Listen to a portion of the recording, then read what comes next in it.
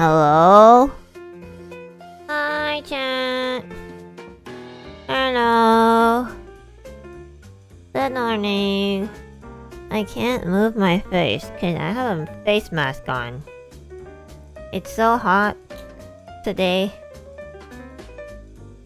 that I have to put a face mask on so I can actually cool down my temperature.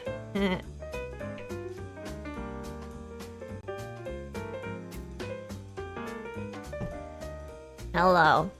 Yes, I'm going to use the wedding venue because I commissioned this beautiful background, so I might as well use it more than once. Oh my god, Boitan, thank you so much for the rainbow super. Holy shit, what's happening?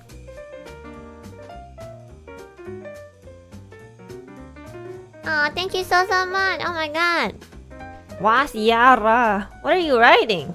Oh, this is the... They're writing the lyrics to Phasmagoria. I was like, what is... Loki was like, are you like sending a curse chant to... Like, I just started streaming, dude. Like, are you trying to curse me? I mean, I'm already cursed, so... Holy shit, imagine just starting a stream and then one of your viewers just like... have a voodoo doll of you and then you're just like, oh... I want you to die, you know? Oh my god. That's so scary. Okay. Thank you so much for the Akka! And for the rainbow. Thank you, thank you! Thank you, Waitan! Okay. What part of the song are you writing? I have to search it up, I can't remember. Okay, chat, we have so much to talk about, but let me just wait like about like 5 more minutes and then I'll take off this mask. Because I can't really talk with this mask on. I thought I would be able to take it off before before the stream started, but then like it said like 15 to 20 minutes. I was like, I thought it was 10. You know? A mask? You know, like the facial mask. The one that like cools you down. Well, I usually don't do this mask sort of thing, but like today's really hot, and so I did one so I could wake up, and it actually feels really nice. It's like there's ice on my face. Yeah. Yeah. I'm surprised your tracking is still accurate. What the heck does that mean? What tracking? What tracking are you talking about? This is who I am. I don't understand. What are you trying to insinuate? That's like how I look like, so it doesn't matter. Yeah. My immersion? What immersion? I am the real deal. Oh my god, did you guys see Petra's 2-year self-love celebration? I don't know what to call it. She did like a karaoke where she like duetted with like a lot of people from Ian, and it was so good. I know she worked so hard. Like she like probably like animated the background and then, you know, directed everything. So much work. I know she was like working on it like since like almost a month ago, so yeah, it was amazing. Holy shit. I was watching it while I was like talking to my dad, and I was showing my dad. I was like, type in Petra Gurin, and he's like, how do you do that? Because he doesn't know how to use YouTube, but he eventually got it. And then I was like, yeah, this is Petra, you know, the girl that I hung out with every day in Japan. And then he was like, oh my god, that's her. And I was like, yeah, that's her. And he was like, wow, why isn't she singing like songs I know? I was like, Dad, you're like 80. Stop. He was literally like, how come every song she's singing is like a song that I don't know? And I'm like, cause you weren't born yesterday. I don't know what that means. Like, I was he genuinely asked me why he didn't know the songs that she was singing. I was like, these are like anime songs, first of all. And also, I don't know, it was a weird question. I thought it was really funny though. Yeah. Oh my gosh. Yeah. Is this mask like done? How do you know when you're supposed to take off the mask? It's still like it's still like slimy. I don't know. It's supposed to kind of dry up, right? I can barely talk. Like I can't even move my mouth. I feel like I just got like Botox or something, and I like can't move. You know, like those people from the television, and they just get their Botox. They're like, oh my god, yeah, like the, you know, like Kim Kardashian. What's her name? Kim Kardashian. Yeah, you know, like memes where she's like, I'm gonna have a chicken today. How could you say that about me? You know that I'm vegan. I don't know that you're vegan. You never told me. How could you be like this? I told you yesterday. You know, it's like I could literally, it's like talking like that. It's so funny. Sometimes I wonder like how it really feels like to have Botox. I would never get it, first of all. It's scary. I don't know what the fuck they inject into your blood. Basically, like, I know it paralyzes like your muscles or whatever, so it, like, I don't know, I don't get it. But like, it's scary. Don't wait until it dries out, it's not good for your skin. Oh, well, I don't know that. Wait, when did I put this on? I can't remember. I think probably 5 more minutes or something. The tox in Botox stands for toxin. Is that true? Damn. You sound like your teeth hurt. Oh my god, yeah! I do sound like that one time I got like my wisdom teeth and then I came back and I was talking like this the whole week. It was terrible. I can't believe that was a whole thing. I can't believe I survived that. Oh, thank you, God. It makes your skin look good for a bit, but you'll need it for the rest of your life. Wait, really? You have to do it the rest of your life? I heard that from somewhere too. It's like, when you have Botox, like, what happens if you just stop Botox?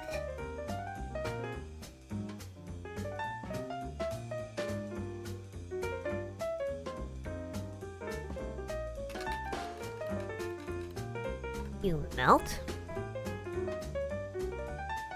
Your face melts off? Wait, what? What do you mean?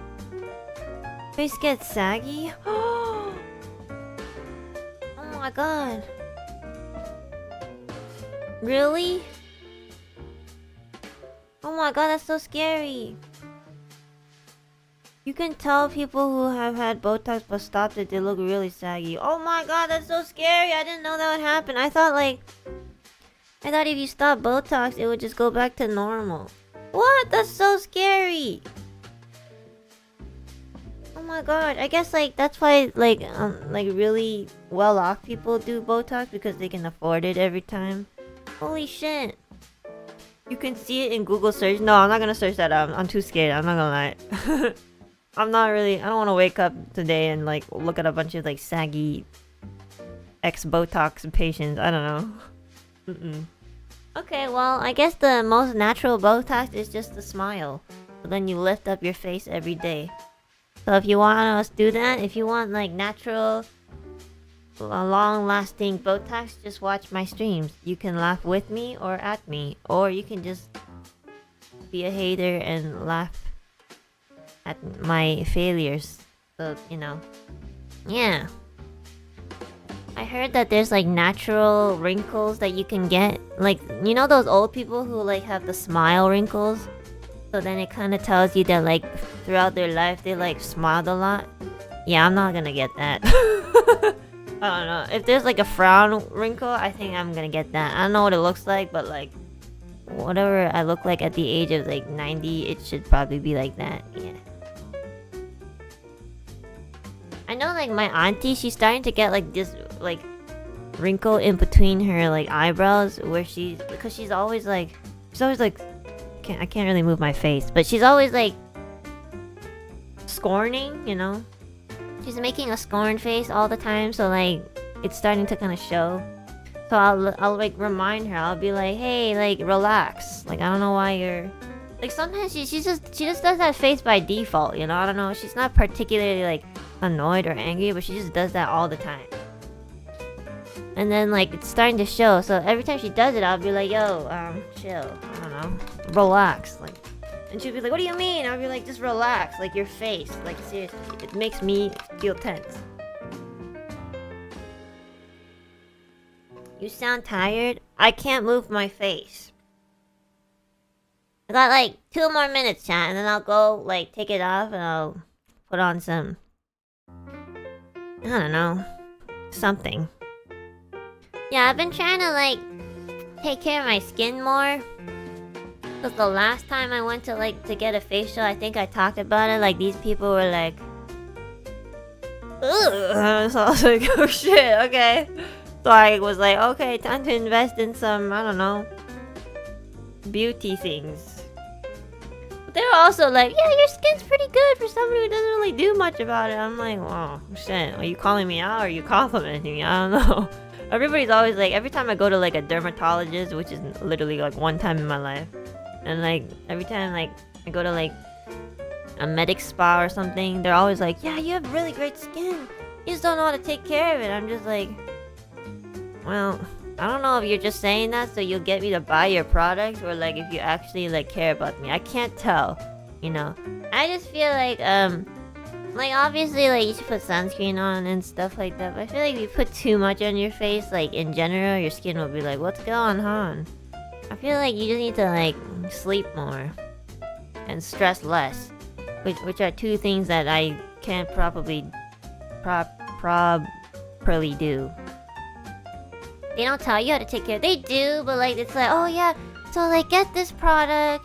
Like you have like oily skin, so get this, and then I don't know, like use this cleanser, and I'm like, okay, and I always use it, and it's always like it doesn't. I don't feel like there's much of a difference. Like, yeah, I mean I wash my face twice a day, and I mean once a day, once at night, but like, yeah. Okay, you know, I just feel like a lot of the times when I break out, it's because I'm eating too much like junk food, and I'm gonna be honest, I think I'm not gonna stop doing that. I'm not gonna like completely stop doing that. I can probably eat less of it, but like, yeah. I don't really break out too bad. I used to break out so much when I was like in elementary school. Like I have like a museum of pimples on my forehead, and like people, like kids at school would, like I had bangs like I do now. Whoops. Like I had a fringe, but I would like use this fringe to like cover up my fucking museum of pimples. But like some of my friends, my lovely friends in elementary school, they'd be like, they'd be like, can I see your forehead? Like, what do you, like, why? Like, it was so annoying. It was so nasty, but they would like lift up my bangs and be like, ew! And sometimes I just wanted to honestly like lure them onto the road and like, you know, wait for a truck to hit all of these little children, you know? Like I was like, what is this form of bullying, you know? Damn. And then when like high school hit, like all of a sudden I guess my hormones like finally calmed down and my skin was great. I was like, shit, what happened? And then everybody else started breaking out, and I'm just like, well, that's what you get for making fun of my museum of pimples. Thanks for buying my product, guys. Take my donation. Yeah. I know. So, and then like, you know, it's kind of just been like that. I know. It was great. I mean, like, that's like literally the only thing that probably is okay about my body now. My skin. Everything else is fucked up. I'm like, sometimes I look at myself in the mirror and I'm like, damn. Shit. I try not to look at myself in the mirror, just kidding. No, I have to like wash my face. So. But sometimes I'll be like, sometimes I'll be like, am I in a bad mood or am I actually like ugly? Like literally I will think that. I don't know how I'm trying not to laugh at my own jokes. I'll literally look in the mirror and I'll be like, am I just like cranky? Or like, do I actually hate myself? I'm not sure sometimes. It's so funny though.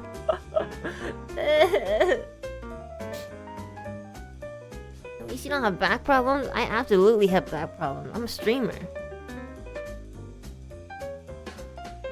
Yeah.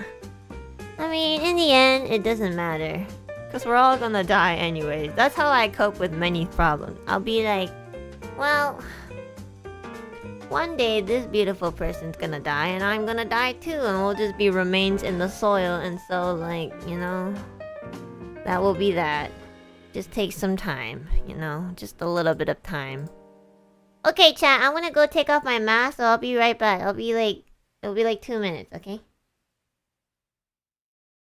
Try the AFK face, like... I can't, like...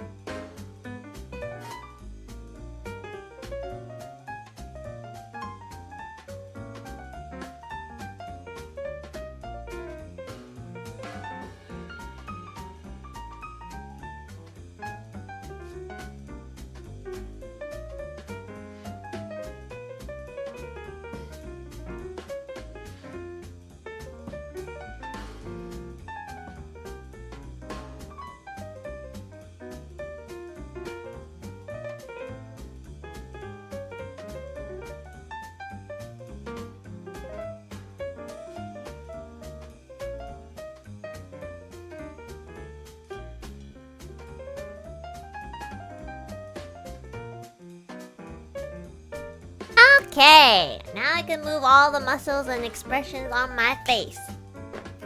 Alright guys, so today we're just gonna do a short little ZATSUDAN. By short I mean like maybe like 3 hours, 4 hours, it'll probably be like 5.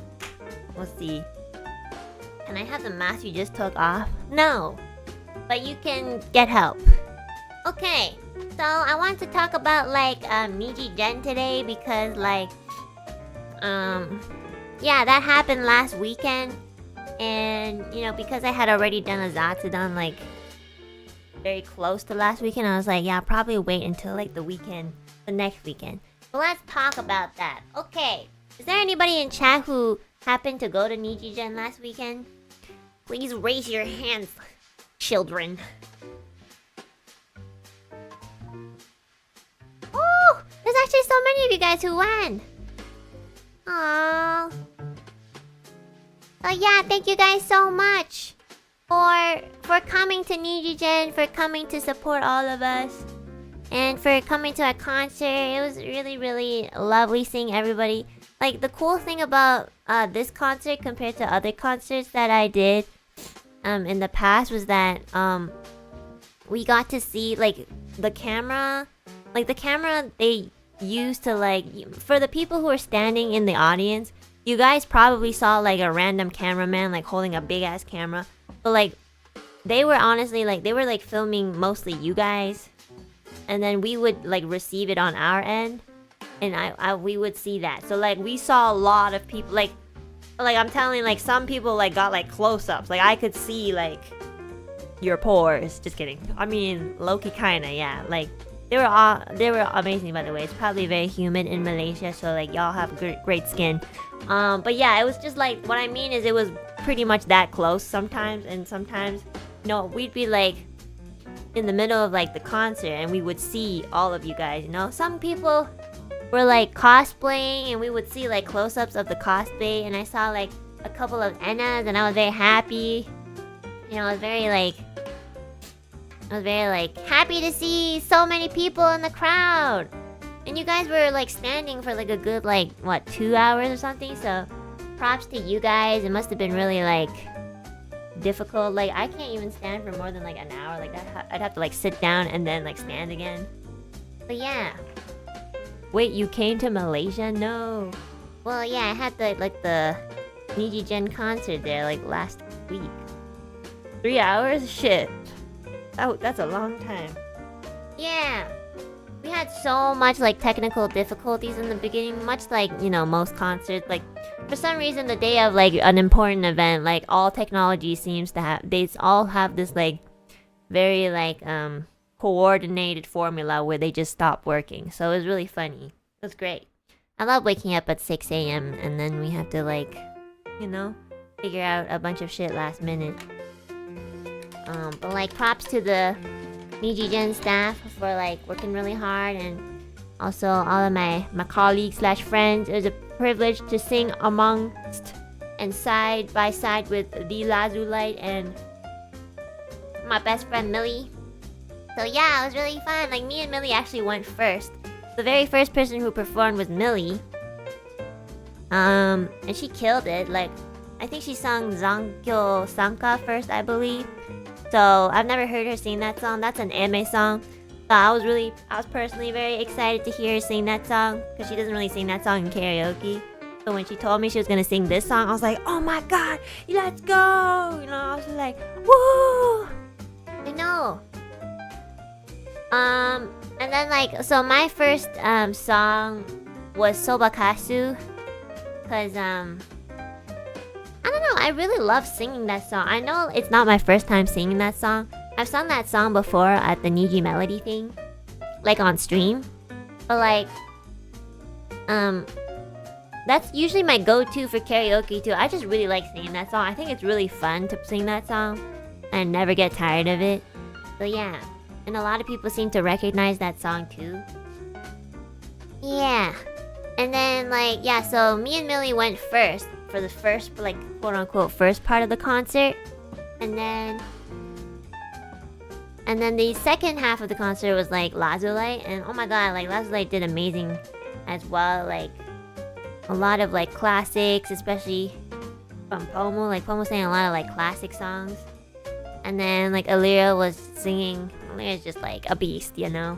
And then we got Finana. Oh my god, I was so excited about like Finana's Idoru, because like I love that song and she killed it. So yeah, it was really, really great. And then at the very end, like, you know, they hinted like at the very end of like their individual solo performances, they're like, okay guys, we're gonna go, so you know, if you want to say encore, you know, they were really hinting, like they were literally telling you guys to like say encore, because we had like planned an encore, just like most concerts do.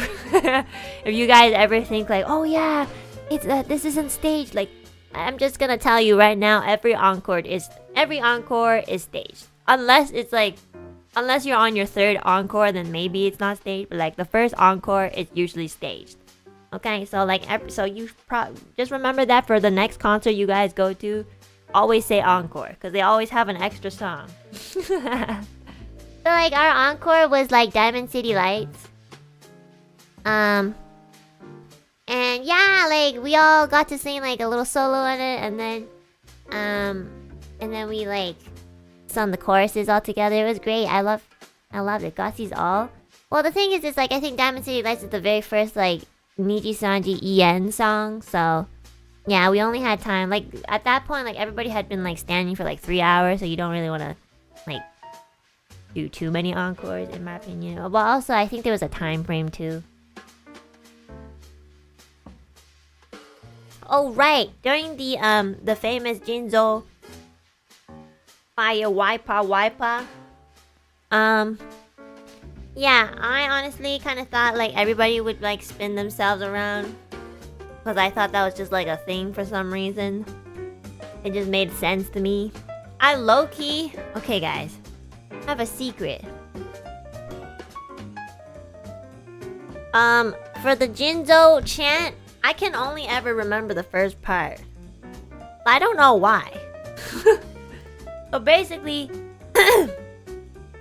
the only part... Oh, my chat died again. I love YouTube. Basically, the only part of the chant that I can only ever remember is like the one before the one right before the clap. So it's like Jinjo fire fiber white pa tiger tiger ta ta ta ta tiger chape abe karakina chape abe karakina myo home to skate white pa. And then for some reason every single time the next part I just totally forgot. Like I'll be like So like in order to sort of mask that, because like I would be the only one kind of be like, oh, because usually I'm on stream or something singing this chant and I'll be like, oh, you know. But this was a concert, so in order to low-key kind of mask that, I started moving myself. Like I started like spinning myself like crazy, like this. I'll show you guys. Hold on. I started doing this. You know, I was just like, yeah, the white part, so then you guys can't really tell the fact that like I low-key don't really know the second part of that chant. And I think I did a great job masking that, yeah. It was like, yeah, Joseon Taiga! And then they'll be like, let's go to the place. And I'll be like, whew, success. Let's go. Yeah, I just don't really... I don't know why. I even practiced it. But like I'm like, I don't remember. Or I don't know if I did it right, you know? Yeah, so like, why don't you sing your own songs on the concert? Well, there's a reason why. First of all, a lot of my songs are either too short. Okay, I don't have a lot of songs, first of all. I have like, what? 3 originals? So like Birds of Time is super short. It's like 2 minutes. Roll That Dough is a meme song and it's also like pretty short. And then we got Wish of the Songbird. That's like literally 6 minutes. And there's a lot of like instrumental breaks. It's just very like, what's it called? It's just very long, you know? I mean like I think the only time I would really sing my own songs is if I have like a concert of my own, because then people expect you to sing your own song. But like if you're performing and you also have like other people perform with you, I think it makes more sense to like sing something that's a little bit like, I don't know.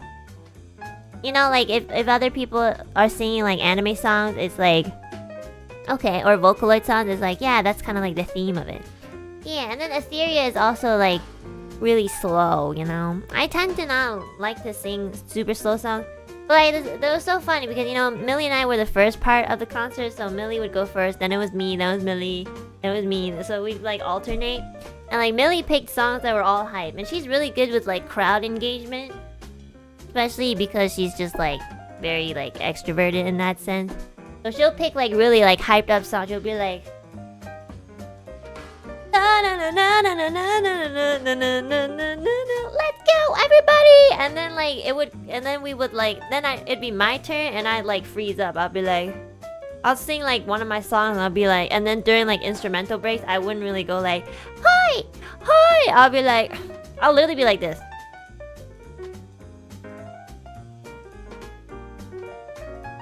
You know, I just like, this is the difference between someone who has like social anxiety and also someone who just like is like a better person, so.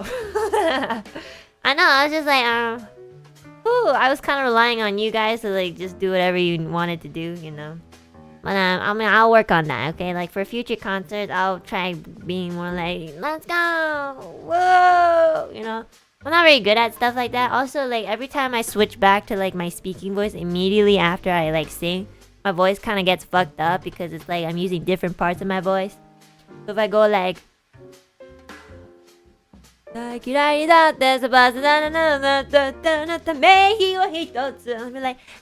let's go, guys. Or like if I go back, I think I'll voice crack or something. I don't know. That's what I seem to notice. But yeah, I'll just be like.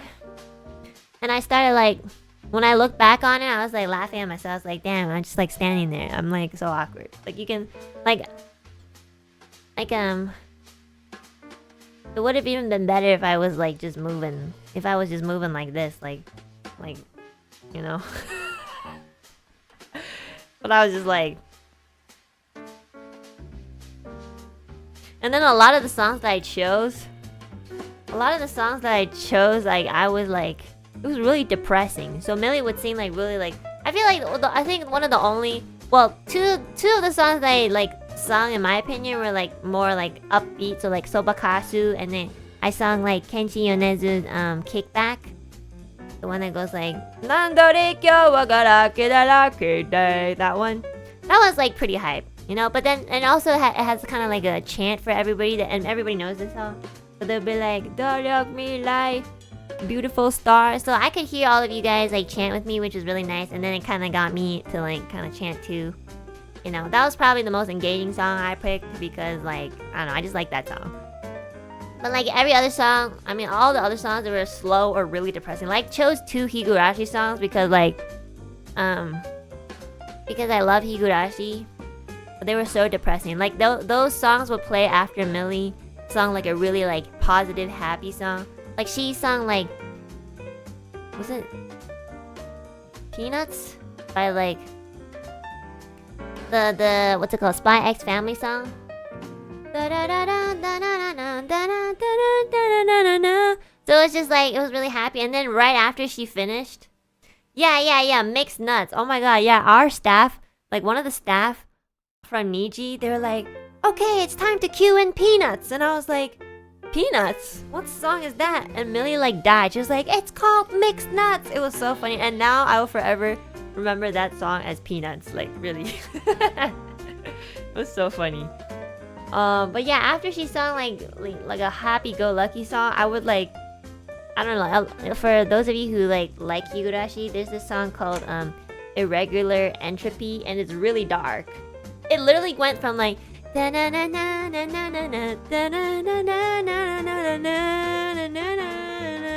and then like it would end, and then it would be like and I was just like, should have chose like better songs. Whoops. Yeah. And then after I finished, she would go again, and I don't remember what the other song. I think she sang like a really exciting one, like, oh, the Ashira, like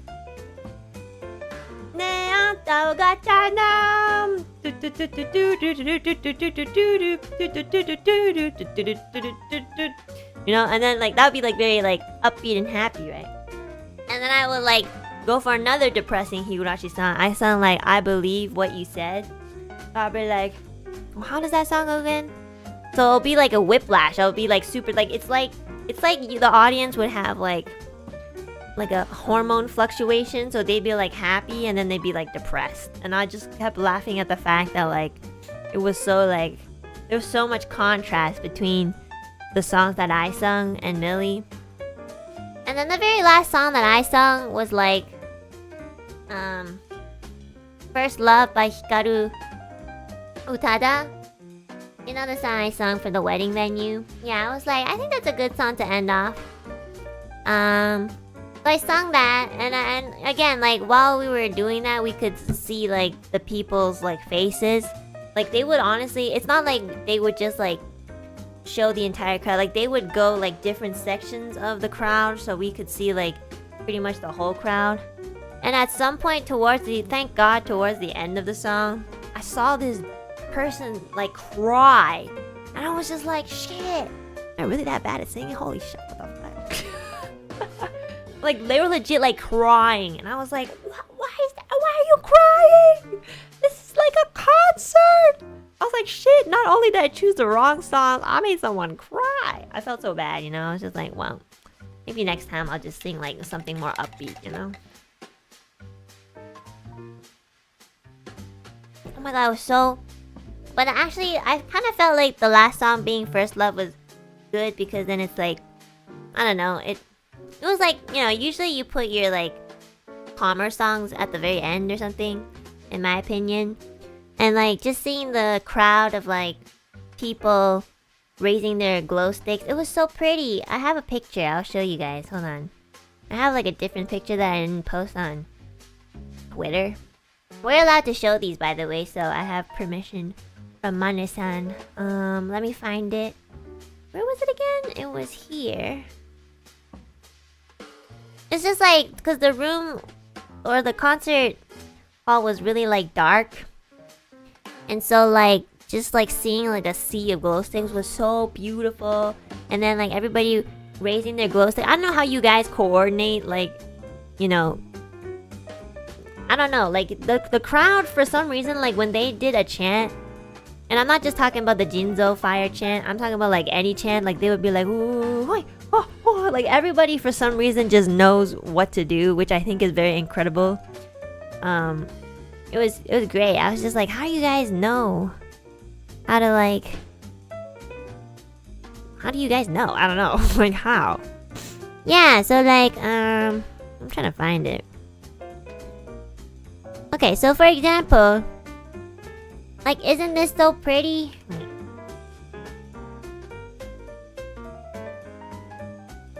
gonna put a photo on.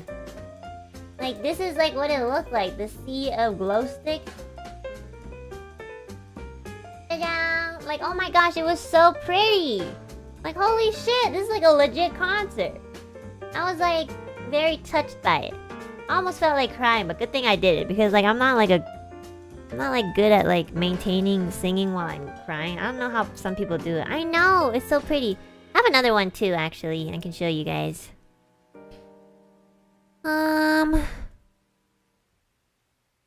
I mean, it looks like it looks the same, but you know, I'm like singing a different song. So this one was like, I don't remember which song this photo was taken from. Also, like shout out to Staff-san for taking photos of all of us, like the proud parents that they are. Yeah, it's so pretty. Like you guys like had so much like, I don't know, like seeing you guys like be so supportive was really touching, and you know like this is such a dream come true. I never really thought I would like perform for like people across the world. And you know, my parents are musicians, but they like worked really hard for this. They like went to like very prestigious schools. And like, you know, they're always telling me like, they always tell me like, oh, if you do become a musician sometimes, like, you know, these are the rules and stuff like that. But I always felt like, damn, I'm like really behind compared to like my parents. And I always did feel like even if I got the opportunity to perform, I'm still kind of like hiding behind my model sort of thing. So I felt like I was cheating in some way. But like every time I see everybody like in the crowd just being like super supported, it kind of just washes away the fact that like that's not really important. I think what's important is that I get this opportunity and I can have the, you know, the chance to like reach out to people across the world. And then I was kind of more like, yeah, I mean I do still feel a little bit like inferior compared to my parents, but I think I'll always be like that. But yeah, it's such a privilege to be able to do something like this. Yeah, everyone has their own way in performance. Yeah, I know. My parents have never like, first of all, my mom doesn't even know I do this because like if my mom knows, then my auntie would know. If my auntie knows, then it will be the end of my career. I'm not gonna lie. She's gonna be like, this is my niece. I'll be like, oh no. I just don't want her. But my dad knows like, you know, about Nijisanji, about like VTubing. And you know, after the concert I would like, I sent these photos to him and he's like, I'm so proud of you. And I'm just like, yeah, I know I'm not like, you know, I'm not like up there like as a human being. But he was like, honestly, it doesn't matter. What matters is like how people feel. And I was like, that is the goal of the musician. And I was like, oh, okay, if you say so. So that was really nice to hear that he didn't like see it the way, like, you know, sometimes I like think about like, damn, I kind of wish I could be more like my parents, like in the traditional sense of like performing. But, like he seems to think differently. He's like, yeah, you're living in a different era, so like you're just in a different time. And I was like, yeah, that's true. Cause like in my parents' time, like they didn't have like VTubers or anything. Like the only like if they saw this sort of thing on the screen, they think like it's a cartoon, which I'm like, yeah, that's true. Yeah, so like thank you so much guys for like supporting us. Also, even for the people who weren't actually at the concert, like a lot of you guys would be supporting us like behind the scenes, like, you know, like we would tweet about it like, oh my god, we're so nervous, and everybody would be like, you can do it, because everybody knew that we were like doing like a concert on that day. So even for the people who actually didn't live in Malaysia and like attended the concert, like thank you so much for supporting us, because we felt so happy afterwards. Like all of us were like, well, first of all of us were tired because we woke up really early because of the time zone difference, but then also we felt really like, damn, this is what I get to do. Yeah, it was great. Yeah, it was so much fun. Oh my gosh, my light bulb just like almost went out. Yeah, the tickets sold out too fast. I know, like holy shit. I didn't think like... The thing that I never understand is like, no matter where it is, like, let's say like NijiGen was like held in Malaysia, and like Anime Impulse is held in like, what, I think it was Los Angeles or something? LA? Like no matter where, the tickets always sell it like super fast.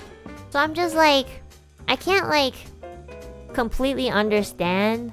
Like my brain has so much trouble understanding that like there's that many people who want to like attend these events. Like I don't really know how much of a reach that we have.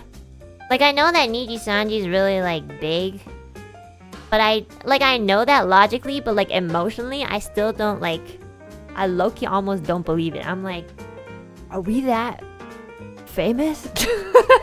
I'm not gonna lie. Sometimes I'm not like saying like Niji isn't famous, but I'm just like sometimes it's so surreal that like I'm in this company, and I was like, are we like famous? Like sometimes I will still think like that, you know. I'll be like, are you sure you're coming to see the right person? Because like when I think about like fame, I think about Beyonce. I'll be like, shit, like Beyonce, like if she were to like drop by my city like last minute, like tickets sold out in like less than a minute. And it's like kind of the same thing. It's like as soon as like we drop out an event and tickets are available to be bought, it's like just gone. And I'm like, damn, like what the fuck? I know. Imposter syndrome? Yeah, a little bit. Sometimes I'll be like, are you guys okay? It's a weird goal, but you can enjoy the double of fame with privacy, so they lose out. I mean, yeah, the good thing about like this sort of job is like I do get more privacy, which I love because I'm an introvert. I don't think I could be like in Beyonce's position. First of all, I would never achieve that because I don't know how to dance in heels or dance in normal shoes. But like, oh my god, I'd probably be really overwhelmed. I'd probably have like worse mental illness than I already do. I'm not gonna lie. I'd probably have a mental breakdown like every week. Like, I can't. Everybody knows what I look like and they hate me, you know. But behind the screen, I'm protected a little bit. So I'm like, yeah. You would need bodyguards all the time? Yeah. Wait, is this like yogurt like...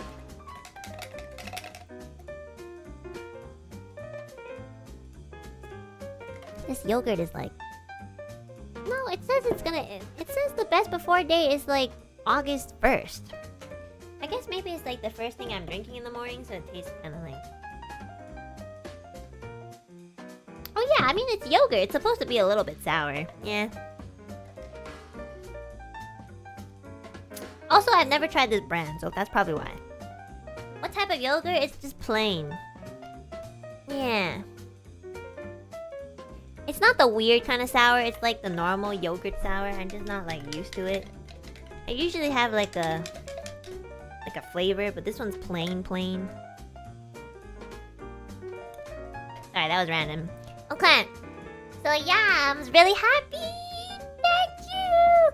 I really hope like and there's another upcoming hop concert. This one's with like a lot of people. So not only am I really excited to perform, but I'm really excited to see a lot of my co-highs perform because a lot of them, this is like their first time ever. This was like their first time ever like performing. Like a lot of the later generation, the later waves. So I'm really excited for them and I can't wait to like watch them perform too. I want to see what songs they pick. I mean, I already kind of know because we all see each other's like song lists and stuff, but like low-key chat, I'm thinking of changing up one of my songs. I picked a song and I was like, I don't want to pick up like a different one. No, I don't want to pick something depressing. I want to pick something positive, you know? Like, yeah. Yeah.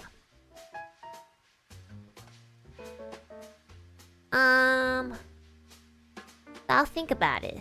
I'll try to think about which like first of all, I need to ask if I can change it, you know? Yeah. Make us cry again, Enna? Are any of you guys going to the Anime Impulse pop concert? Raise your hands, children. Okay, we're all depressed. I know, but I also know like happy songs, so might as well.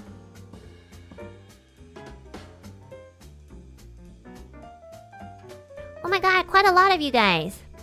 Yeah! If you pay for mine, sure. I mean, I really would, bro. But I don't know you, so that's a little hard to execute. Yeah, oh my god, I can't wait to see you guys there. I hope it'll be like the same thing where I can like see close-ups of everybody's face. Can I get a ticket? Shoo! Of course. Oh my gosh, Shoo, otsukare on your concert today. You guys just ended it like what, an hour ago? Yeah, I was seeing like some snippets on Twitter. You guys did great. I saw. Shoo and I think it was Ike, Sunny, and was it Albin too? I think they were performing at a concert literally like an hour ago, I think. Yeah! Virtual to HK. Yeah. Oh my gosh. I wanna go and see too. Sometimes like I wanna like sometimes when my friends like perform at like a concert, I think about going there in real life, sitting there and like holding light sticks, being like, let's go! Shoot at me now! Please cover something! We've been waiting for a whole year! But then like it's like nobody knows that I'm here. So I think it'll be so funny. But that's not going to happen. Because then I'll lose my job. That'd be really fun though. I mean, I feel like the only way I could get away with that if I just like don't talk. I think that would probably work. Yeah! But also, like, a lot of these places are very far. And then I'll probably die from the airplane. So, that doesn't have to happen. I really want to travel more, but, like, I'm so bad with transportation. It's, like, it's so funny. Invent a new voice? Okay. Backstage pass? Oh my god, you're right, though! I should be just part of the staff! I'll be like, cue music for Yummy Nerd. Yeah. Like, sorry, who are you? Like, backstage VIP, Nijisanji staff. Any color? Yeah. My name is color any. I don't know. Just like flip the name so they don't realize that that's a fake name. That'd be so much fun, you know. Color Chan, yeah. Color Chan. As a business expense. I wonder if you can write that off. I wonder if you went to if I went to like a Niji concert like in real life, would that count as a business expense? I don't know. I don't really know. I'm like, yeah, this is like work.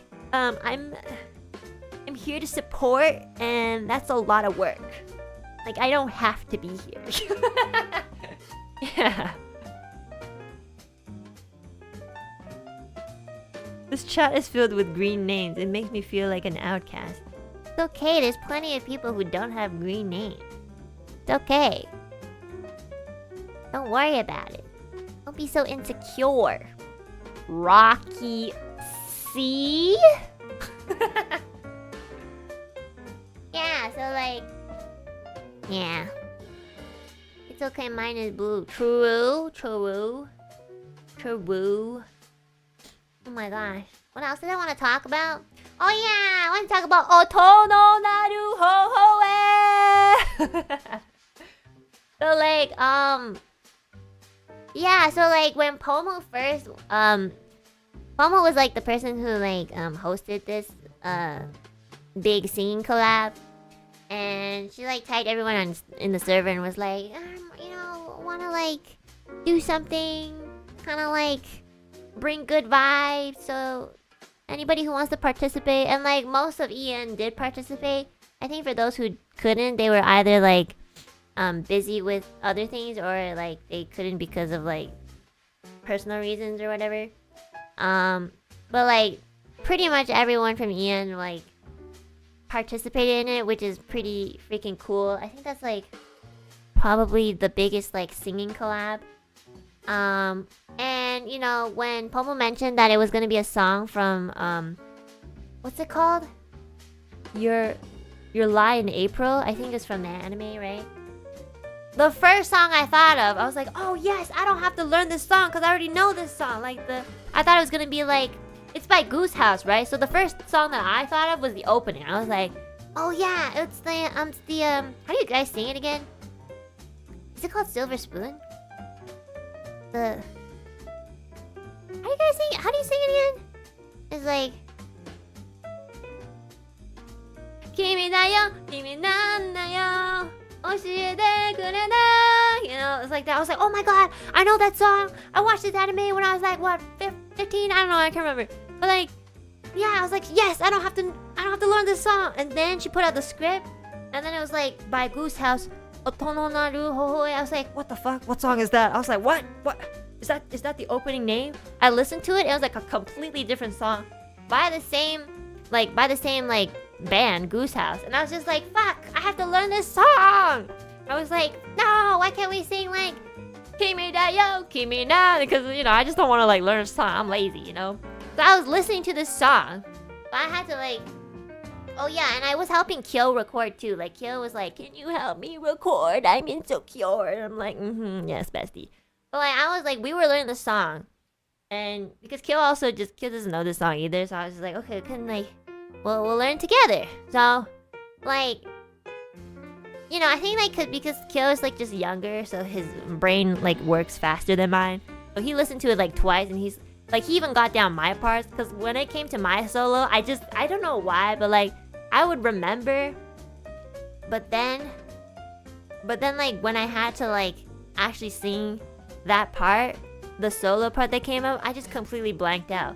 And Kyo would be like, this is how it goes. And I was just like, okay, well, you know. I only really got the chorus down because it was just so repetitive. You know, so yeah. Yeah, it was like, I just had so much trouble. I'm getting old, guys, I'm not gonna lie. Oh my god. Or I was just like really tired in that call at that day, you know. I was like dying. But like, yeah, I mean, everybody like participated, and like yeah, I'm really proud of a lot of people. For example, like okay, well, you know, for example, since Shu is here, Shu got like one of the second stanzas in the song, and you know, it's just so rare to hear Shu sing like in a cover, you know, or at all. It was a really nice surprise, you know. Elira started everyone off like so beautifully, you know. I don't know why, but every time Elira sings, like I low-key just want to cry, because I'm like, damn, this girl is so beautiful. And then like, yeah, I know, there's the crumbs, guys, the crumbs. And then like, I even remember like who's singing what, you know. I don't even need the script. I'm like, Lyra was first, she was second, then I believe it was like Ike, you know, Ike, like very strong singers in the beginning, like, and then Maria followed up after that. And then like the pre-chorus was like Luca and Millie, and oh my god, Luca and Millie blend very well. I was very surprised about that. So I was really like happy to hear that. And then okay, now that I've sung like Kimi da yo, Kimi na da yo, now my head is like thinking of that song instead of Oto no Naru. And then the like chorus came, and everybody just like, yeah, everybody was just like, how do you sing the? Oh fuck, now I can't remember the song. Was it?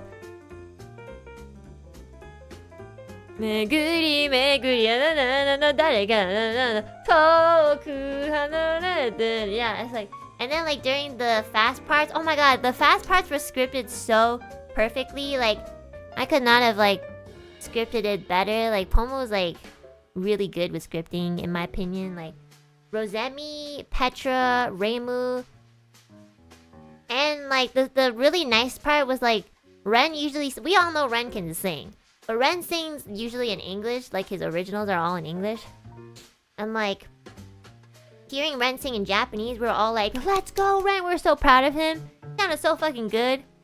And yeah, like the fast speakers, like Meliko was like during that like section too. It was so nice. Like everybody just like kind of like, you know how like people run marathons and they pass the baton? It was kind of like that. It was so cool. It was like sagari, agari, and then you know we got like Sunny in the back like harmonizing. Oh my, I was just like, holy shit, this is so scripted so well, right? I was like, fuck, it was so exciting. And then like Reimu and like Petra are really good with like speaking fast Nihongo, and Meliko as well, right? But like they were doing all the like hard parts, like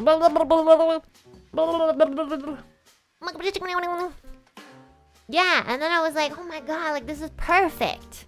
Yeah. And then we'll skip my solo because like I'm old. I'm just like dare ni mo misenai kotoba. I don't know. Can't remember. And then we got like Finana following up after that, and she just sounds adorable. Then we got like Uki, like all the very like ASMR soft voice people. You know, I don't know what, like, you know, I was just, yeah, I don't know what I was doing in there. I'm not gonna lie. So like, and then we got into the second chorus, and I was really excited. Lies, you sound so good. Maria, you sounded so good in your solo. Oh my god, you're like in the very beginning. So yeah, it was so nice to see like. It's not like we were going like in order of like gens, it's like all mixed, right? And I really like the raw vocals, please. I think it's okay if I show like 10 seconds of it, right? Was that the MCA? I don't know. But like the very final chorus, like she scripted like Gen, so like XOLA had like a section of the last chorus, like a line of it, and then like Luna did too. It was just so nice, you know? It was so nice. Ethyria also got one. Oh my god, Ethyria! So like, Nina did her lines before she graduated. So like, when she appeared, everybody was just like, it was like a bittersweet moment, but it was just so nice. And there was like this part, during, I think maybe the second chorus, where like she sung alongside with like, I don't remember who, I'm not gonna lie. Like she sang with like 2 other people, and like you could really hear her voice shine. And it was just like, it was so good. I'm so proud of Nina. Nina has always been like low-key, kind of like not super confident. Like she's a very confident person, but like you guys can probably tell. Like every time she mentioned like singing and stuff, like she felt a little more like shy about it. But she honestly did amazing. And I'm just like, I'm so happy she was a part of this. And it was just like a really nice, I don't know, it's just really nice to see her there. Yeah. And of course we have the Pomu Rain Puff. I feel like Pomu Rain Puff is just like perfect, you know? She like did everything. She like, you know, when you like host a really big collab, especially if it's like singing, you have to really dot on people, because even though there's a deadline, not everybody's gonna like put in their lines, because you know it makes sense. Like everybody's like streaming and they're busy with their own time. So it's really hard for, especially the person who's organizing it, to like be able to like be like, hey, just poking you to see if you have your lines done. And she does that very well, you know. She doesn't really like pressure people to do it, but she like reminds them very gently. And then she like put together like, you know, she would be the main person who would put together like who would be making the video and the visuals, and she like sent us like drafts of the illustrations. And was like, hey, if you guys want any changes, let us know. So like, please give all your support and love to Pomu. She really worked hard on this. And yeah, it was just such a lovely gift, even though it was like her birthday. Yeah.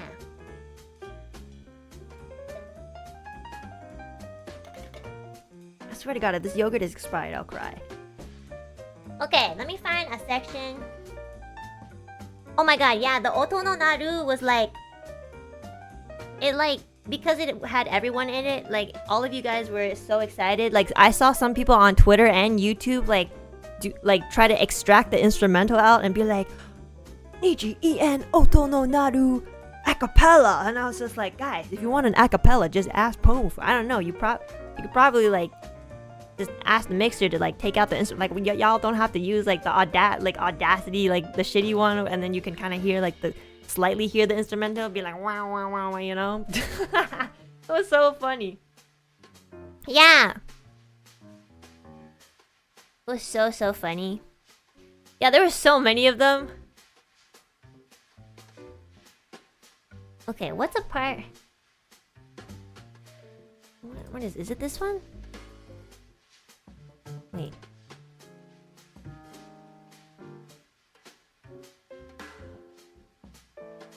Oh, here, okay. I mean, this is my solo. This isn't the tuned version though. This is like the raw version. Because the tuned version was like, I don't have the tune files because I wasn't the one who like mixed it. And this is like coming straight out from like the program.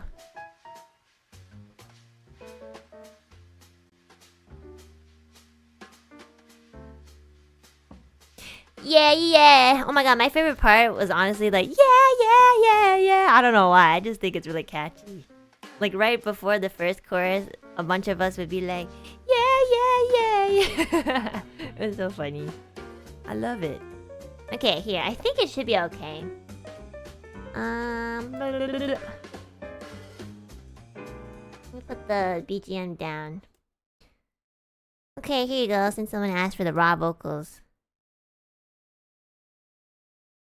誰にも見せない涙拭いて歩いて行け風に投げ指ぐだななななドゥルルルルルルル Yeah 君が歌えば僕も歌うから Yeah na, na, na. I don't know, that's all. That's about it. It's pretty spaced out.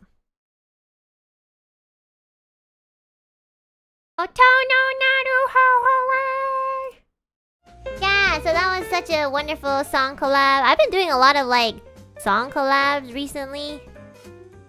Like, you know, I had like the song collab earlier last month with like Taka, which was before he graduated. And then this one came out, Oto no Naru Hohoe. And then like my most recent one was like the cover with Maria and Sefina Senpai. We sung the very... It's not really... I don't think it's a very famous song. It's like a very niche genre. It's like Phantasmagoria. I actually didn't know this song. I know this song comes from a game, and a lot of you guys like have like told me like, hey, a lot of people who heard like Wish of the Songbird, I got a lot of comments saying like, would you ever sing like a song from I don't know how to pronounce the name. Tonelico? Yeah. And I was just like, I don't know what that is. So I searched it up, and like a lot of their songs are like literally what I listened to. So like I remember like having this entire playlist of the songs, but I wouldn't really like remember any of them specifically because I was just like listening to it like in the background. But yeah, like Maria reached out to me and she was like, Enna senpai, I want to really sing this song. And I listened. I legit, okay. So like she sent me the song, like the original song.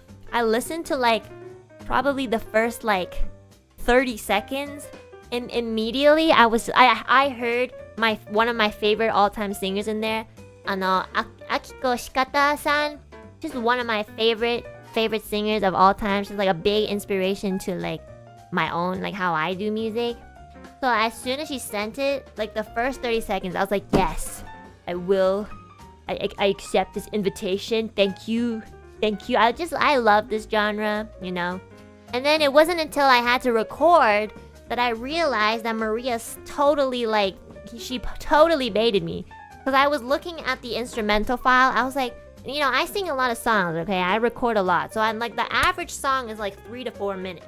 So I can tell by the file size, like the length of the instrumental. I was like, why does this look so long? So I like put my like mouse to the very end of the instrumental file, and then on my program, it literally said that this song was 7 minutes and about 50 seconds. So almost 8 minutes. And I was like, no way, there must be like a glitch. You know, they probably rendered it wrong. So I went to the original song to check like what the length of the original song was. And it was 7 minutes and 49 seconds. And I was like, oh my god, she got me. I'm like, well, I was like, well, okay. But you know, like I actually listened to the whole thing, and then I was like, a lot of it is like instrumental breaks. So I was like, oh, okay. There's actually not too much singing. Like also there's like 3 people singing in this. So it's like split amongst 3, and then there's a lot of instrumentals. So yeah, I was like, oh thank god. I was in my head, I'm like, 8 minutes? That's like a whole ass concert. That's so much. But yeah, like Maria was like, Maria asked me like what part, like if there's any specific like part I'd like to like sing, because there's like 3 people singing in this in the original.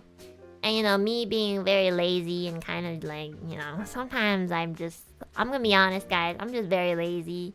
Also like, you know, my range is pretty low. So, and I listened to the whole song, and there's a lot of high notes in there. And like if I really try, I probably could execute it. But like guaranteed you guys, like not as well as like Sefina Senpai and Maria. Like they just have like really gorgeous high range voices, and I'm just old, you know. So like I was just like, yeah, I can't really sing high, so if you could just give me all the low parts. And even the lower parts sometimes were high. And I'm just like, damn. Like if you hear at the very end of the song, Maria goes like kind of ham. She goes like, ah! I'm just like, okay, Mariah Carey, okay, you know. And then we got Steffi now like, I'll be like, okay guys, I think you asked the wrong person. I'm like, kind of like, I sound like an old lady. I'm not gonna lie. But oh my gosh, this song, like while I was learning this song, like I fell in love with it because I love this sort of genre. And so like naturally listening to this song over and over, like I would listen to this in the shower. You know, I'd be like in the shower, I'd be like, I don't know the lyrics, I can't remember. You know, because there's like a special language that's made specifically for this game, and like they use in the song, I believe. I think it's called like Hymnos or something. So basically it's like, for those of you who like Nier Automata or Meta, they also have like a made-up language, and I think they usually call it like chaos language or whatever. So it's not a real language, but it just like, it's like they make up like the syllables and the sound. Well, they don't make it up completely. They probably borrow it from like other languages, and then they kind of just mush it all together. So that's kind of like the same thing here. And a lot of my parts were like the made-up languages. You know, there's like obviously most of it was in Japanese, but like for example, in the beginning, we're all like, I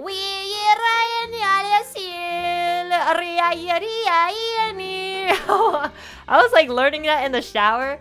And you know, when you're learning a different language, you're just kind of like, what? Because like, it wasn't Japanese. Like you have to kind of listen and be like, okay, this is what they're saying. And this was a very old song. Like the original song was like, I don't know, I think it's like 15 years old. Same, I did the same. I know! This song is kind of old, so like the mixing style was like very old.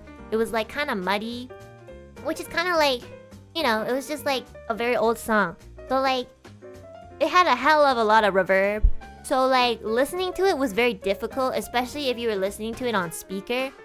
The original song, I mean, because it was just very hard to kind of decipher like what they were saying. Like everything was just blend into each other so much, you know. It was still beautiful, but like it was just very hard to like dissect. So I'd be in the shower like replaying that, especially the very first part where they're singing the hymnos. Like I'd like repeat that shit at like 2 a.m. in the shower. Like, and because like there's nice reverb in the shower, I don't know, I didn't get any like neighbor complaints, thank God, but like I'm sure my neighbor would have like they must have thought I was in some sort of cult where I would like because I shower around the same time every night, like 1 a.m., 2 a.m. I like to shower right before I sleep. So like I swear to God, they're probably like moved out because of me. They're probably like, oh my God, my next door neighbor. They've been like chanting this weird like cult thingy, like where you like where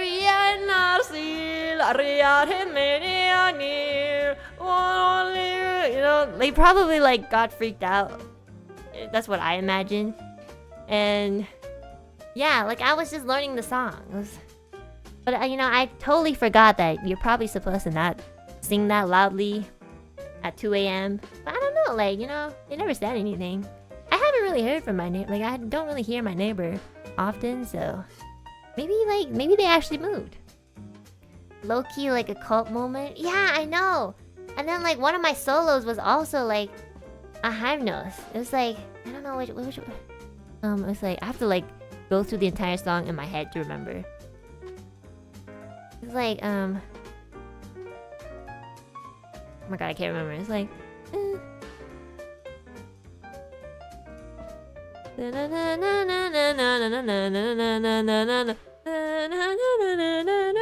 no, not that part.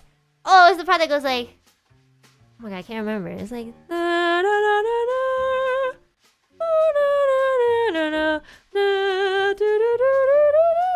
okay, let me find it. Hold on. I think I have my raws.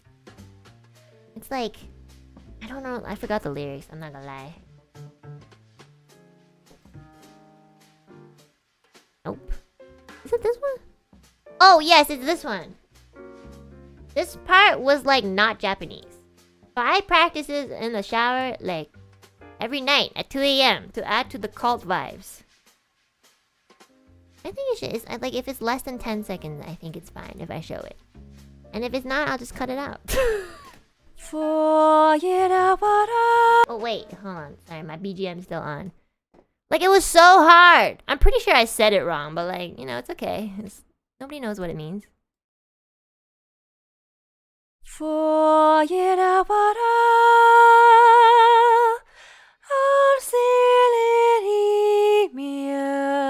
I sound like I'm mumbling.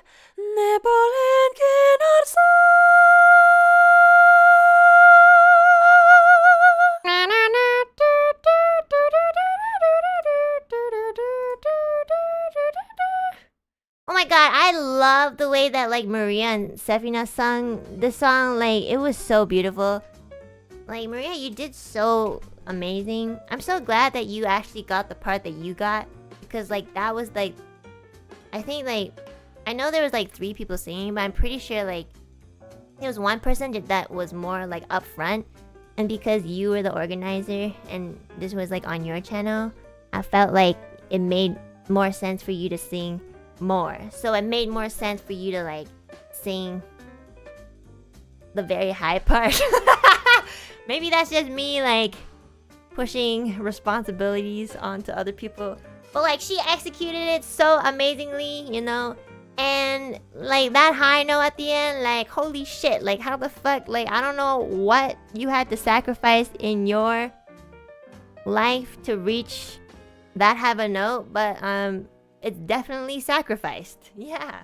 And also like Sefina Senpai, oh my god, I love Sefina Senpai singing, so like I've always wanted to like sing, like be in a singing collab with her, so this was a perfect opportunity. Like I never thought I would like be singing with her so soon, and also with like Maria too, so I'm so happy you invited me. Thank you so much. I'm really happy to be a part of this collab.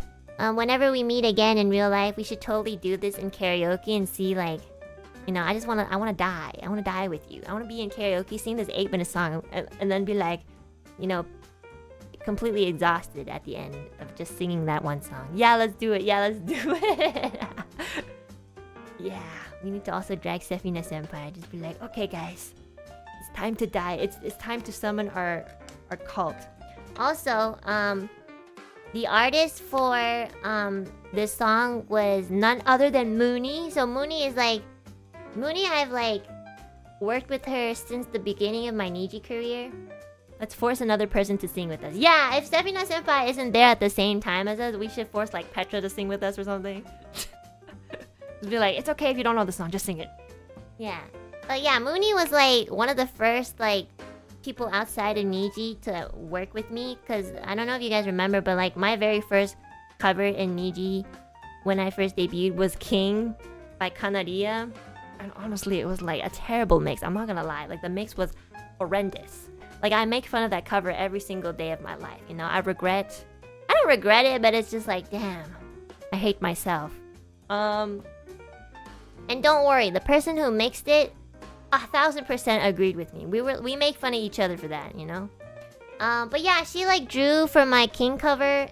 Why not redo it? Cause I'm old and I have other things to do. I usually don't like to redo a song, you know. I'm gonna be honest, like King isn't like my favorite song to sing, you know. But I just sung it because I knew everybody else liked it. And oh yes, the reason why I sung it in the first place was because Mooney drew fan art of like me in the King, like the very, you know, the King sitting pose, you know.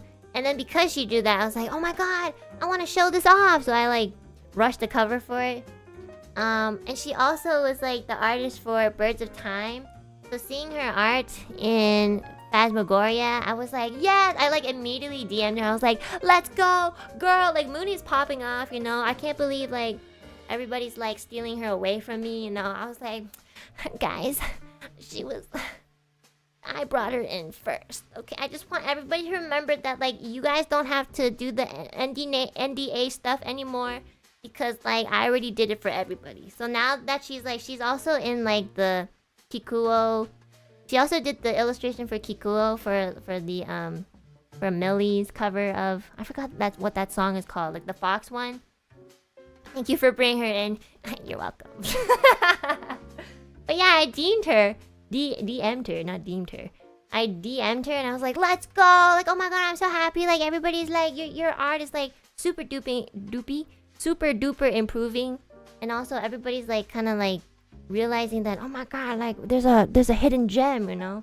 And I'm very proud of her. So yeah, and she even like DM'd me. She's like, oh so I'm actually drawing you for this cover, and I just want to let you know, like, if there's any changes that you want. She like personally DM'd me and asked me if I wanted any changes. And I was like, I'm gonna be honest, anything you could draw me as like a stick woman and I'd still like it. Like for some reason I would still like feel like it's much better looking than whatever the fuck I look like in real time, you know?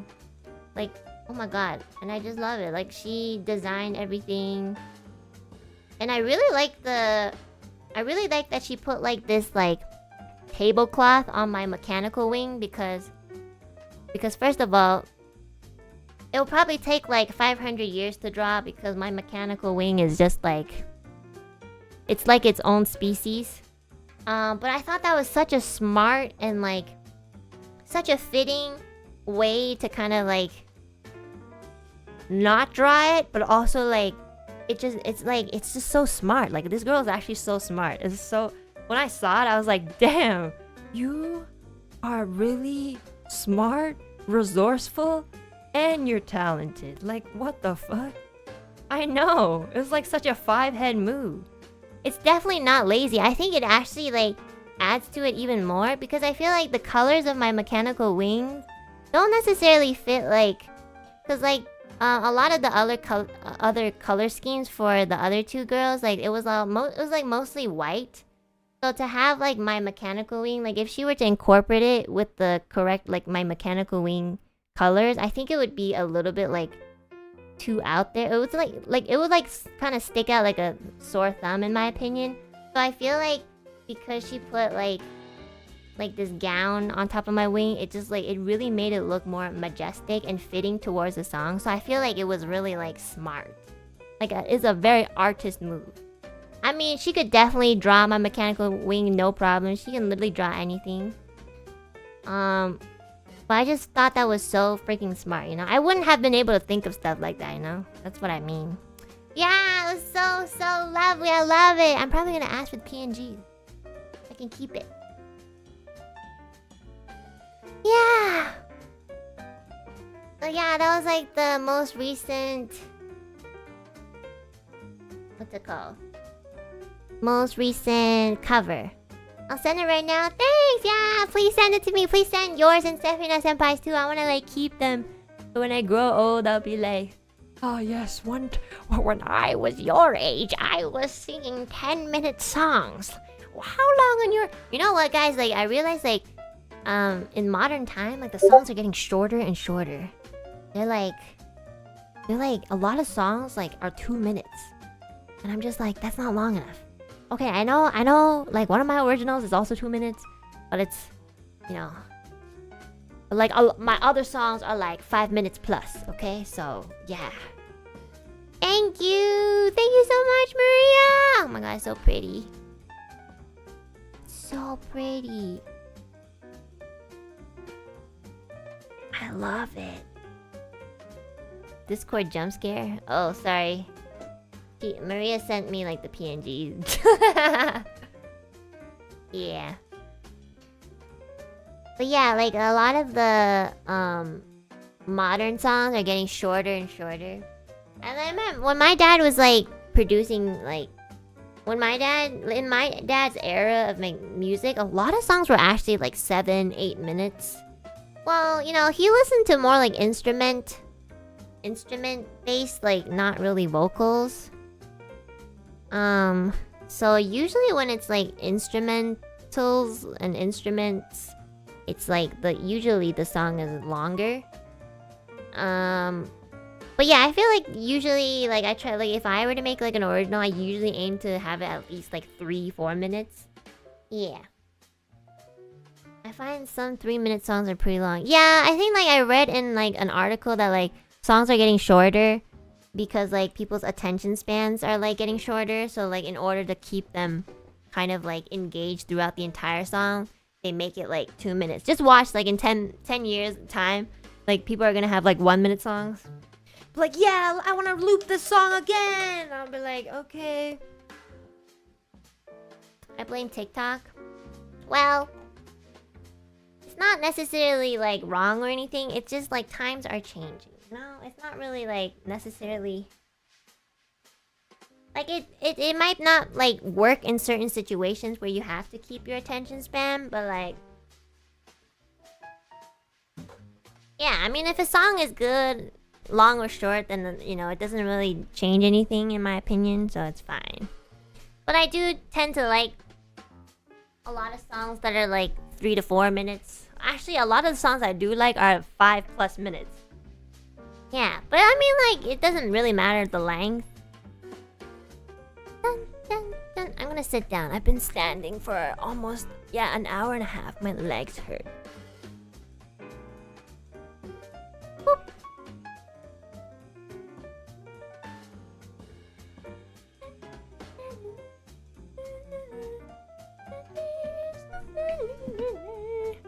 Okay. So hot today. 2-minute songs are too short. Well, it's either that or it's just like you could probably make a 2-minute song longer by just like copying and pasting the first chorus and making it a third chorus. You know, to do that.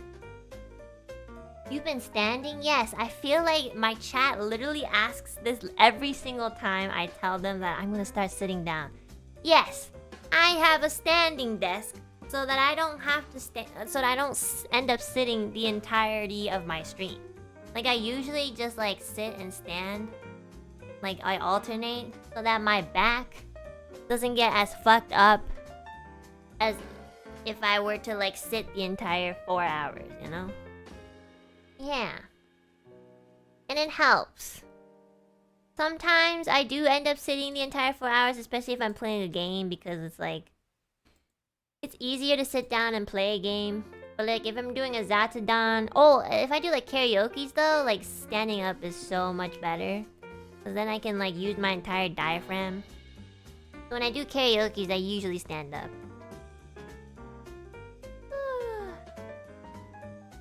She's pretty short, so it probably isn't that much of a difference.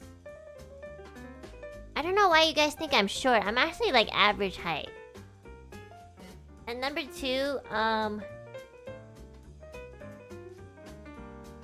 who hurt you? I don't know.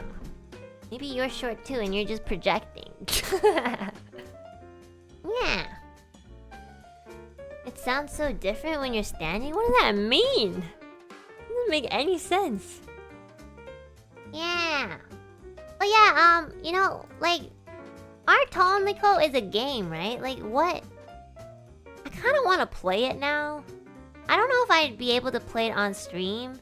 But like, oh, it's on PlayStation. No, I don't have a PlayStation. Oh my god.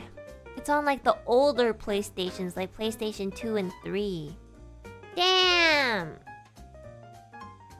I don't have a PlayStation at all. Recently our Mane-san or like one of the staff asked, like, pinged everybody in EN and asked like, do you guys have a PlayStation of any sort? And like, literally everybody was like, yeah, I have a PlayStation 1 to 3. Or like some people just bought like the newest ones, like, yeah, I just got like a PlayStation 5 for this game. And then some people were like, yeah, I got like a PlayStation 3 and 4. And I'm just like, did everybody get a PlayStation? Like seriously, like everybody has a PlayStation. And then like, wait, what did Hex say? Oh, Hex was like, been a Sony fanboy since I was 6. I just feel like sometimes the way that like Hex speaks, like I just like to make fun of Hex, okay? I love poking fun at him. Yeah, I mean Maria was one of the only people who said like, oh yeah, I don't have any PlayStation devices. And then we got like Zally saying, my PlayStation has left my side a long time ago. You know, and I just really want to like be bitter. But I literally wrote in this public announcement thread, I was like, my mom never loved me enough to get me a PlayStation. And I don't know who reacted to. Oh, it's Shu. I didn't even see this. Yeah, everybody else just totally ignored the fuck out of me. They're just like, oh my god, shut the fuck up, Enna. You know, just ignore her. She's just being like stupidly bitter. You know, I was just like, yeah. Congratulations, everyone. For those of you who have had PlayStations 1 to 3, yeah, somebody loved you. Because I remember asking my mom for a PlayStation like 2 or 3, and my mom was like, what is this? And I was like, I want to play video games because everybody else has one. And they're like, why? Video games are bad for you. And I was like, you know what's bad for me? Feeling left out in every single event in my life because I don't have a PlayStation. And my mom was like, okay, if you get like, you know, straight A's in like all of these subjects like in a week, because I had like, it was during like exams or something, I don't remember what. My mom was like, if you get like above 95% in all of these subjects, she didn't say she would buy one. She'll be like, I'll think about it. You know, like, you know, in the animes and in the TV series, when like Asian moms say that, like you get this like montage of like the main character working their asses off, and then when they like do the exam, they actually get like 95% and above for like all subjects. But this is real life, so I didn't end up getting I didn't get any 95% and up. Not even one subject. Oh, actually no, I did for art. For art I got 100%. But everything else, like geography, I got like 70. For math I got like 80 something. I remember those scores roughly because it was just such a vulnerable time, you know. I was like, damn, I did study. I'm just not smart enough, you know. I'm not a protagonist. And I remember like specifically like I think it was like science.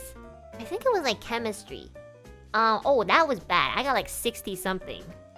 As soon as I saw, well, that one was the first exam that I received back, so I saw the 60. I'm like, shit, I'm not getting that PlayStation. Never mind. So after that, like, I just never asked her ever again, because I, you know, like, she wouldn't even have been able to consider it because like I wasn't even near 90, which I think was really funny. Not even your hot male science teacher. No, that was a different time period. That was like college prep. This was like when I was really young, like middle school or high school. I can't remember. But like, yeah, my parents bought me a PS2 after I broke my arm. Fuck! Should have broken my arm. Damn it, I never broke anything. I was too much of a pussy in gym. I was so afraid of getting like my bones broken. Like in gym class, I would do the bare minimum. I'd be like, you know, I was that girl. You know, if you pass me a ball, I'd be like, you know, don't touch me.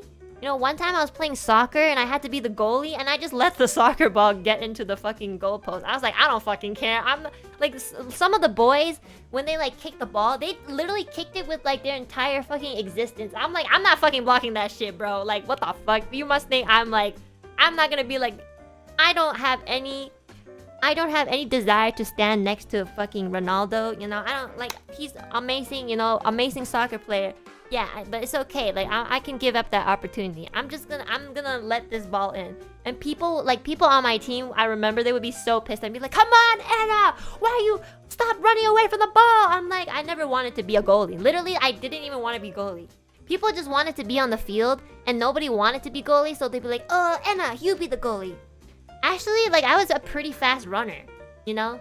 Like one of the only things in like gym class that I excelled in was actually like running, because like I just didn't want to be with anybody. So like I think there's like this thing where we had to run track, and if you finished, you could just like sit on the side. And I finished like track first.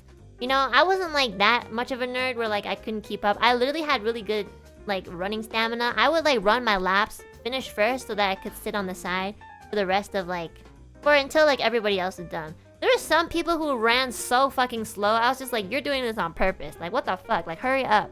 Like, some people ran so slow. Like, how can you run this slow? I don't understand. I was also an asshole, you know? So, like... But anyways, like, they would always make me the goalie for soccer. And they would give me these nasty, big-ass, sweaty gloves. Like, you have to use the gloves to, like... to block the ball. But, like, as soon as I put my hand inside, I can feel, like, the sweat of whoever was wearing this before. It was disgusting. I hated it. But, you know, me having social anxiety in school, I just didn't know how to say no to anything.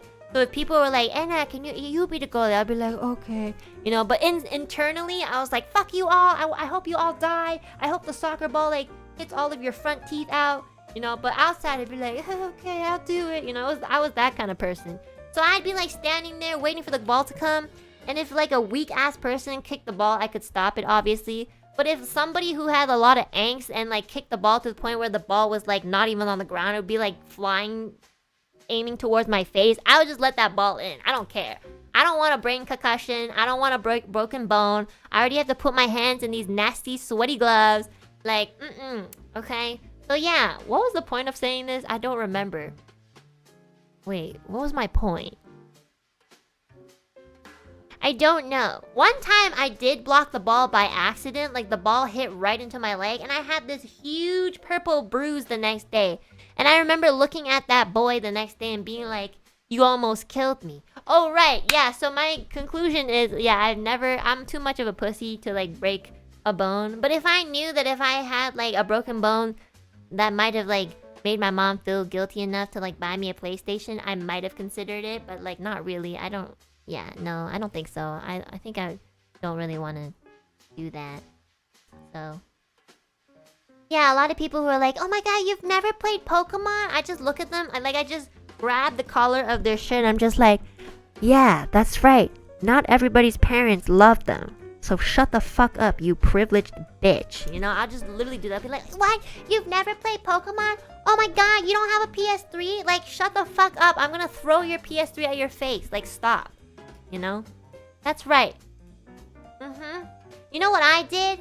I spent all those years singing because the only thing my mom would invest in was a laptop because she had to use it for her university. Like, she was still studying when she was raising me. So the only thing we had was a laptop. So I installed Audacity, which was free, and I listened to anime music on YouTube that were like copyrighted, okay? Before they were taken down.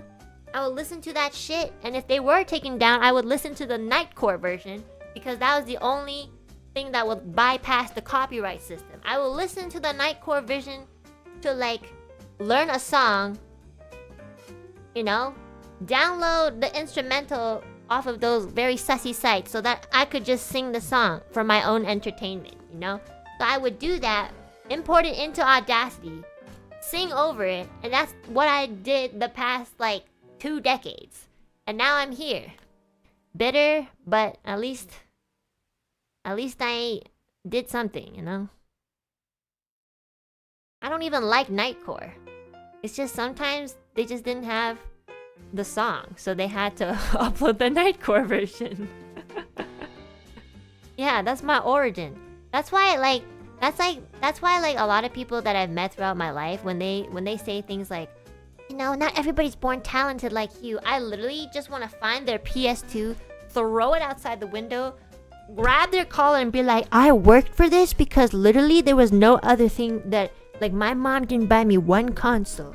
and thus I had to find my own entertainment. I suffered from social anxiety, and I lived with a mother who had mental illness. Shut the fuck up, or I'm going to end your entire existence. You know, literally, like when they say shit like that, they will like really tick me off. They're like, not everybody can be a good singer. Like shut up, bitch. I worked for this, okay? I came out of the womb sounding like this, okay?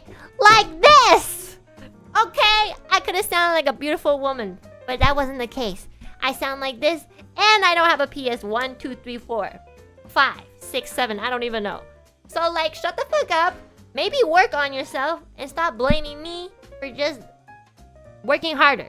So yeah, that's why like I'm so angry, you know. Yeah, it's true though. I'm gonna be honest. If I did get a PS2, I think I probably wouldn't have worked as hard on singing because that was like my main hobby. I remember opening up my first YouTube channel, and you know they're like, if you are under 13 years of age, you must have a parent to consent this. And I remember asking my dad, like, Dad, can I make a YouTube account? And he's like, what do you want to do? And I was like, I want to upload anime like videos, you know. And he'd be like, okay. So I'd do that. Oh my god, I remember I wanted to make like anime like AMVs. Do you guys know what AMVs are? Anime music videos.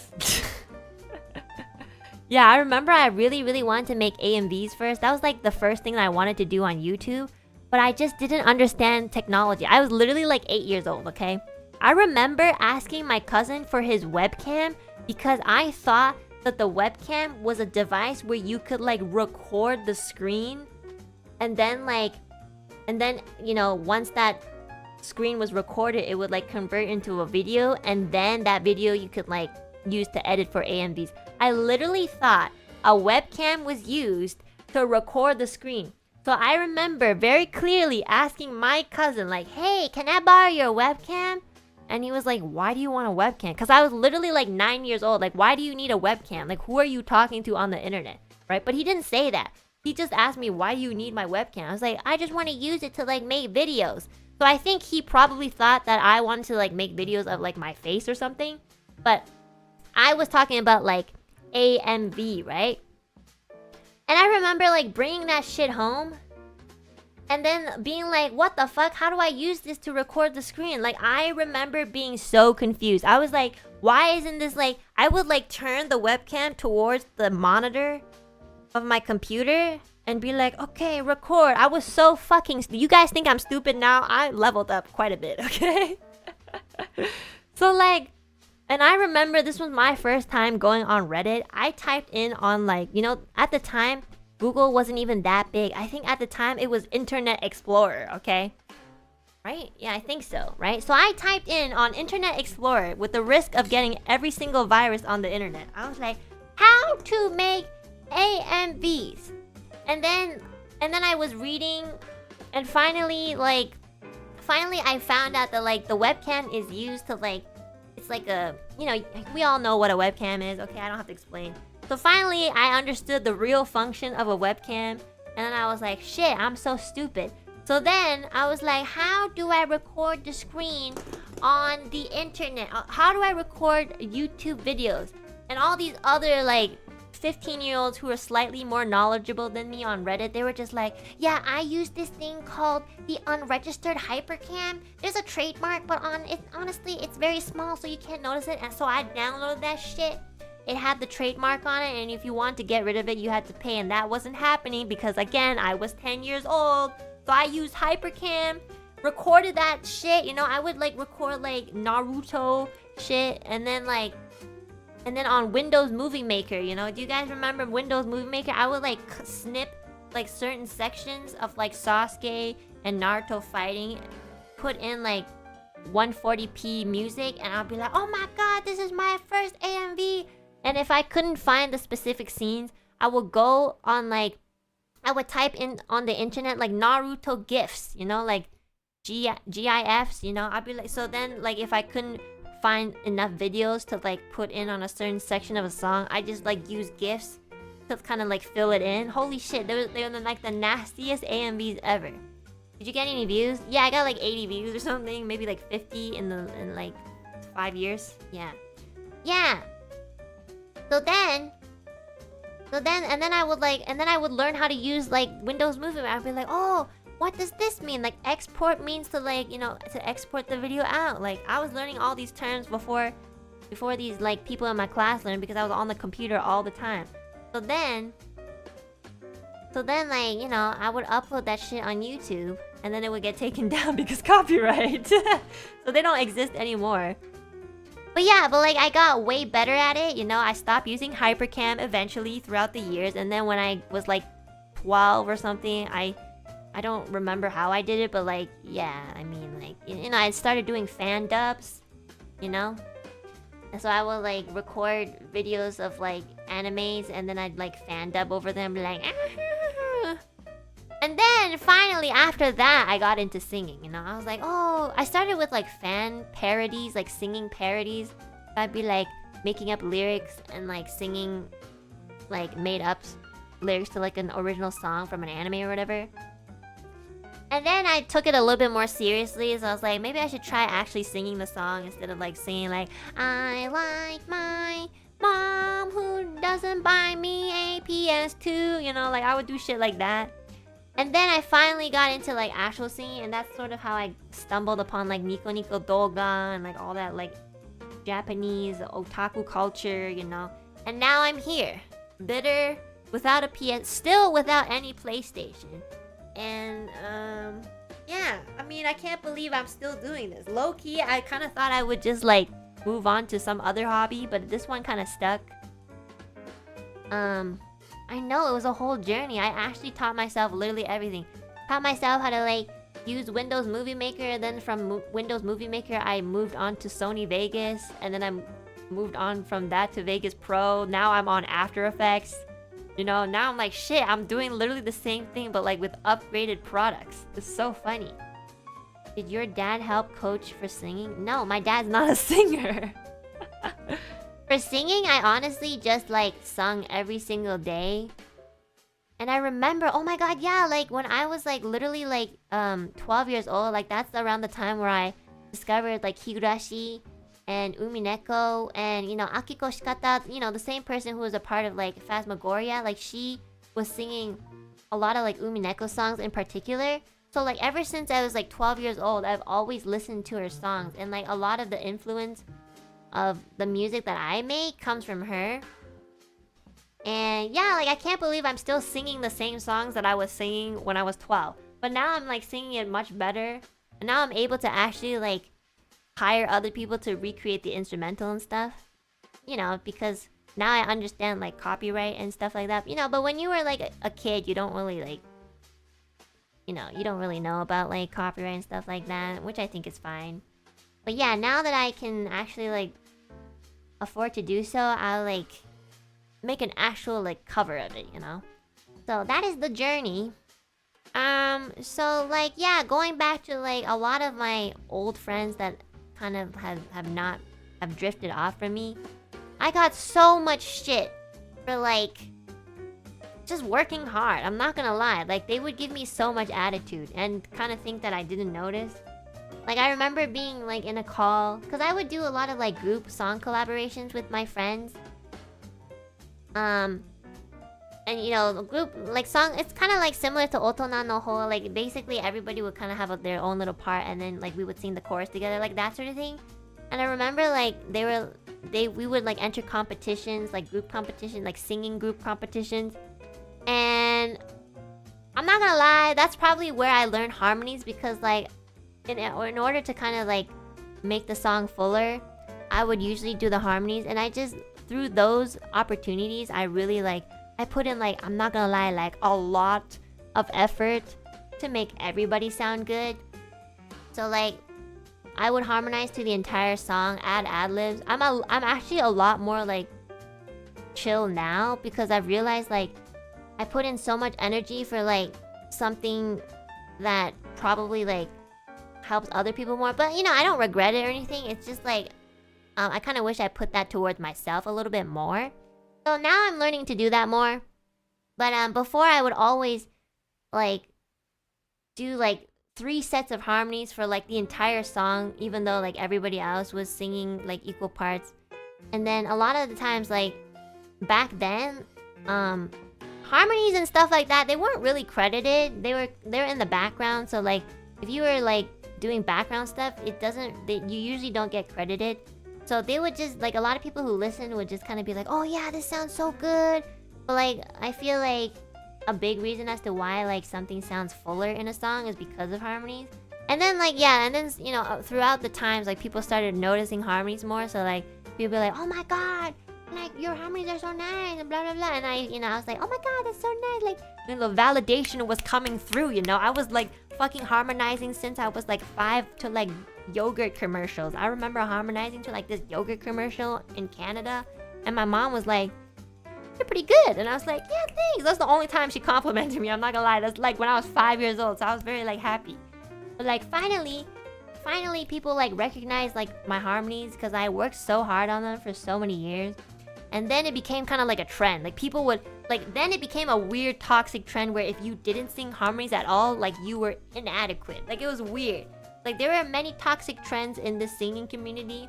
Number one was like, if you didn't sing a song in the original pitch, you were inadequate. Number two, if you couldn't sing high, you were inadequate. Number three, if you couldn't sing high and belt, you were low-key kind of inadequate. And number four, if you didn't include ad-libs or harmonies, you were inadequate. So like, this singing community started getting really like, you know, like more advanced. And you know, we produced higher quality stuff, and it was really nice. The results of a lot of these productions were like super duper good. But then it's just like, everybody just like naturally had more higher expectations, to the point where it's like, if you can't sing high, like, you know, it's not that you were bad or anything, but like, people were just like, oh, you know, but you know, you didn't sing on the original pitch. And I started realizing, it's like, why do we have so much restrictions? Because I remember like singing music because I just liked it. And yeah, I've never had a high range, you know. My range has always been like pretty mid. And I remember like straining my vocals just so I could like reach certain notes. And it was just so bad for my voice. But you know, I was doing it for a little bit of like, you know, peer pressure, but also like validation. Like, a lot of the songs, especially like Vocaloid songs, are sung by like robots. So like, naturally, like, robots could reach any note. But then when you try to apply it to humans, it's so much harder. And so I just remember thinking like, oh my god, like, these songs are so high for me. I felt like I was really at a loss, because like, everybody could like reach these notes except me. But the thing is, I remember talking to my dad about it, because my dad has always been very like ingrained in, you know, my hobbies. Also, you know, it's music related, so he's really like, you know, ingrained in it. My dad was just like, so I would show him, be like, see, this person can sing really high and I can't reach the note. And I remember so distinctly my dad looking at me and being like, okay, she reached the note, but it sounds terrible. And then like, I don't know why, but I hit an epiphany. I was like, I listened to it like actually, and then I was like, oh yeah, you're right, it does sound kind of bad. Like, yeah, you're reaching it, but it sounds kind of bad. But like, it's just impressive because you've reached the note, right?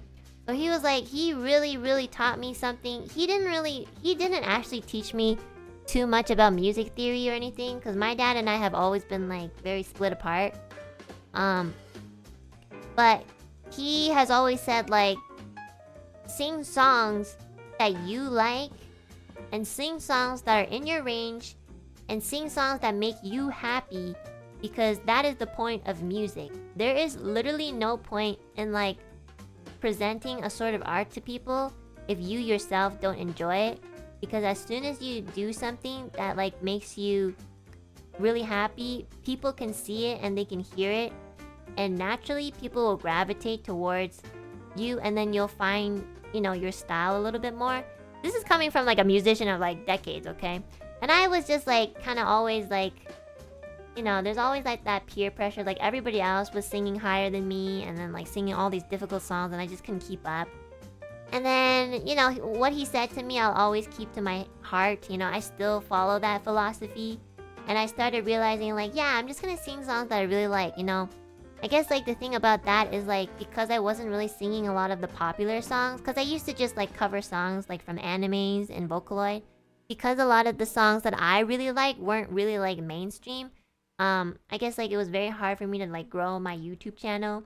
But at the same time, it was just a hobby, so I didn't really mind it that much. But there were many times where I would like sing a cover, and it would honestly, I would be so proud of it because it was just like I worked so hard on it. But then like, for example, somebody else would sing sort of like a really popular song, and they would just like get noticed so much more. Like, I've definitely experienced that. Like, I don't want you guys to think like I've always have like thick skin and shit like that. I have to really build that up. Like, I remember crying many times, being like, I work so hard and I low-key sound so much better, but like, why does this person who's like using auto-tune, like how is this possible? Like, why do people hate music? I remember thinking that, you know. I don't ever want to say like somebody else sounds worse than me, but you know, at that time, I was like in that mindset. I was like, damn, this person sucks. Like, how are you getting so much traction from this? Like, how? You know, it's just terrible. Like, what? What's like, did you pay people to like watch this? But you know, I was always so jealous. I was like really jealous. But I feel like, you know, my jealousy really came from like, you know, I'm more forgiving to myself now. Like, I feel bad thinking that I was thinking like that towards other people. Because I really don't want to think like, oh my god, yeah, this person sucks. Like, I really don't like thinking like that. Like, probably they were working on their singing too. I was just really jealous, I'm not gonna lie. Like, I felt like I worked so hard and it just wasn't really getting anywhere. Like, view count. In terms of like view count and like popularity.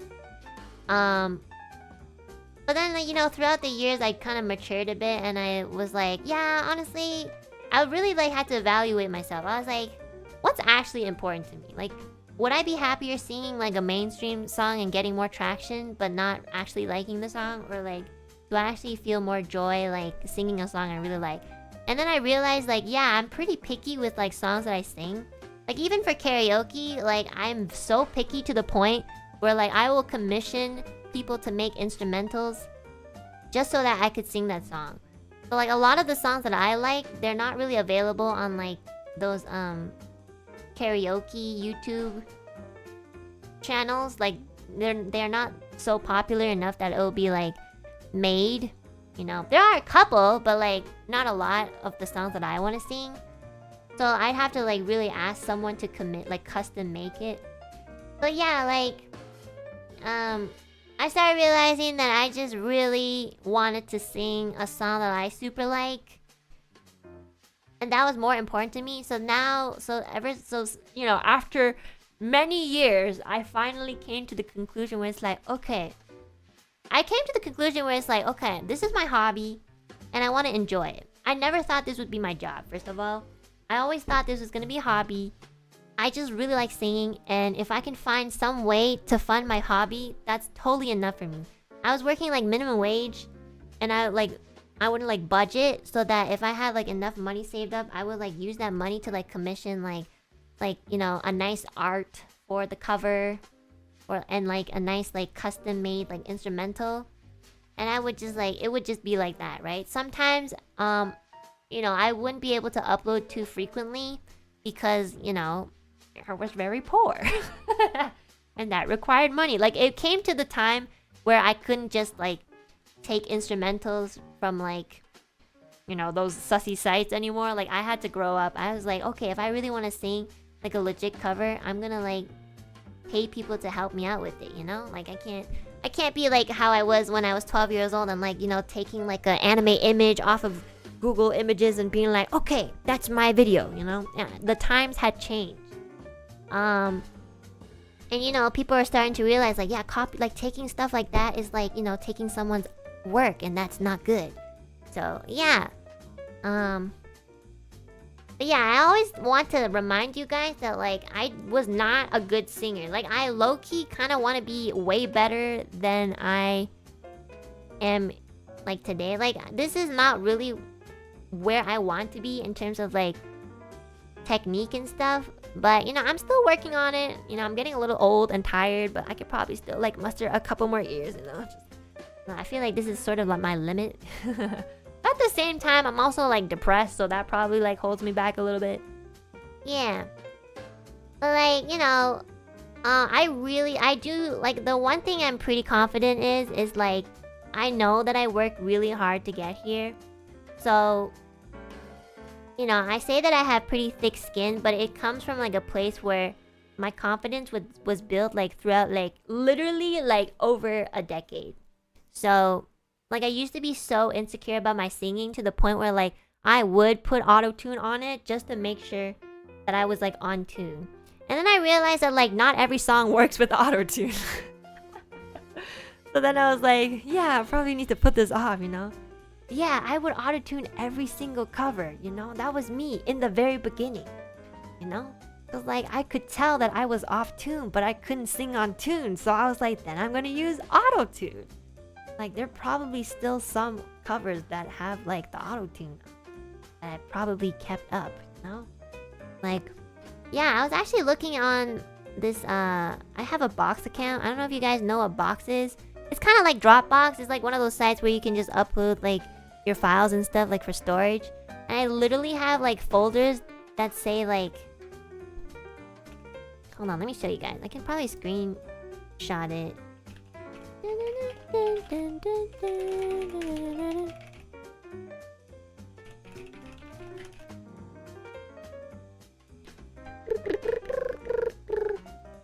Okay, so I literally have...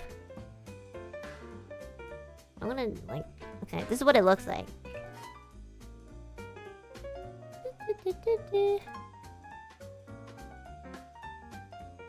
Okay, I'm gonna block out my username, obviously. But it has like the dates of like when these were created. Okay, and I haven't really updated it this year, but I will probably soon. So these are like a compilation, like folders of like covers. Like some of these are not, like a lot of these are not even like on, like uploaded anywhere. I just kept them, you know. And I saw this, like I opened this account the other day, and they were just like, there's like from 2009, like I opened that, you know. I didn't open this account until like 2012, but like I uploaded a lot of these archived covers. So like you guys can, like, there's this one folder that literally has like 51 files, okay? I know, I've been singing for so long, right? Like, and even then, I really wish I could be so much better than today. But you know, like, I don't know, like, I'm pretty self-deprecating, so like, I know that like, probably, like, I'm just kind of being hard on myself. I mean, it is how I feel, but like, you know, I'm pretty sure that I'm okay. But like, yeah, I've been singing for so long. And so every time I kind of like bump into people that really give me a hard time because they haven't achieved... Well, they haven't like gotten to a place where they want to be. And they kind of like project that onto me. I get really like annoyed. Like that's like probably one of the only things that actually piss me off. Like I don't really get angry at friends. But like when my friends...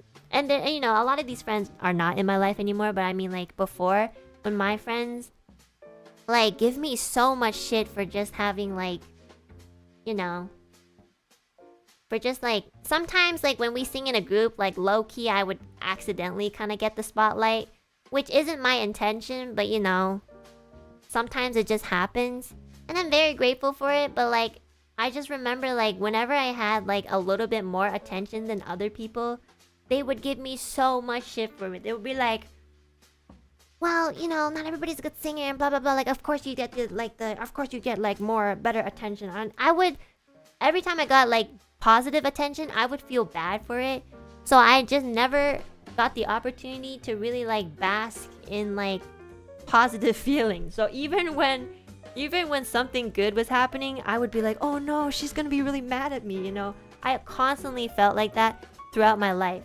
Not only did I work really hard, but when I did work hard and I got like some sort of validation and reward for it, other people would reprimand me for it. And it was just like this really bad cycle of like feeling guilty, but also feeling I'm not enough.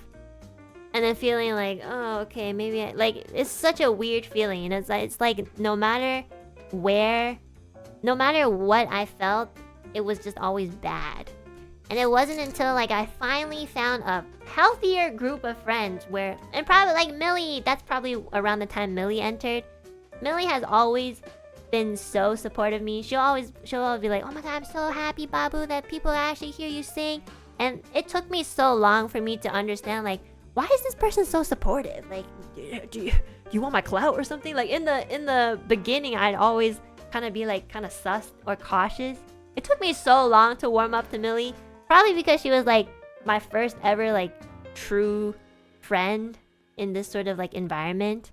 Yeah, my babu always like is like, yeah, Babu, like you deserve this, like, you know. And finally she kind of like helped me break out of the mindset where it's like, yeah, there are people in the world who actually are happy for you. And now I've like, because I have like a really good basis of friendship, a lot of the people that I meet today are very similar to like Millie in that sense, where it's like, oh yeah, if my friend is like working really hard and they sound amazing and they're doing amazing, I'm gonna tell them that they're doing amazing. Also like Ethyria too, like Ethyria was also one of the earlier friends that I met, and she would always be like, yeah, you sound so good. Like she's never said anything bad ever.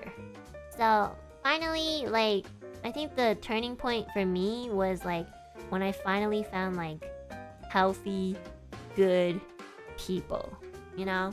And then I kind of realized that like a lot of the times, like if someone is kind of like not treating you right, it literally has nothing to do with me.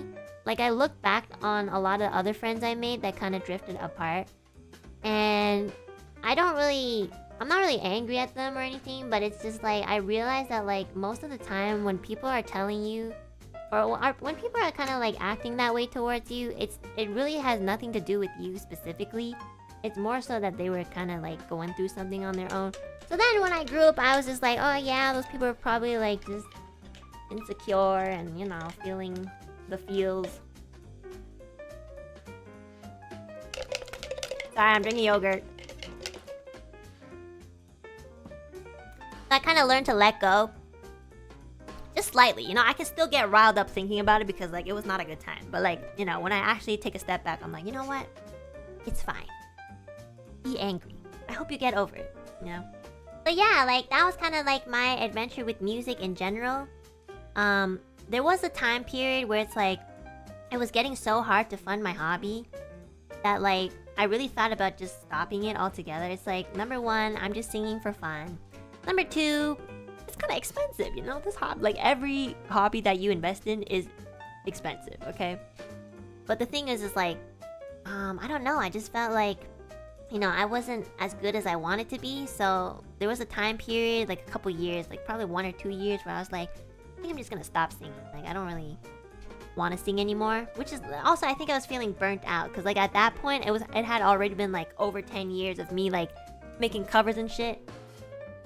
And you know, I was just tired. I was like working and schooling, juggling everything, and then I was trying to like save on the side, but then it was getting harder and harder to do so. So I was like, there was like a year or two where I was just like, yeah, I think I'm just gonna like, you know, not sing anymore and maybe focus on in real life stuff. I was like, yeah, I just need to find like a career that I want to be in. And I just struggled so much. There was like nothing. I was like, I worked like retail, you know, I worked like, before that I was like teaching in Japan, and you know, I always thought like, oh yeah, I mean, I do love kids and I love working with them, and you know, they taught me a lot. And you know, I always did think like maybe I should just be like an English teacher, because I was pretty good at it, I'm not gonna lie. Like, you know, I can get along with kids, and like I like teaching people too, surprisingly. But there was always just something missing, I'm not gonna lie. Like there was always just something like, I like doing this, but it's like I don't love it. And I feel like this is coming from someone who's so self-aware. In my opinion, I feel like I'm pretty self-aware. I feel like I was hardcore really running away from like something that I truly wanted to do, because I was just scared that it wasn't gonna work out, so I didn't really want to find out. I can realize that now, but at the moment, at the time, I was just like, I loved music so much. I was so afraid of it. I was afraid of like failing, Because I've already like failed so many times. Like, you know, I was like doing this my whole life and it didn't really get anywhere. And then, you know, I wasn't really like that good of a singer. You know, I'm not like fucking like Whitney Houston, you know. That was kind of like my goal, you know, which is honestly a little bit far. But like that's kind of just what I wanted. And then yeah, I was just like, I just didn't have like, I was just not in the position to really fund it, you know. I was also having like family troubles, and I felt like, damn, like it kind of really did feel like the universe was like doing everything in its power to stop me from doing this one thing that I really wanted to do. And so the conclusion I came to was, yeah, maybe this isn't what I was meant to do. So I stopped it, worked a shit ton, was pretty unhappy in some sort of way about it, because like I listened to music quite often and I would like, you know, sing in the shower and shit like that, but it wasn't really the same feeling. And then it wasn't until like occasionally I would still make a cover, but it would be like once or twice a year, which was like significantly less than like what I have done before that. And then it wasn't until like COVID hit, and again, COVID was a terrible time. But I'm not gonna lie, it was such an important time for me because finally it felt like the world froze and I could have a little bit of a breather to think about like what I really wanted to do. So like when COVID hit, like it was an unfortunate time because I had lost my job. Not lost my job, but you know, we couldn't go work because everybody would be like sick. So we all had to stay home. I'm pretty sure a lot of you can relate. A lot of us like had to stop working. Like we literally could not go into work for health reasons. And because I was stuck at home, I was like, what the fuck do I do? And I didn't have a job. I was like, shit, what do I do? So I did the only thing that I knew that I could probably do, which was like, you know, mix, because that's something I've been doing my whole life as a hobby. And also like sing, because I literally only know how to do that. I'm not gonna lie, like, and I'm not even that good at it. So I was like, okay, maybe I can like open up my own small little business, just like until this thing is over. And I'm pretty sure every single one of us thought this pandemic would be over in like less than a year. But it was just like, it turned into like half a year, then it became a year, then it became like a year and a half, then it became like 2 years, and we're just like, what the fuck, this is like super long. Yeah. So like during that time, I kind of like got back into like music. I was like, well, because you know, I needed a job, so I was like, if I can't find a job, then I'll try to like, you know, make my own job, which worked, but I was not earning any money. I was like probably earning like $500 a month. I was just lucky because I had savings, so I could like still like, you know, support myself. Thank God I had savings. Holy shit. Like, pat on the back for me for saving up so much. That money was supposed to be like an emergency thing for my mom, but like I ended up using it because like I didn't have a job. And thankfully, you know, I never had to use it for my mom. But yeah, like, so I started like mixing for like, I probably mentioned this a few times on stream, but like, holy shit, mixing other people was like, it's like the 9th level of hell. Like, oh my god, like, how? Like, I was a fucking English teacher for kids, okay? Imagine the amount of patience. But for some reason, when it came to like mixing people's vocals, I had no patience. I was like, why are you recording like that? Why would you send anything that's like I had people singing that were like how the fuck am I supposed to fix that? Like, are you kidding? Like, did you listen to your recording? Like, literally, I was just like, I don't know. I just feel like it was common sense. But you know, it's, if they didn't know how to record, then I guess that was just that. Yeah. And you know, but that was kind of like my gateway of getting back into music a little bit. Then I met like a lot of, well, not a lot. I met like 1 or 2 people during that time where I really connected. They're still my friends today. I'm sure you guys could probably guess. But like, I feel like we'll probably be lifelong friends. But like, I met like people who were so passionate about music, and they were also like not, you know, they were like working another job, and also like, you know, they were also trying to like fund their music thing too. But the difference was is that they loved it so much that like they didn't want to stop, and they haven't stopped. You know, they haven't had like a time between the pandemic and now where they were like, oh yeah, I think I'm gonna stop music. Like they've always just loved music so much. Yeah, so like that friend has like grown significantly throughout the years. Like, not even the years. It's been like I've only known this friend for like maybe 2-3 years, and like they've grown like so much, you know.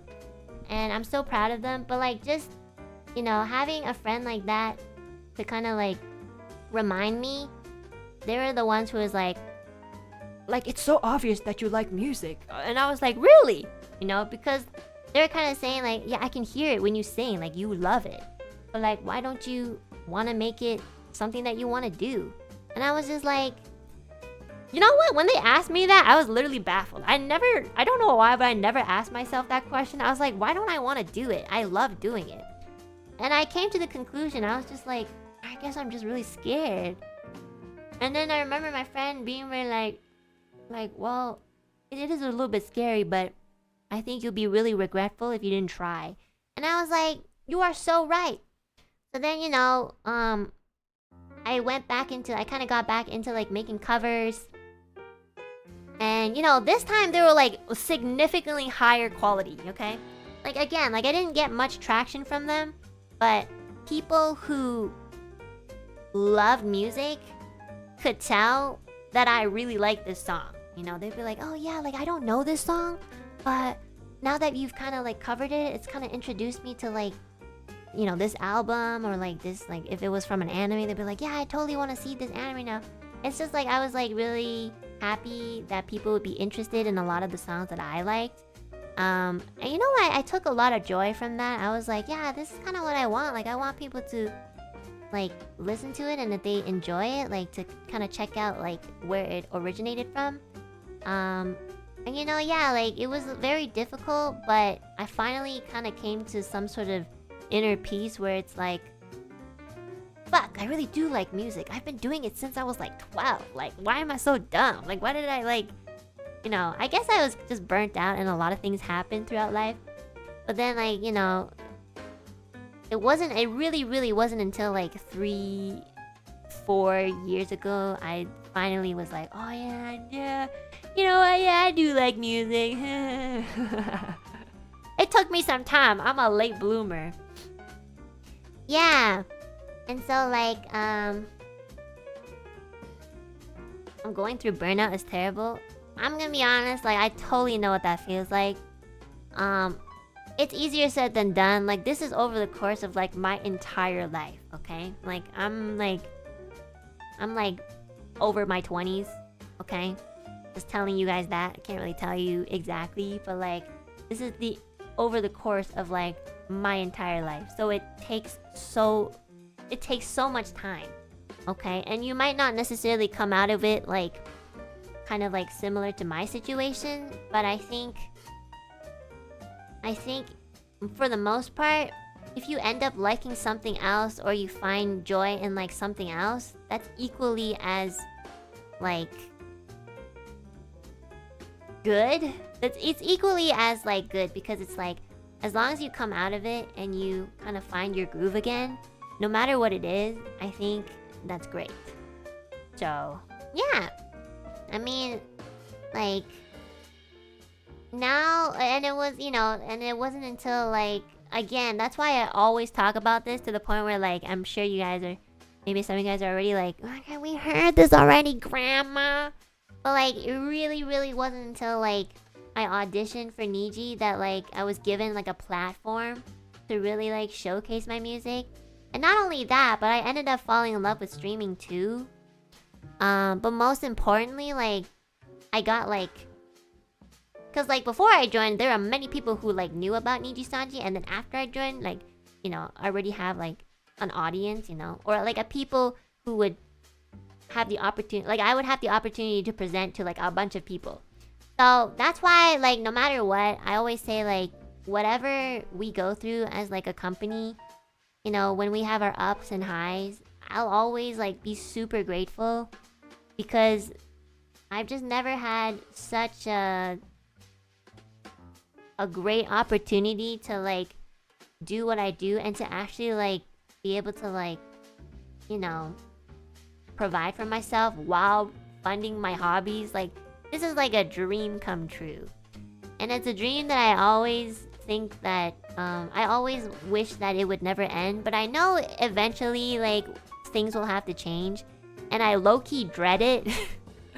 But at the same time, because I've gone through so much in my life, I think like, I think I'll probably be okay. Like, I'll find a way. I'll probably find a way to like make it work. And also, even if it doesn't end up working the way that I want it to, as long as I am alive, I'll do music, you know. Even if it goes back to being just a hobby and it doesn't make a lot of money or whatever, I'll still do it, in my opinion, I think. I'm pretty sure. And, you know, if I become like an office worker, at least I'll get paid more, so then I would have more funds. It's better than minimum wage, you know? So, yeah, it's like, I'm a little bit more confident in the fact that like, if I do have to go through changes again, I probably can like, oh, I can probably adapt, improvise, and, what's the other one? Overcome it. Yeah, that's my favorite quote from our little community. Yeah. But yeah, like, I just want you guys to know, like, you know, I can tell you guys this story like 10 times, but to live it through yourself is a completely different experience, you know? But like, I hope you guys can kind of, like, just from my story, I hope you guys can get a gauge on like how hard it is. And it would be even harder for you guys to go through your own sort of like story. But I'm just letting you know that like everybody has a story. And it's not just me, you know. I'm sure like a lot of other people like go through their own sort of like ups and downs to get to where they are. And you know, for some people it takes less time, for some people it takes more time, but it's not really about like how much time you take, it's about like where you are, you know. So I want you guys to, you know, just take it with a grain of salt. Like, life is very difficult. But like, if you, I don't know, I don't really know what advice I could give you guys. Like, I want to say things like, yeah, if you power through, you'll get there. I'm not even confident of giving you guys that sort of advice because like, I definitely had the mindset and still low-key do when I'm like, yeah, but sometimes if you power through, like, you might not necessarily get there, you know, you might end up somewhere else. But I think the only advice I can really give you guys is like, if you keep like hoping and working towards, like, if you keep going forward towards something, it can be anything, you will have changes in your life. And I'm pretty confident that like eventually there's gonna be a change where you'll be like, yeah, like, this is what I want. Like, there's gonna be a change in life where you'll realize as like, yeah, this is actually what I want to do, and yeah, I want to do this more. You know, you might have to like make a lot of sacrifices, but you know, that all depends on you guys. Like, you know, everybody's different. I think the baseline of this is like, just don't give up. You know, like Naruto. Oh shit, he was right. Naruto was right all along. And the thing is, like, the most important thing is just to be hopeful, you know? It's really annoying, and you know, you're gonna get bitch slapped by God every single day. And the universe is gonna align all its planets and tell you that you shouldn't be doing something, or like, it just feels like you should just stop. But like, if you really want to do it, if you really, really want to do it, even if it like costs you your like 90% of your savings and you're willing to like gamble on that, like, you know, if you really, really hope for it and you like, but you can't just like sit there stagnating there and just like wishy-washy. I mean, like, be hopeful and keep moving, you know, do something, you know, even if it means like working, I don't know, minimum wage and taking a year off of like drawing, for example, just to see if you would miss it, that sort of thing. Like, take your time. Yeah, be proactive is the correct way to word this. Take your time. It's very hard to like not compare yourselves, especially if like other people in your life are like quote unquote succeeding. Like, if you have a friend who's like a doctor and you are still like working part-time at something, yeah, it does feel shitty. But the thing is like, it's completely different. You're just comparing like a sandwich to like headphones, you know? This just, no matter how you look at it, you are molded by different people, you have different experiences, and you know, even if your friend is a doctor now and you're still part-time, who's to say that you guys won't switch up 10 years in time? Like, this is the thing with life. And I will tell you this because it has like given me whiplash so many times. There will always be something you do not expect. It is the weirdest thing ever. Like, you think that if you do this, in this order, and you do that, and that, and like if you do like 1, 2, 3, you're gonna end up at 4, 5, 6. But like almost every single person who does like 1, 2, 3, like you'll end up on like a different number. Like, you will skip numbers. Like, it is so weird. Like, I will just be sitting here streaming, and then when I end my stream and I hire a guy to fix, you know, my dryer, I'll have like a completely like weird day. You know, I'll just have this guy would just like start hitting on me in my house. You know, you don't expect shit like that, you know? And this is just like on a miniature scale, okay? So imagine like if you apply that to like your whole life. You have absolutely no idea what's gonna happen. Even if you think about it every single second and it gives you insomnia, you will still not know every single possibility that life is gonna throw at you. And honestly, I take that as like a good thing. You know, most of the time life throws like shit at me that I don't expect, which isn't a good thing because I'm like, shit, I didn't expect this to go so bad. But the thing is like, because that exists, it gives us the leeway to become better, you know? Like, if this very thing didn't exist, like if we could like plan out every possibility, it would take away a little bit of that hopeful feeling because it's like more planned. So like, yeah, the very thing that has been like giving me whiplash and terrible, miserable situations in life, that is the very thing that I've come to realize that because that exists, something like this can also exist. Something as wonderful as like getting into Nijisanji and, you know, having a platform like this is like something I never thought I would be able to experience. You know, it comes hand in hand with all the other hardships that I don't really want, but you know, because the hardships come, there will be like the good things that come too. It just might come a little later, you know? And also, it's our job to recognize not just the negative stuff. Like, I think I saw in a book where it's like, oh yeah, like people tend to remember bad things. But if you actually think about it, there are good things. You just have to really think about it. So, yeah. I mean, I could sit here and be like, oh my god, like, I live such a terrible life. And I do that. Shit. I mean, I do that all the time. I feel like I also say that like I'm pretty grateful about a lot of things, you know, as equally. So I think like, you know, I have a pretty good like negative positive balance thing going on. Yeah. So yeah, I mean, like, I know a lot of you guys probably are like struggling with many things. Well, just know that like, because there are bad things in life, that means there's also good things, because good and bad need each other. Because like, you can't have bad things if you don't know what a good thing is, and you can't have a good thing if you don't know what a bad thing is. So just like use that philosophy and cope, because that's what I've been doing. And it low-key kind of works, you know. I'm still alive. But yeah, yin yang, whatever you want to call it. Same.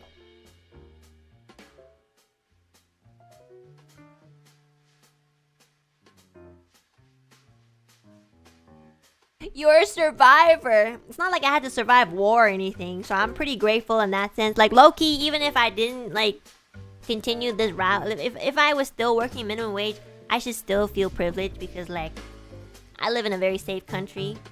So yeah, you know, we don't, like, I used to always think like that, be like, oh my god, I should stop like complaining, you know, about not getting to where I want to be in life, because like, you know, I live in Canada and I'm privileged to like live in a country where it's safe and stuff. But it's okay to dream, everybody, okay? It's okay to dream. Like, it's okay to complain that you don't want to work minimum wage, okay? Like, I know it's better than like not having a job at all and being like homeless. Yes, if we had to think like that, yes, we would all be a little bit more grateful.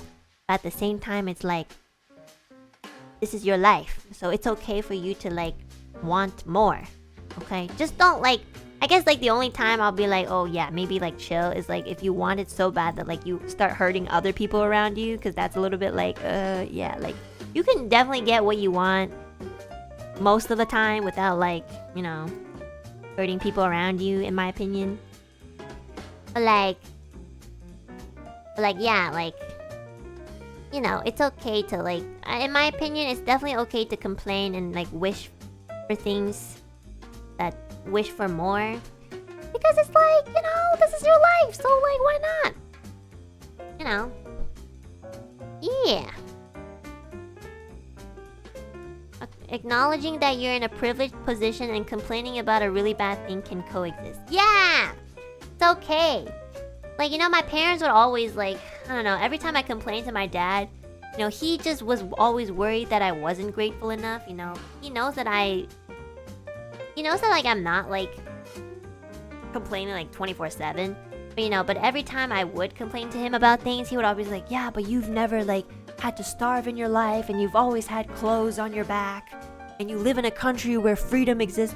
And I'm just like, Dad, I just want to be more stable financially and like have a beautiful husband. Like, can you like just, I don't know, can you just like, yes, I know I'm very privileged. I'm just like, you know, I'm a human being, you know. I'm not like a robot where it's like, okay, this is enough. Like, I just want to be like, if I could potentially be happier, I'd want that, you know. So yeah. Well, I know what he means. I know he doesn't mean to like, you know, he just wants to remind me that like during stressful moments or moments where I'm upset, he just wants to remind me that I do have a good life, which is definitely true. I just want like, I just want more, you know? That's about it, yeah. And I, honestly, like, I'm here. Like, now the only thing that I think about is how do I maintain it? Or what can I do so that the next chapter in my life can be transitioned smoothly? You know, I don't want to be like, oh no, I have no job now. I want to be like, yeah, I moved to this job, to that job, you know? That's what I think about nowadays.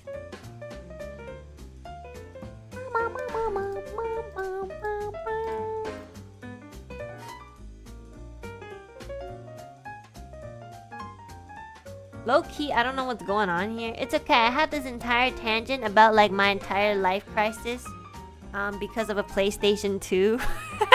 Oh my god, yeah, we did start from the topic of PlayStation. I'm just really bitter that I don't have a PlayStation. I don't know what, I'm just gonna, you know what? This Christmas, I'm buying myself a PlayStation, okay? I'm gonna buy, I don't know what PlayStation we're on, 8, 9, 10, okay? I'll get one, okay? And I'm going to play the games that I've always wanted to play on PlayStation, okay? I'm gonna get myself a PlayStation. Yeah, I'm gonna save up for Christmas. And then on like what's it called? Cyber Monday or whatever, you know, like when technology is a little like cheaper, I'm gonna like buy like a PlayStation. Yeah, I think it's about time. You know, I've been talking about it. I've been like, oh yeah, should I get a PlayStation? I don't really play games, and I already have a Switch. But like, you know what? I'm gonna buy it and I'm just gonna write it off as my job. Yeah. I'll be like, yeah, I need this for work. Honestly, it's not a lie, so it's like, yeah.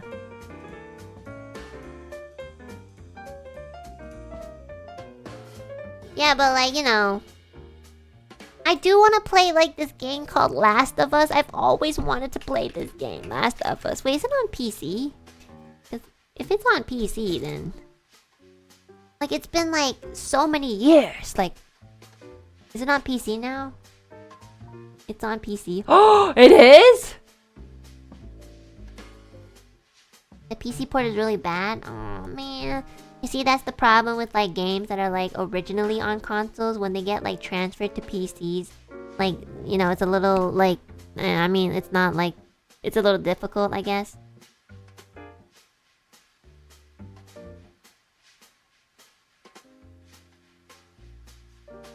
Okay, I'm kind of hungry, so I'm gonna get like bread. Okay, I'll be back.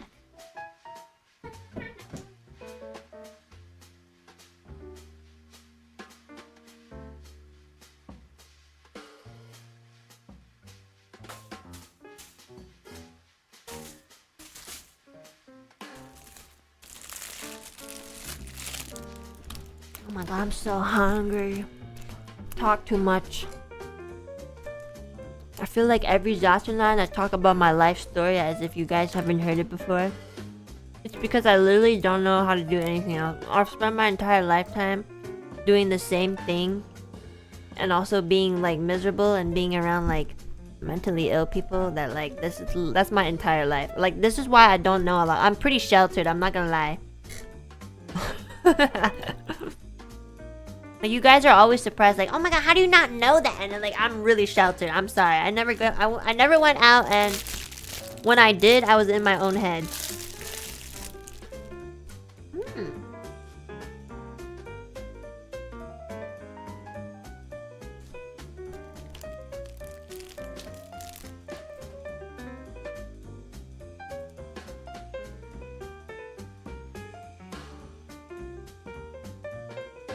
Bro, I'm so hungry.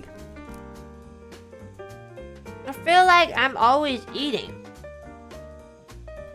Like I actually eat quite a bit, but it's like in intervals, so it doesn't feel like a lot. I love how you chew on the beat. I can't hear my BGM. What kind of bread? It's the what's it called? It's the bread that we made the last hand cam that we did, the sausage bread. Yeah, I made more. It's so good. I know. It's like my favorite thing to make now.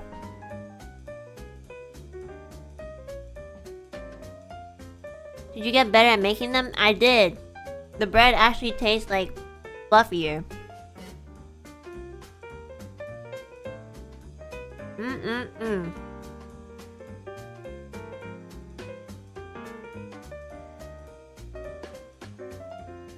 I thought you didn't finish that? No, I made more. Of course I wouldn't eat the ones that I made on stream like over a month ago. What the heck?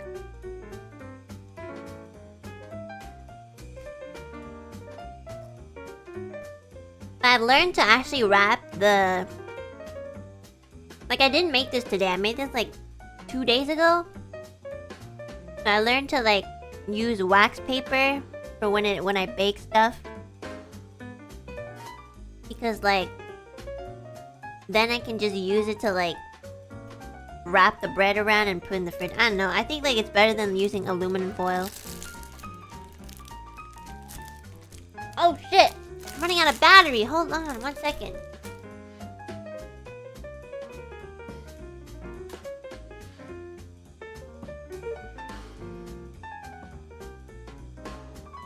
Draw them spirally? No, I didn't. I didn't do that. I'm too lazy.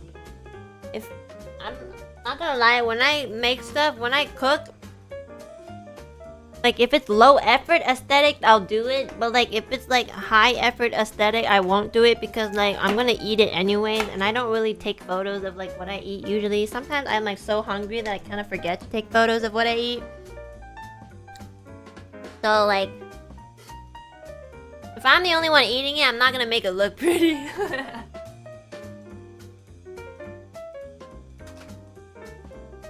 I'm hungry. Also, I'm depressed, so like this is just my excuse for everything. I'm like, if I don't want to do something properly, it's low-key because I'm depressed. Like, I just don't want to do it.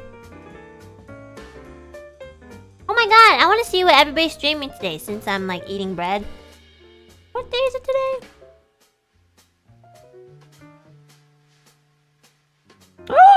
I almost choked my bread. Ooh, playing Pokemon. Let's go. Oh my god, today is Aluna's 1 year. Holy shit, it's been 1 year? I feel like they just debuted like yesterday.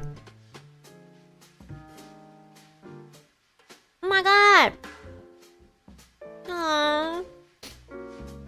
Already been a year for them? I know. She has way too many waves. I mean, I agree, but like, no, every time there's a new wave, I'm always like, more people. Hate that. And then for some reason, like, I always end up liking them. Like, a lot more than I always think. I think I'm just old. Like, every time. Every time I'm like, more people. Fuck! I hate people. Like, they're probably like snobby, like, Zoomers. And then they come in and they're like, hi, Enna senpai. I'm like, fuck. What do you want, kid? Holy shit, I mean, I'm getting old.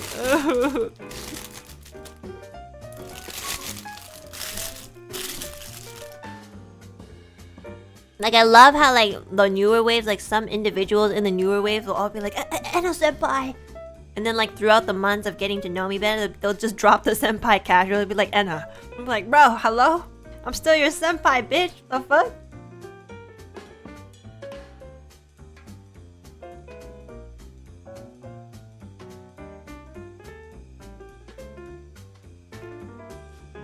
You know. I mean, you don't call Petra senpai anymore. Okay, but Petra senpai and I are so much closer. You know what?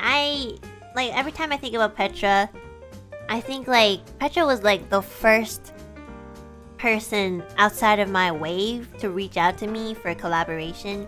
I just remember being so nervous because that was my first collab without Millie, my anchor in life, you know. I was like, shit, what am I gonna do? Okay, Alira is different because I've always known, like, I've known her since I was like 15. Okay, so that's different. But like Petra, like, I didn't know her before Niji. So like, you know, oh my god, yeah, just like this year was my first time ever meeting Petra, like, in real life. This year. Like, it doesn't even feel like it was this year. It felt like it was like last year or something. But like, just this year, I met Petra for the first time. I hung out with her like every other day. And we just got along so well. I felt like she's been like a lifelong friend from like... I felt like she was like a childhood friend from somewhere. I don't know. Like, that's how she made me feel. And I don't know, it's just so weird. Like, if you think about it, I haven't even been in Niji for more than like for more than 2 years. I haven't reached my 2 years. So to be able to make like such close friends in that short amount of time, like 1.5 years is not a long time. Yeah. I'm so happy. I made so many like friends that I feel like I could probably be lifelong friends with. Really. Do you actually mind when they don't call you No, of course not. I don't care. That's more of like a Japanese culture thing. I'm Canadian, so everybody just calls me by my first name anyways. You know? Yeah, I just like... And also Reimu too, like, I'm so close to her now. I'm really happy. I still like to complain because that's my hobby. Also cute too, you know? I also didn't expect to be very like close with like someone like Kyo because like I'm not gonna lie, when I first like saw Kyo debut, okay, since it's the Luna anniversary, I think it's fitting to talk about like an Luna member. I remember when he first debuted, low-key in my head I was like, fucking Zoomers. No, seriously, like in my head I was like, I know I do that like as a joke on the internet, but really like in my head I'm like, ugh, who are these like young ass fucking Zoomer bruh, who are we hiring? I'm not gonna lie, that's literally I you know, if he were here he would laugh his ass off, so it's fine. It's totally fine for me to talk about it. I was like, who the fuck? Do you watch anime? I'm sorry, I judge. Look, guys, I'm just being honest. I'm judgmental, okay? But I don't apply my judgmental mindset to like people, okay? Like if they said hello, I wouldn't be like, do you watch anime? Why are you here? Like, of course I would never do that. But do I think it? Do I think about it? Yes, I definitely do. Let's not lie. We all think like that, okay? For the people who say they don't think like that, you're the liar, okay? I'm just saying. Okay? But I judge people behind their backs and privately by myself. I don't like share with other friends. And I'm not even like Millie. I'll be like, yeah, the fuck is this kid? Like, the fuck? Like, yeah. We all gatekeep. Yeah, low key. Like, that's totally true. Like, we all like a little bit territorial because it's like, oh, I've been here 6 months. Like, who the fuck are you? You know, I feel like that's like an animal nature thing, okay? It's not like I hated anyone or disliked. It's just like initially my initial reaction to like, I'm also a negative person, okay? I just want you guys to understand that. But there's definitely people who don't think like this. Many people actually. Like, people are very welcoming here. They're all like, oh, welcome. But for me, I'm like, the fuck? Again? Fuck. Who are you? Pick you. Oh my god, you come. What? You know? So, yeah, I'm just like negative like that. I'm just telling you guys the truth. But like, I can also tell you guys like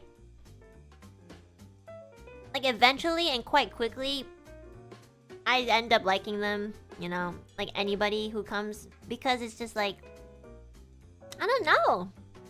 Because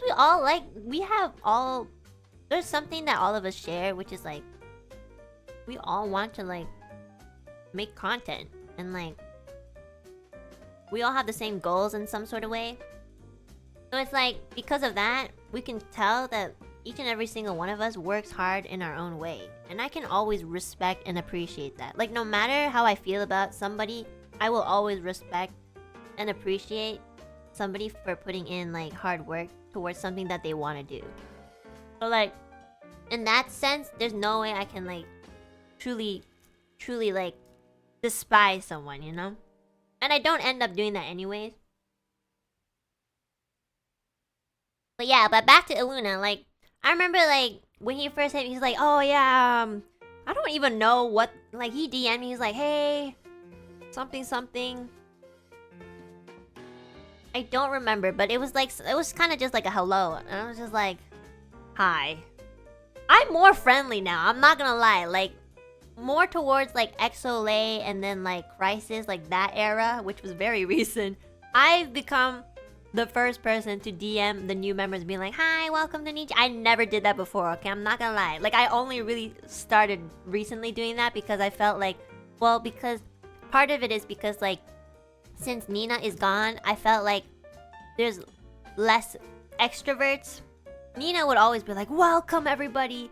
Now that she's gone, I'm like, I mean, like, who else is gonna, like, is anybody gonna say that? Like, I don't know, you know? Like, I'm sure somebody will say that, but it's just like, there's definitely one less person, you know? So I'm like, you know what? This is for mom. So I will DM, like, I've DM'd Crisis, like, all the members from Crisis. And I think I also did DM, like, all the members from Exolate, I think. I might be wrong, but I did DM some of them. And I would be like, hi, just want to let you know, if you have any questions, you can always ask us. And I do, like, the double apostrophe to make it sound like I'm more friendly. You know, like, when I type like this, I'm just trying to be extra positive and friendly, like, hello, guys! Like this, you know? I look like I'm really excited, but in reality, behind the screen, I'm like, hi, guys. You know, I talk and type very differently. I know that. That's why on Twitter, everybody loves me more. Well, actually, no. Twitter, everybody hates me more because Twitter. But yeah. So I'll be like, hi! You want help with anything? Let me know. But yeah, but like, in the case of like Iluna, like that, I wasn't like hitting my extrovert arc yet. So like, he'll end up DMing me friends and be like, hey, oh, I remember what he said. He said, Enna, you're such a mood. And this kid coming into my DM just saying that, like, all of a sudden, I'm like, who the fuck are you, bro? Like, I was like, what does that even mean? I literally just like, what does that mean? I seem so unfriendly, I'm not gonna lie. Like, just through text, it just looks very, like, stiff. It was so funny. Now he's, like, one of my bestest friends. Like, it's so fucking weird. Like, can you imagine? That's so weird. Like, he's, like, one of my bestest friends ever.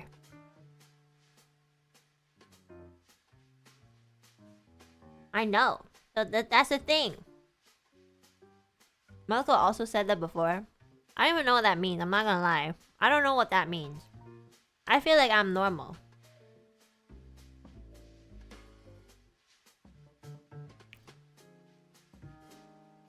Oh, and you know what? I'm not gonna lie, when Ren first debuted, I was like...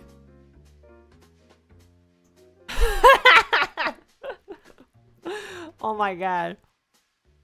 Okay guys, I'm telling you right now, I'm telling you just right now, I'm a negative person, okay?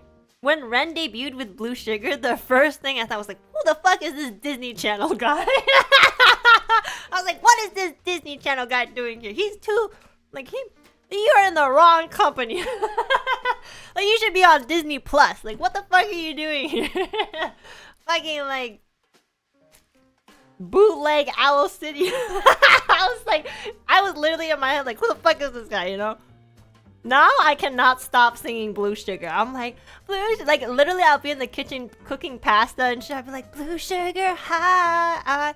I love Ren. Ren is like so refreshing for me. He's actually so genuine. I love Ren so much. He's like really quirky in his own way. He's super awkward, like in his own way, but like he's nice to everybody.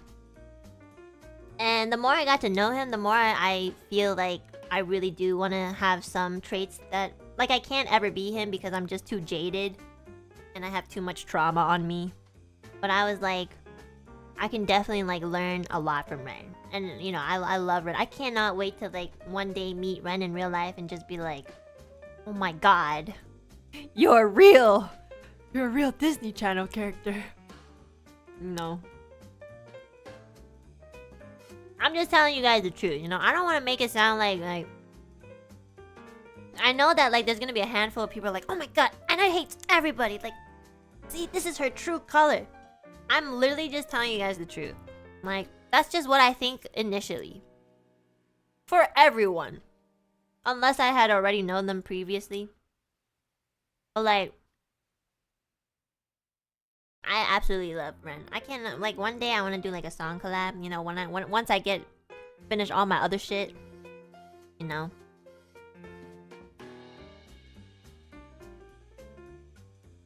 Those are, like...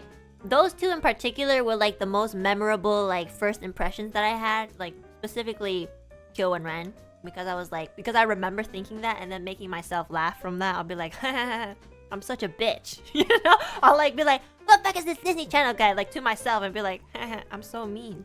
And then I listen to the fucking Blue Sugar and I'm like, shit, kind of a bop. Fuck.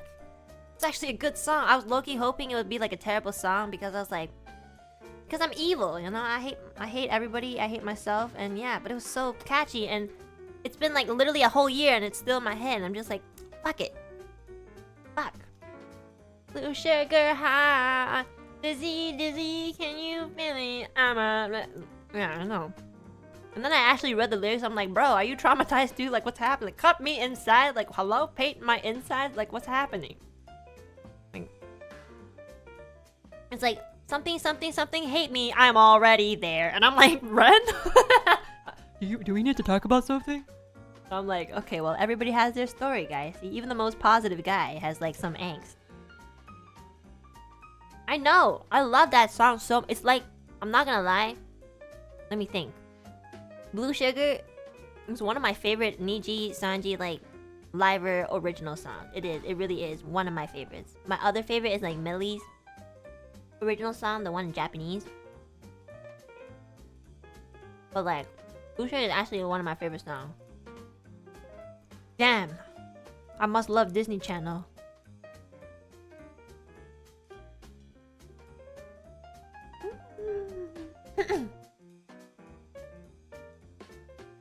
Oh yeah, I love Tsunami too.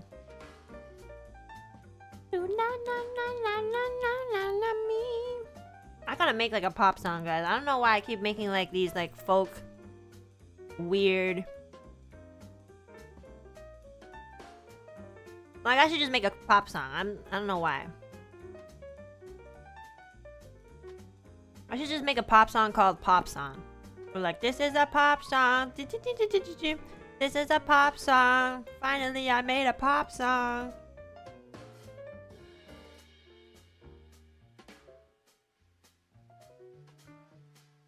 Like, I actually love pop songs, but for some reason, when I make songs, they always end up not being pop. So I think it's funny.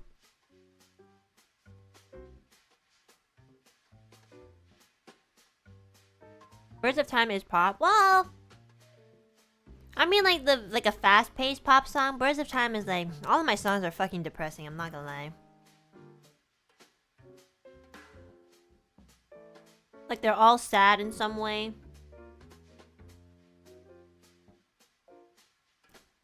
I need to make a happy song.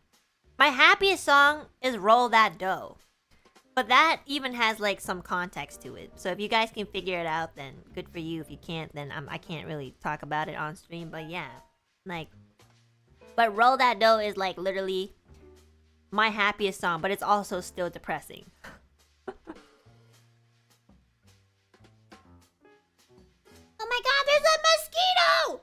Oh wait, that's not a mosquito. Where'd it go? Oh god, it's coming in from the windows. No! You literally said Cold Soul and Roll That Dough. Yeah, you're right. Well, it's just like, in terms of like the instrumental, it's like, it's preppy sounding, so.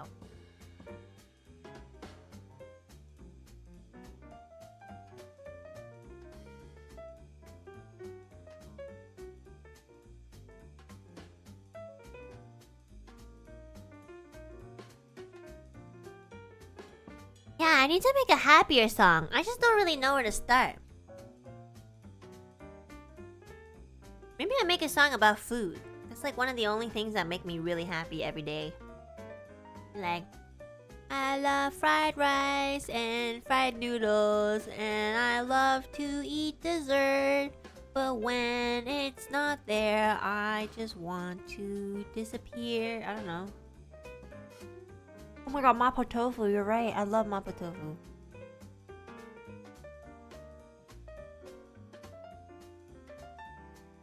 I thought You're a Bitch Just Like Me was your pop song. Okay, I mean like an actual song. I don't mean like those songs where like I just make it up on the spot because of a game.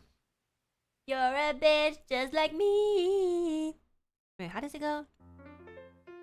Don't deny, don't deny, bitch. Is that a happy song? Not really. That's like a very aggressive song.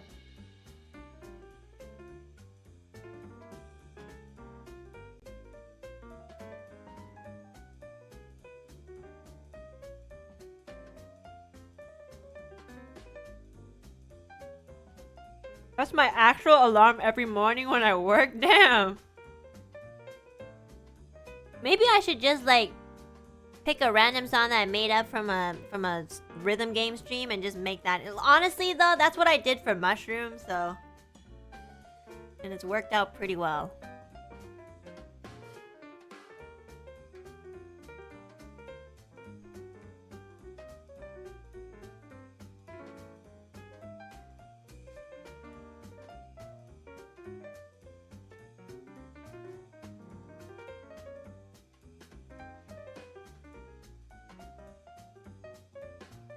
Oh my god, Trombone in the Sky! I love that! That's not a song made by me.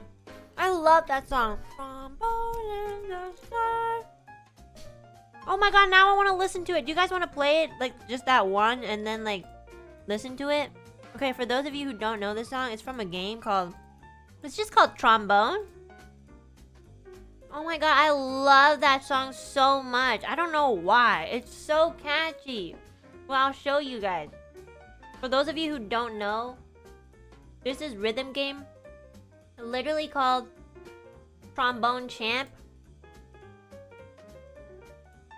And like, One of the songs is called Trombone in the Sky, and it's the best song I've ever heard in a rhythm game in my life.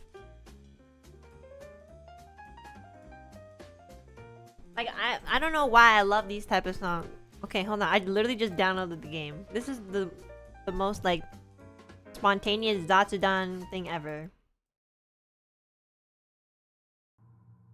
Okay, guys.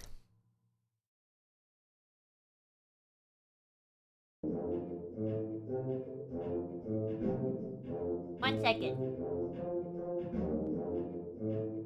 This is not the song, by the way. This is not the song. Let's go here.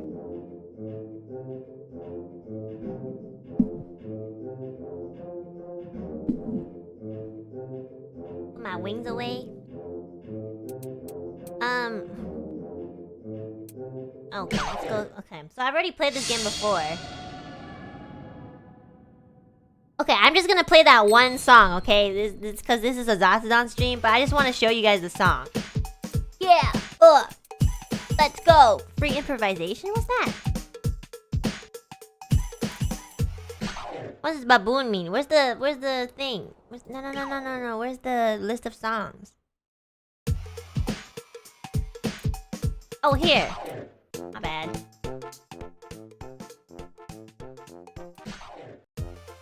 Okay.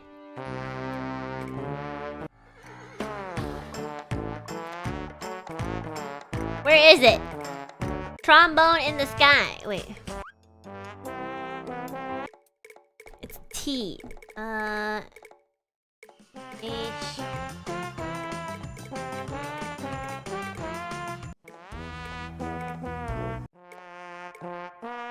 Yes! Oh, it's not even called Trombone in the Sky. It's called Trombone Sky. Oh my god, let's go! Okay, ready? How do you play this game again? Oh, I love this song. Yes. Ready? Sky. Trombone in the sky. And it makes me wanna fly. I can't remember the lyrics.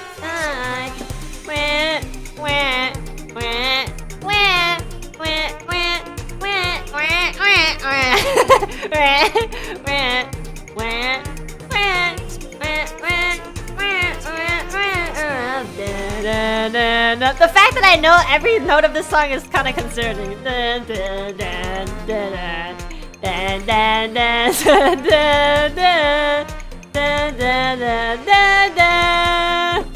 Trombone in the sky, and it makes me wanna fly so high. Makes me wanna fly so high. Trombone in the sky, and it makes me wanna fly so high. Makes me wanna fly so high.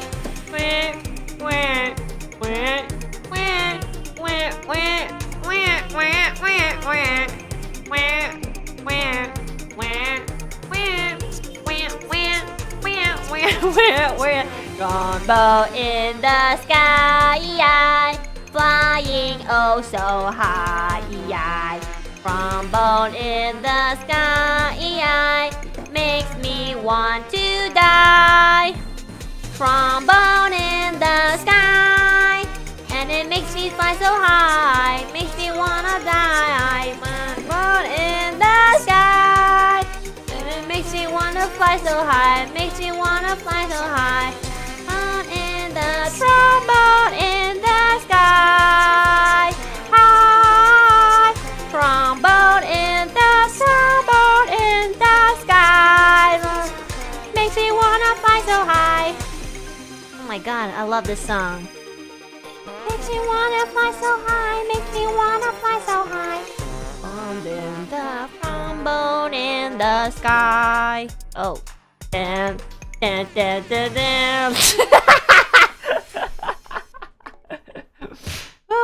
Oh my god, I love this. Can't tell if this song makes me happy or depressed. It's like one of my favorite rhythm game songs of all time, guys. You guys need to buy this game and play it, because it's so good. I don't know who this is, like an original specifically from this game. I need to know who made this song, because I need to I want to like collaborate on a song with them because damn, this is the song of the year, okay? I don't know when I played this game. I think it was this year. But damn. This is my favorite song of all time. What? It's such a bop. I know. How can it be so brainwashing? I know. I love this. Damn. Yeah. Wait, I kind of want to see what other originals they have. Do they like... Do they have like a list of like songs that it's like their original? I don't know. Anyways, I just wanted to show you guys that song. I literally downloaded this just so I could show you guys this song. Yes. Okay, let's go back to the ZATSUDAN. I love that song so much, guys. Damn. Ugh. It's such a good song. I thought they only had like 2 originals for that song. Oh, really? What's the other one? One day, I'm just gonna play that game. Like, I'm just gonna play that rhythm game on karaoke. I'm just gonna like... Or maybe I should record myself playing the game. So then I can like sing over. Like, am I allowed to do that? Technically, nobody said I wasn't. So until somebody tells me like I can't do that, maybe I'll do that. Like an actual, serious karaoke with that song. Like, am I allowed to do... I don't know. You know what? I should probably just shut up and just do it. Yeah. Anyways, yeah, this song is amazing. And now it's gonna be in my head the whole day, guys. It's gonna be in my head the entire day. Damn it.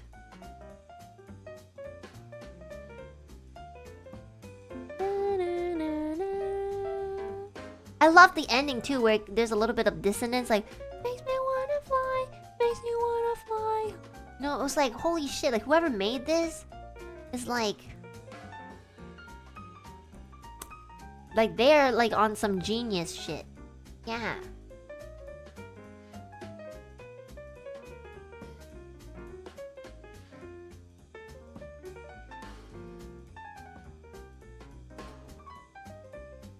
I think I might just play this game like after the stream. Okay, anyways.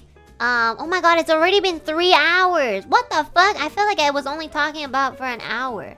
Do I talk a lot?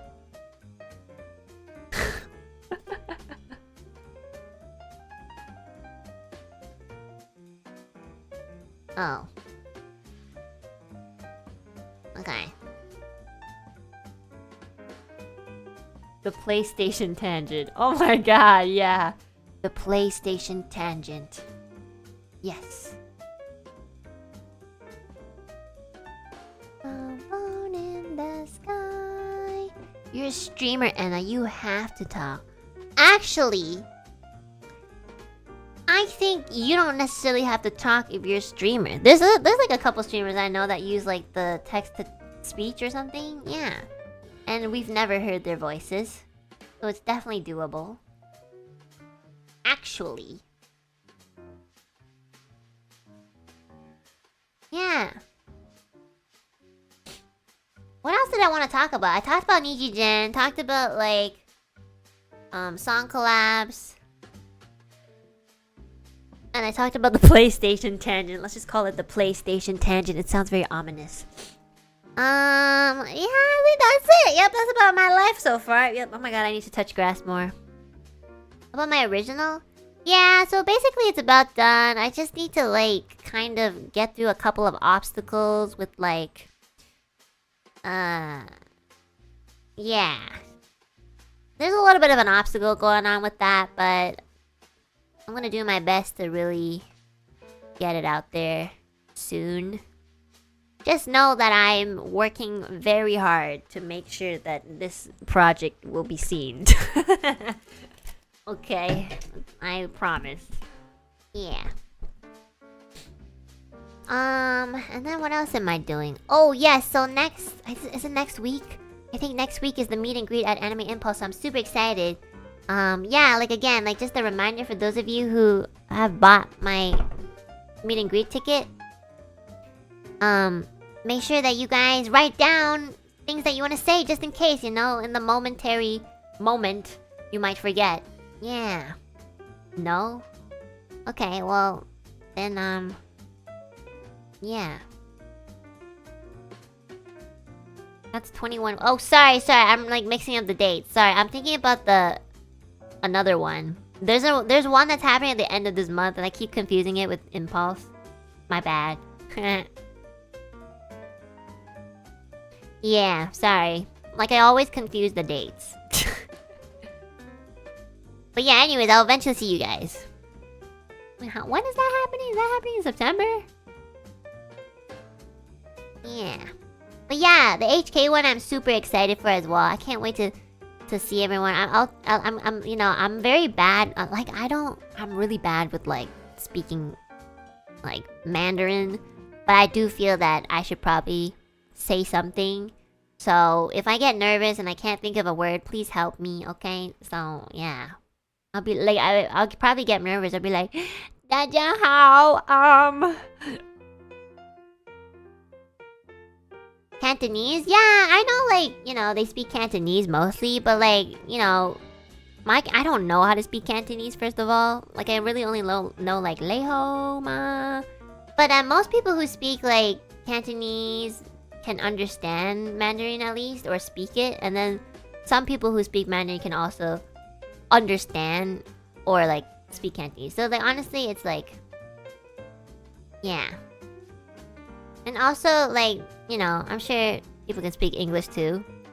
At this point, everybody is just like trilingual. So, yeah.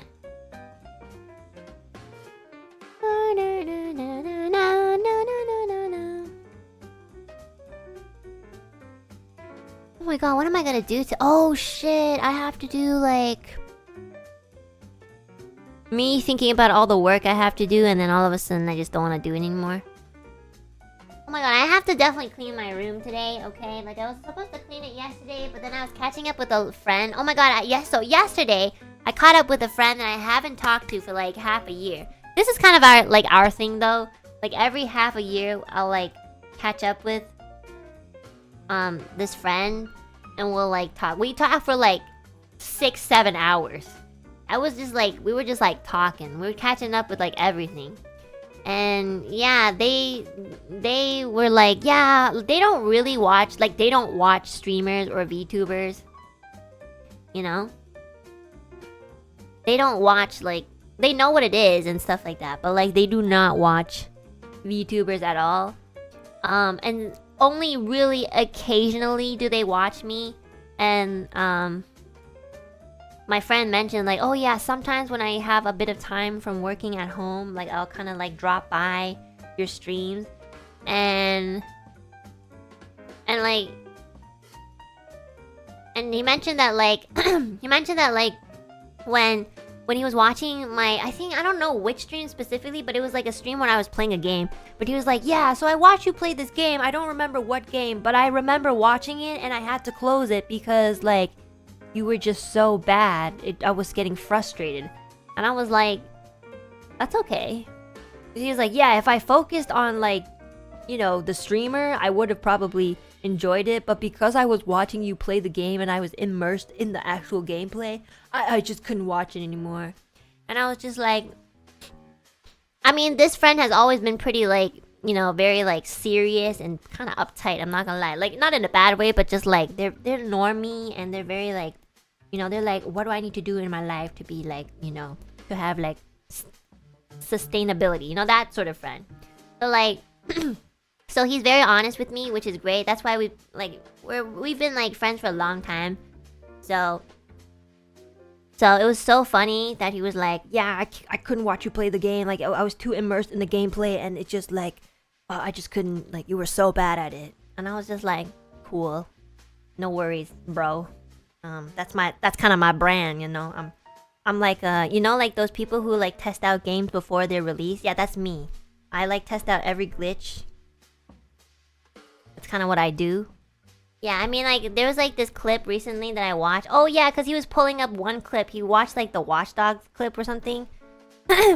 And then like, you know, I was watching it too. It's like a really recent one of like me playing Watch Dogs, like a compilation of just like moments where I failed. I mean, there were definitely moments where I didn't fail, but for some reason they were clipped. But anyways, like, I just, you know, my favorite thing about like other people clipping my stuff is that, okay, the difference between like when I like do clips on my channel is everybody is super nice in the comments. They'll be like, oh my god, you're so funny, Anna, like I love watching your streams. But like there are some individuals are a little bit more honest when it's like on another channel. So when people like clip my gameplays, we'll get like some comments that will be like, they'll be like, she must be doing this on purpose, right? Like nobody can be this bad. And it's just like, why would I do it on purpose? Like if I could show off me being good at something, why would I like not do that? Dumbass.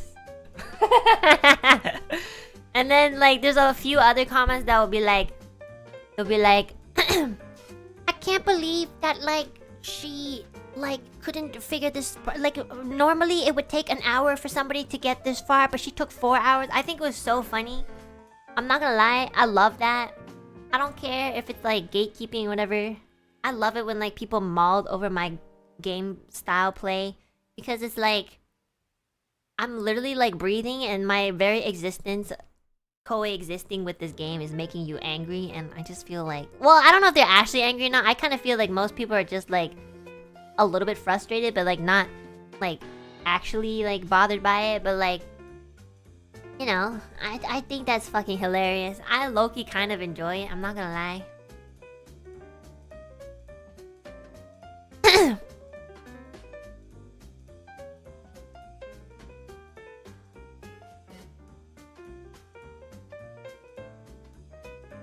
Yeah. I'm also frustrated, but it's hilarious to watch. Okay, if you guys are frustrated, just imagine how I feel. I can't figure it out. I'll be like, what the fuck? Like, what is this game? Like, I'm seriously sometimes like, maybe because I'm like applying in real life logic to gaming, but sometimes I'm just like, wow, that doesn't make any sense. But although I did watch this clip, the Watch Dogs clip, and I noticed a lot of things. Like there was this one part where like I used my hacking powers to change the traffic from red light to green light, and then immediately after that, like an NPC car just crashed. And in that moment, I didn't realize they crashed because I changed the lights all of a sudden. I just thought, like, my reaction to it was like, oh my god, they suck at driving. Like I totally forgot that like I had some sort of influence on that. So low-key, when I was watching that clip, I was like, oh shit, that's so fucking funny that I didn't even like realize.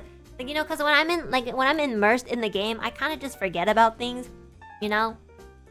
So I changed the lights like abruptly, so then like all the other NPC cars kind of like crashed into each other, because like, you know, they were like, oh, what the fuck, it was like green light, what happened? And all of a sudden it's red. And then for some reason my reaction was just like, what the fuck, that wasn't even my fault. It's like I wasn't even the one crashing. But I just totally didn't think that like I'd had any influence in the game. Like for some reason I thought this was like in real life, and I don't know, this is funny. It was so funny. It was definitely frustrating when watching you play Dead Space 3 with Reimu killing the snow spider. Oh my god, yeah. Me and Reimu were just shooting the spider for like 15 minutes straight. And like for some reason it just didn't click in our heads, like maybe it's not working. I just kept thinking that like if I just killed it, it would die. Oh, it was so funny. Like I was just like, damn, I'm so good at shooting off these tentacles, and I just kept doing it. It was so satisfying. It was like every time you shot off the glowy tentacle bits, I'd be like, oh my god, but then he would like regrow it, and then I have to do it again. And I'm just like, how many times do I have to do? Like eventually, like the first 15 times of doing the same thing, I was like, oh yeah, I'm so good at this. And then like when it got to the 20th time, I was just like, okay, I'm getting kind of tired. Like is he gonna die or like? And then I finally, like Reimu and I finally looked at the chat, and a lot of you guys were just spamming like harpoon, harpoon, please, harpoon. And I'm just like, and I love Reimu. She's like, what's a harpoon? Like, I kind of know what a harpoon is, but it's like I didn't really see one. Okay, it's also because like during the visuals, like there was like so much snow in the way, and we were like moving so much. Like I was like, where is this harpoon that everybody's talking? It was literally like right there. It was so funny. And then yeah, it's so funny. I'm not gonna lie. I don't want to sound narcissistic, but like Loki, if I were my own, like if I watch my own streams, like if I watch Enna Alouette gaming streams, I would much rather sit in on her gaming streams than a ZATSUDAN or a karaoke, because like I think that shit is hilarious. I feel like it's like a different dimension of dumb that like only occurs when I play games. Like I promise you guys, like when I'm out in real life, I'm a lot more like observant, and I'm not like when it's green light, I'm like okay go. When it's red light, like stop. But for some reason in the games that I play, I just like miss so many things. I don't understand a lot of things that's happening, even though like afterwards when I rewatch it, I'll be like, oh yeah, I mean like it's right there. But for some reason, when I'm immersed in a game, I just can't like function. I don't know. It's fun. It's really funny. Like I even like watch back on my stream sometimes, or like clips of it, and I'm like, shit, wait, how did I not see that? Like I legit would be like surprised that I didn't see it either. I don't know. Like that's just. I don't know. I swear to God, I don't do it on purpose. I just like, I don't know why I can't notice certain things in games when I'm playing it. But I can notice it when I'm watching somebody play it, so it's kind of weird.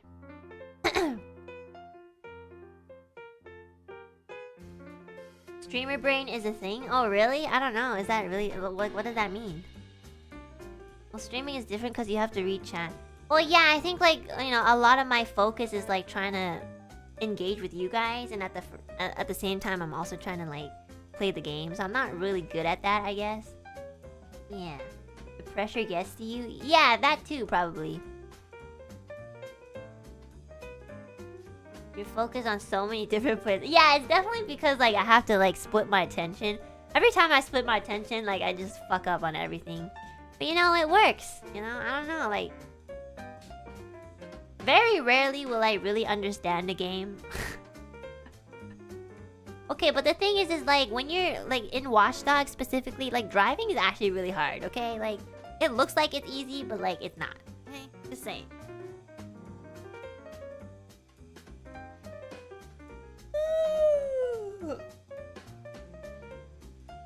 And also I never play games offline, I'm not gonna lie. It's very rare that I'll play a game offline, and even if I do, I only do it for like an hour, but I don't even do that every day.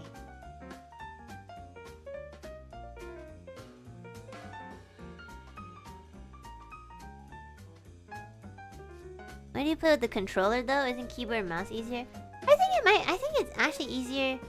Well, it's easier on my hands using the controller, because like keyboard, I don't really have like a good keyboard for gaming, so it's kind of like uncomfortable to use WASD. So I actually do prefer controller most of the time. Yeah, I like the controller. I feel like the controller is... Well, the controller is hard when you're like shooting in the game. Keyboard is easier to shoot. But like, in terms of like maneuvering like the character or like driving a car, I feel like controller is usually easier. I think for me, I prefer a streamer that sucks so bad at the game that breaks the dev's intentions. Well, a lot of the times, like, this happens quite often. Like, I'll, like, kind of, like, go off route for an intended game to the point where sometimes, like, glitches will activate or something. I don't know. Like, I've experienced so many glitches in games. It's just so funny. Yeah, like, it literally always happens. I don't even know why. Oh my god, I really want to play Watch Dogs. I've never seen anyone take the train to escape cops in Watch Dogs. Wait, really? Okay, this is what actually baffles me. I feel like if you can't outrun the cops with cars, the next thing you should do is either like train or by foot.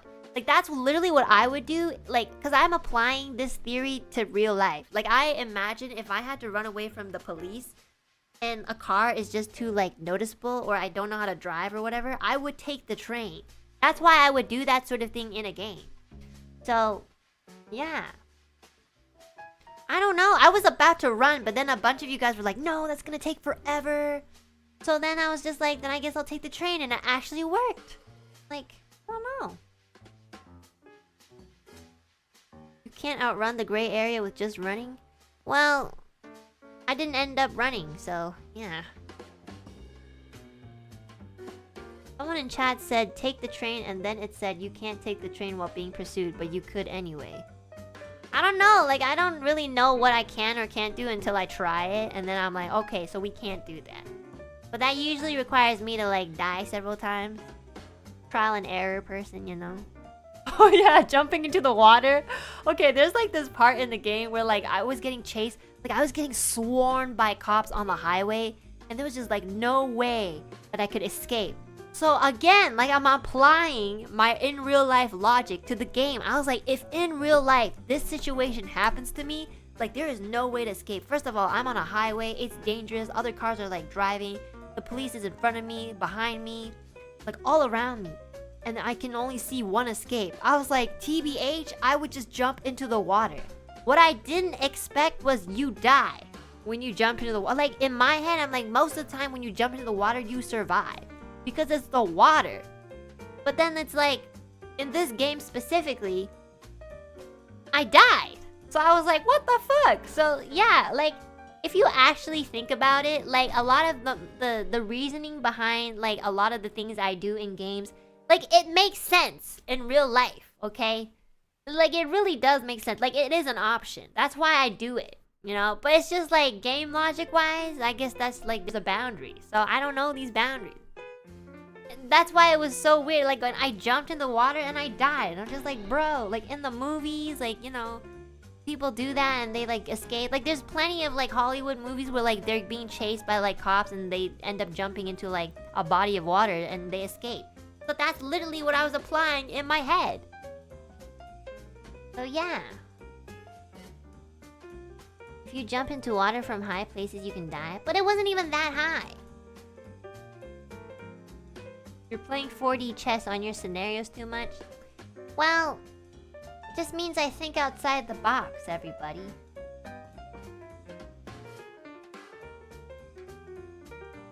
Anyways, also, you know, I still know that it's a game. So in my head, I'm like, oh yeah, because it's like, I'm not actually jumping into a body of water. Like, I should be able to survive. I don't know, guys. I feel like the way that I think makes sense. So, yeah, if you guys don't get it, then too bad. I think it absolutely makes sense. Like, if there's no other option of escaping, yeah, I would be like, I'm gonna try out the water, because there could be a possibility that I won't die. You know? That's just what I think. At least there's some logic in your thinking. Yeah, it's not like complete, like, unreasonable, like, you know? Yeah. Just like ramming yourself in the train doors. Okay, for that one, I actually thought the opposite. I was like, this is a game, and usually, like, you don't really, like, suffer too much consequences in a game versus, like, in real life. So I was like, yeah, if I get close to the train, like, I don't think I'm really gonna, like... But the thing is like, this, for some reason, like, specifically, like, if you get too close to a train while it's moving, like, you die. Like, I don't know. I just feel like if I made a game, like, I would just be more forgiving in that sort of scenario. I have no idea.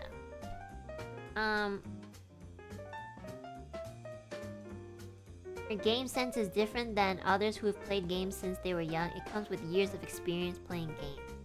Okay, I can agree with that, yeah. I feel like I don't really understand game logic because I really didn't play any games at all when I was like younger. The only games I ever really played was Tetris, but I rarely played that either. Oh, and then like, you know, I only really started playing those games when I was like in middle school or high school. So it was still like later on, you know? So like, I mean, I'm gonna go back to the PlayStation. It's just like, you know, I never had a PlayStation or any console. So like, I didn't get the opportunity to build up my gaming sense.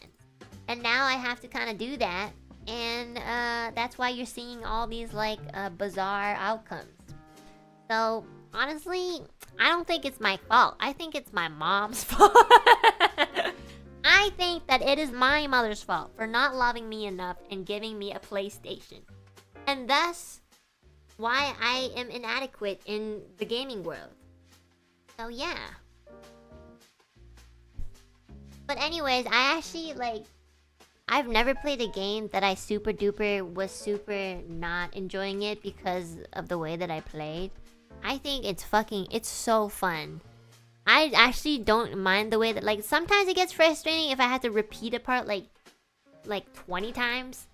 But like if it's just like 1 or 2 to 3, 5 times, sometimes 6, like I am pretty patient in that sense. In my opinion, I'm like, as long as it's fun.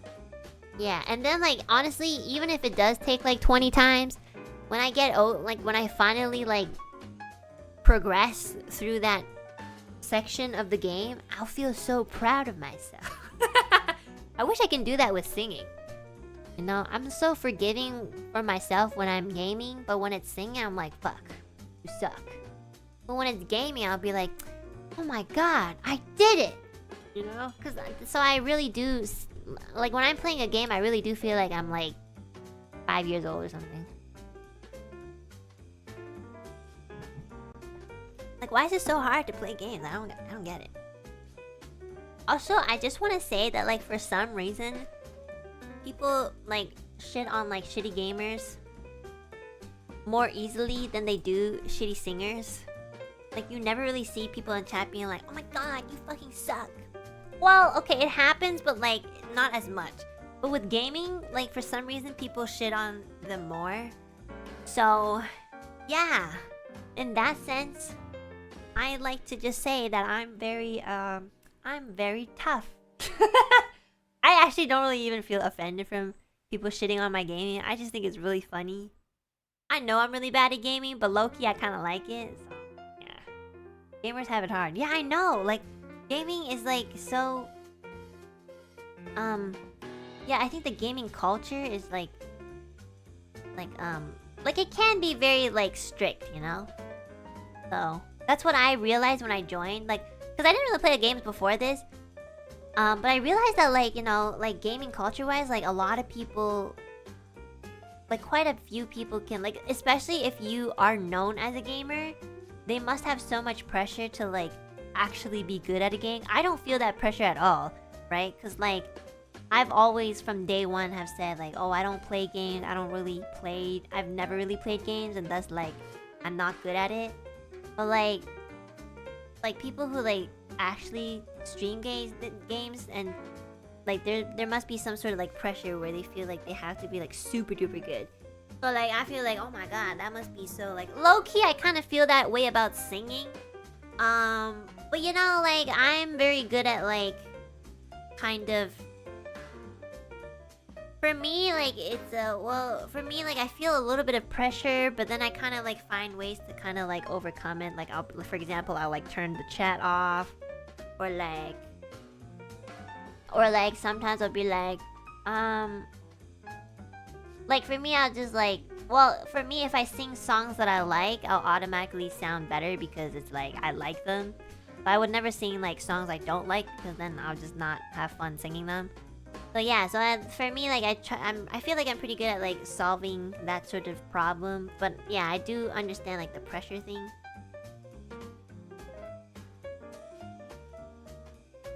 Yeah.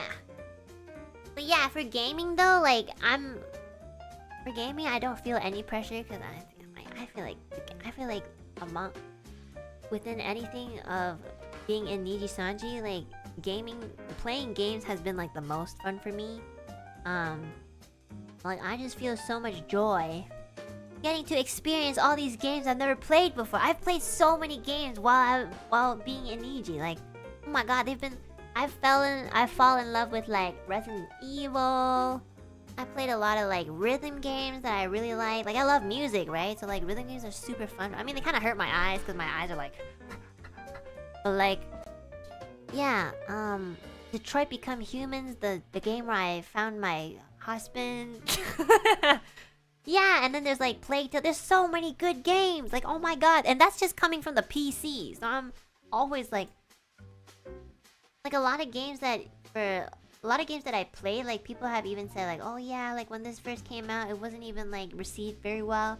But no matter what, I don't know why, I just feel like the game is made pretty well. I just get so amazed by like game animation and like game music. Like, it's just made like, imagine making a game. It must be so hard to program it.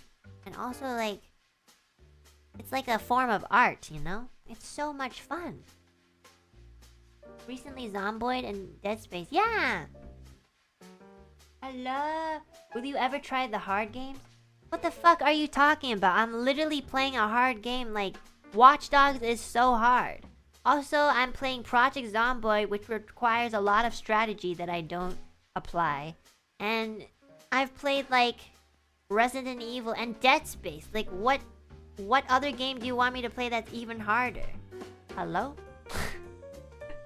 Like, what game do you want me to play? A calculus game or something? That doesn't sound fun. Elden Ring? You guys want me to play Elden Ring? Low-key, I kind of wanted to try it out, but I'm kind of just waiting for it to kind of get cheaper because it was like, I was looking at it and it was kind of expensive. Oh my god, it's like 80 bucks. Well, let me check.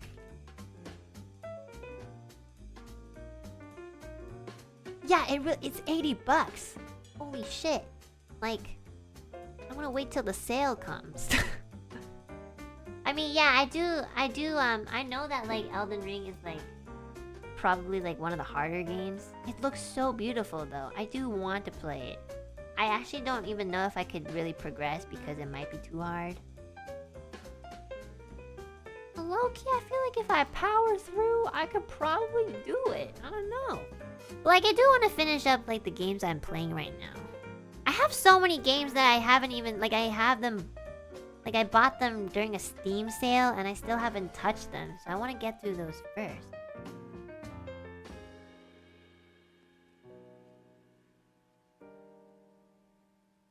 It's a really long game.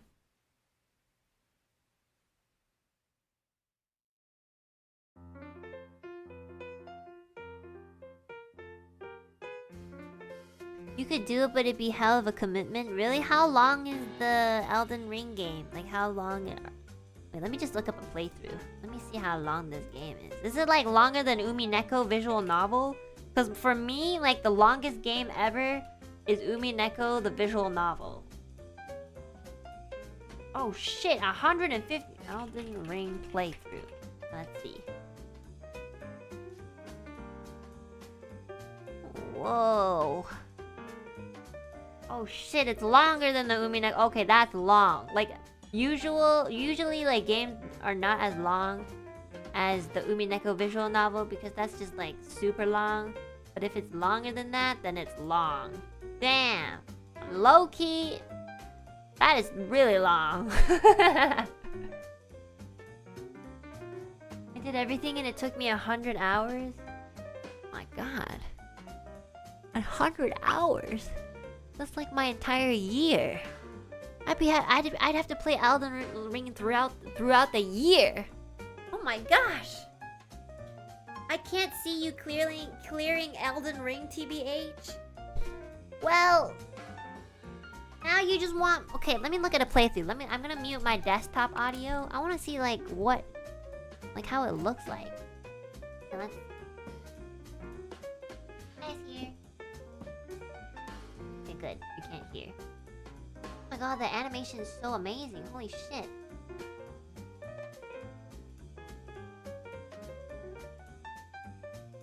Oh my gosh, the graphics are on another level. I don't even know if my PC could handle it. Can my PC handle this? I don't know.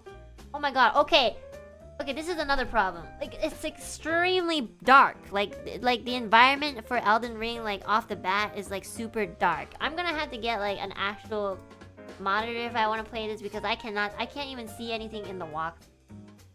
Oh my goodness.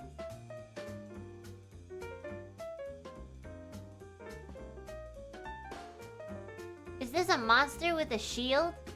Don't monsters usually not have shields because they're just monsters and they don't... Wait, is this monster holding like 3 swords? Like, what's happening? Why do you need 3 swords? You're a monster. You are the sword. This monster is holding 3 swords. Like, how is this possible? Like, is it an intelligent monster? Like, why do monsters have to be intelligent? At that point, just be human. I mean, humans are kind of dumb, I don't lie. What the fuck?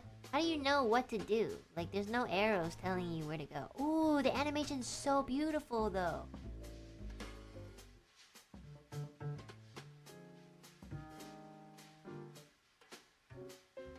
This is a little too hard. Or maybe it's because this guy who's playing is really good.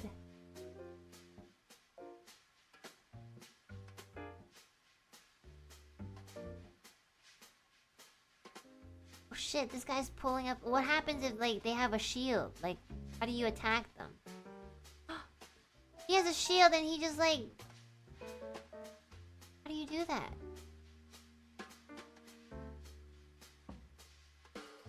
Even this guy is struggling. Like, this guy, this like, knight is just putting their shield. Oh, he killed him. Okay.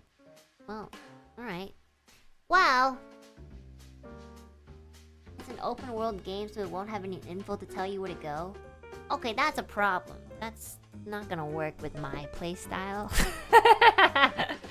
You gotta tell me what to do. Like, I don't know what to do if you give me an open world. I play open world game every day. I wake up and I open my YouTube so I can do my job. Like, that's... Like... And then you're gonna tell me that now I can do whatever I want in another world? Like, what the fuck? Like, can I open YouTube in this open world? I don't know. Like, what am I supposed to do? There's literally no direction given. Holy shit, like, how do you end the game? Like, how do you know when the game is over? The chat is here? Okay, I know for, like, a fact that if I play Elden Ring, I'm gonna get a bunch of people who don't even know who the fuck I am. They're just gonna be like, oh my god, a girl is playing Elden Ring and they have, like... And they are come from a company, they must be, like, a gamer. And they're gonna be like, what the fuck is this blasphemy? How dare you play this game? I legit already can see, like people who don't even know what a VTuber are, they're gonna be in and they're like, what the fuck? How could you? You should die! You should die for even thinking about wanting to play this game. Treacherous woman. And then they're gonna blame everything that connects, like, everything about me for the, like, your mom didn't raise you right because you're a woman. It's because you sound like an anime girl. This is like every reason that makes me alive is going to be the reason that they point at for being bad at this game. That's... I can already see the future, you know? It'll be so fucking funny, I'm not gonna lie. Yeah. I'm gonna breathe and they're gonna be like, it's because you breathe through your nose. And that's why you fumbled on the controls. It's the funniest shit ever. I love it. I low-key almost love it when, like, people maul that hard. Because it's like beyond reasoning and it's just so funny, guys. Play out of spite? Honestly, yeah, maybe. Like, if I get the game and when it's on sale, sure, why not? I'll try it out. I don't mind. I actually do think it's very interesting. The only problem is, like, you know, usually open world games, I'm not very, like, interested, like, like, I can't really get, like, committed to it because, like, because I definitely always need, like, some kind of guide or direction, you know.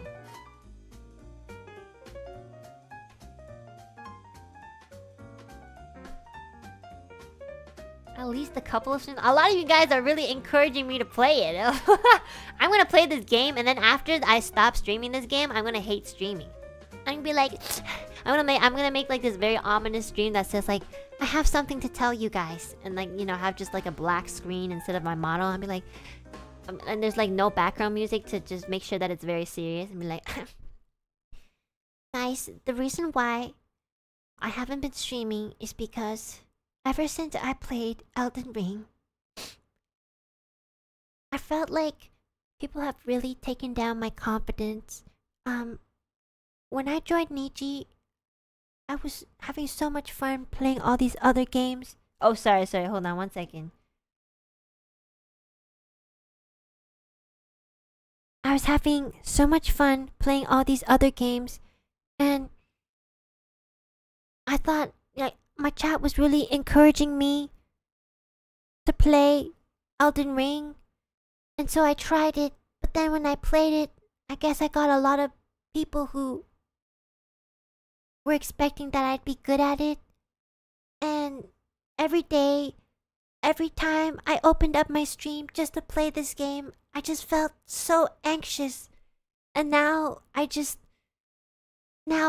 gotten to the point where I'm so anxious that I can't enjoy any other game. You know, I'll like, what if that happens, huh?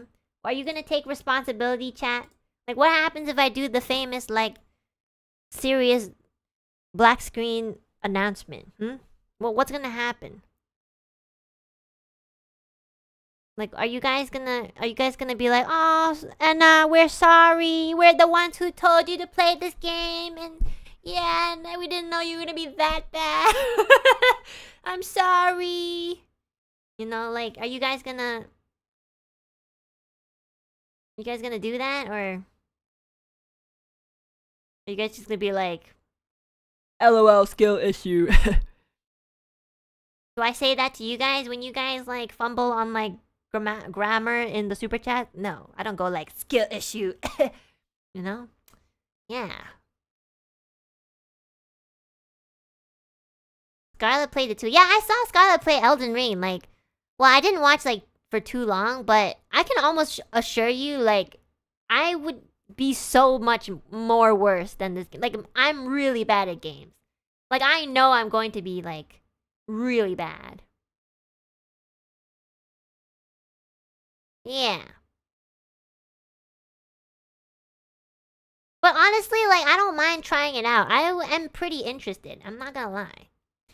Like, it looks really fun. And I also just kind of want to experience, like, the lovely animation and everything. Like, the game looks so gorgeous. Like, it's so high quality that, like, it's more high quality than what I see outside in the real world. Like, I can see every detail in this game. Like, holy shit. Oh my god. That's incredible. Yeah, it's so gorgeous. I love it.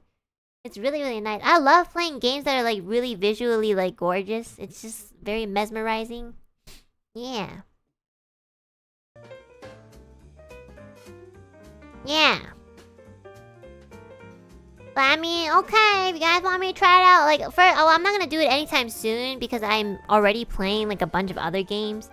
But yeah, maybe for Christmas, like, you know, when there's another Steam sale and stuff, I'll, like, try it out. Yeah.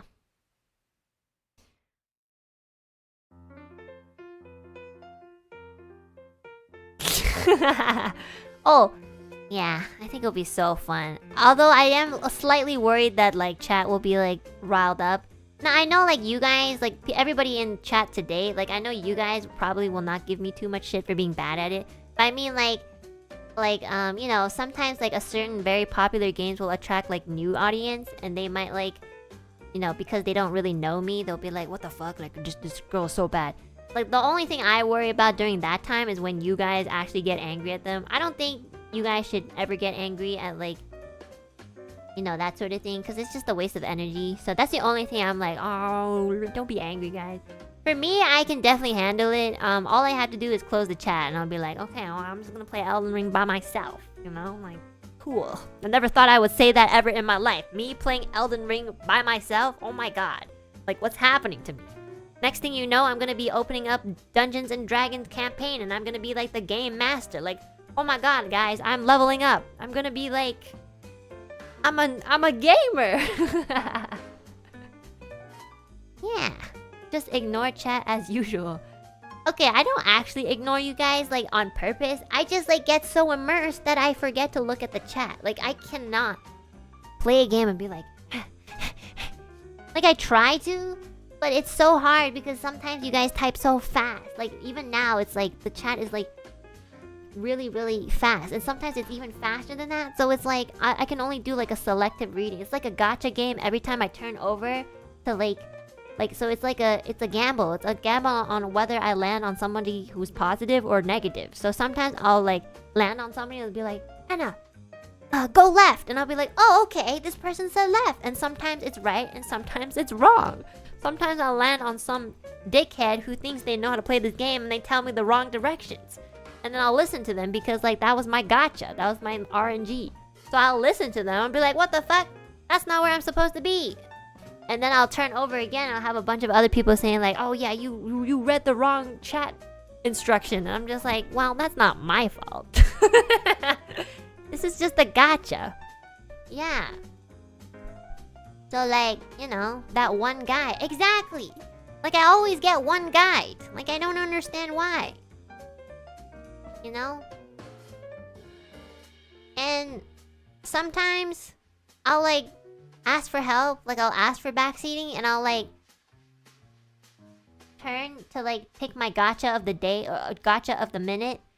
And then I'll be like, and then I'll literally have this one person will be like, LMAO, I actually never played this game, so I don't know. Like, sometimes people in chat will say that, and I'll be like, oh, well, what do I do? Like, if I don't know what to do, and you don't know what to do, how are we gonna progress? Like, how are we gonna move on? Like, hello? Damn. Then I have to, like, go back, figure it out, and then look again to see if somebody else knows. And then a lot of you, sometimes I know like when chat collectively, like if there's a group of, like if there's like if most of the people in chat actually don't know the answer, which I've honestly picked up on this, you guys won't really be like, oh, I don't know, sorry. And you guys will just type in LOL. Like I'll be like, chat, what I do? And then sometimes you guys will actually don't know what to do, like collectively as a group. And instead of saying like, oh, I don't know, I don't really play this game, or I don't remember, or whatever, you guys would just be like, LMAO. I'd be like, bruh, guys, come on. I thought you guys were the backseaters. Like, what's happening? Then I have to actually figure it out. How does she know so much? Because I'm very observant, okay? I look at my chat and I'm like, these motherfuckers don't know shit. Fuck. They're just typing LMAO and LOLs, and that usually means they're either sleep deprived because I'm taking too long, or they don't know the answer because they don't remember playing this game, or they've never played this game, and they just don't know the answer. So thanks, guys. Thanks for nothing. I feel so attacked. Yeah, good. If it's Elden Ring, every single answer I type will be absolute fact. Okay. You want me to put you as a mod then when I play the game? So then I can see you better? Yeah? I mean, if you say something and it doesn't work, I'm gonna unmod you. Got an Elden Ring pro. I know. I mean, more pro than me, for sure. I gave up on Elden Ring and I am a god gamer. You are a god gamer, but definitely not a god speller. Oh my god. Okay. Well, you guys are really funny. Honestly, like, I just see it as, like, personality traits, you know? Everybody's so quirky in their own way, you know? Of course, it'd be easier for me to be like, oh my god, my chat's so fucking annoying. But low-key, I do think it's funny because it's like, you guys are such, like, everybody just, like, people in general are so amusing to me. Like, it's just funny. I don't really take stuff like this too seriously. When you've been, like, actually traumatized and you have actually gone through, like, really miserable and depressive situations in life, stuff like this really, it, like, really doesn't matter. Like, at least, like, in my opinion. Like, if I were to be hung over, like, stuff like this, I would be quite surprised, I'm not gonna lie. So, yeah. I think it's really cute and funny that you guys, have such, like, diverse personalities. Like, I can definitely tell when somebody's actually heated versus, like, when somebody's just, like, LMAOing. And it's really hard to tell that over text, but, like, for some reason I can kind of get a feeling, and it's really funny.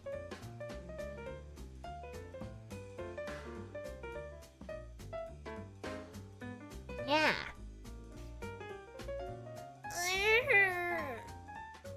I'll take the compliment.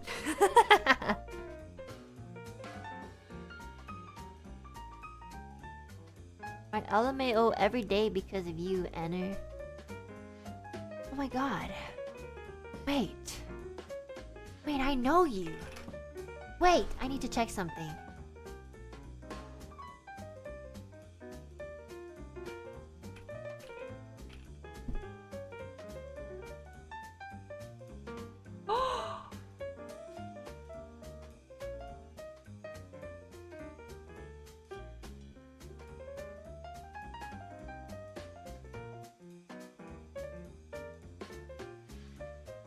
Oh my god. Yeah. You're the guy who always timestamps my gremlin laugh. I saw that icon and I was like, this motherfucker never says anything in the comments. All they do is put a very ominous timestamp and I'll like click on it and the fucking legend! Fuck you, Diego! How the fuck are you here right now, Diego? I told Diego this. I was like, yo, there's this guy in the comments who literally only ever, like, he never, like, you know how most people are like, oh, thank you so much for the stream, Anna, oh my god, I really enjoyed you playing this game. This guy just puts like a very ominous timestamp, and it's not even like in one comment. He'll put like a specific timestamp as each comment, and I'll be like, what the, like, I'll always think like, oh my god, is this a bot? I'll click on the timestamp, and it'll just like, and then it'll just, every timestamp is just me going, like, so I told Diego that. I was like, there's this person in my community who only timestamps my gremlin laugh, and Diego was just like, this guy's my favorite in the whole world. I'm just like, bro, come on. It's the funniest, like, it's not every stream, but like sometimes this person will pop up and just like timestamp, and I remember that icon. The funniest shit is how they never reply to you. I know, I literally have like confronted them in the comments. I'll be like, stop timestamping my gremlin laugh. And the guy would just not say anything. Most people, when I reply back to them, they'll like low-key kind of be like, oh my god, I can't believe she replied. Oh my god, this guy is such a fucking Chad. He doesn't give a shit. He doesn't reply back to me. Like, I'm just like left unread, like on red, you know? He just like instead, you know what they do? They just timestamp more. So, like, I don't know what to do at that point. It is so fucking funny. Like, I've literally cried of laughter when I realized that there was someone in here. Like, I saw your icon and immediately I had like a That's So Raven moment. I like, except it was a flashback instead of the future. I literally, my brain, like all the neurons in my brain kind of like collectively was like, and I had to double check if it was you, and it is. And now I know your name. You have been caught red-handed, my friend. I know you do this. And I think you low-key need a new hobby, but I also think it's the funniest shit ever. So, also you're like Diego's best friend, or like you're Diego's like fucking like idol now, so congratulations. I can't believe like this, at this very moment, Diego's just like, this legend! Like, how are you like lurking here or something? Like, bro, how are you finding the best time to be here? Like, what's happening? I swear to God, you're just like, you're a lurking simp. Diego, I literally just clicked in after my pizza arrived. Why are you eating pizza again? I swear you were, like, I swear you ordered pizza like last week. Do you eat pizza like every week, bro? You should just rename yourself to like Pizza Patterns or something. Oh my god. I swear you eat pizza like every other day. Do you not? No, I don't really eat pizza that often.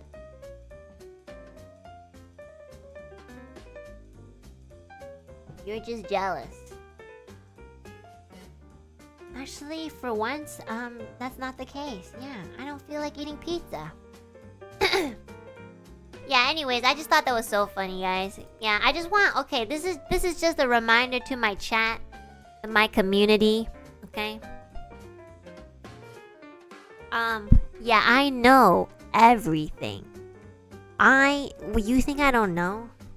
You know, I know I sound like this and nobody takes me seriously, and I know I have a lot of dumb moments. You know? I know everything. I know more than you think I do. I am, after all, Enna Alouette of Nijisanji EN's third wave Ethyria. And I see all. Yeah, that's it.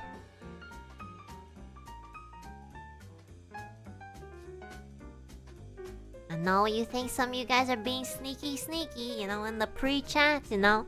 There's some, like, people who come into the pre-chat and they're like, guys, don't be brainwashed by this lying woman. Guys, trust me. she's not she's not who you think she is. I've literally seen that in pre-chat. And I'll like die laughing. Like low-key, I will not time you out just because I think it's so amusing. Like I would like these sort of things. Like I don't really go into pre-chat that often because like I'm busy. But like when I do catch it, oh my god, it's like the funniest shit ever. Honestly, that shit is free content. Love these people. I know, it's so funny. I've never gotten angry once. I think it's the funny, like this guy just trying to like convert like the 5 people who are waiting in pre-chat. Like, guys, I'm telling you, she's lied about so many things.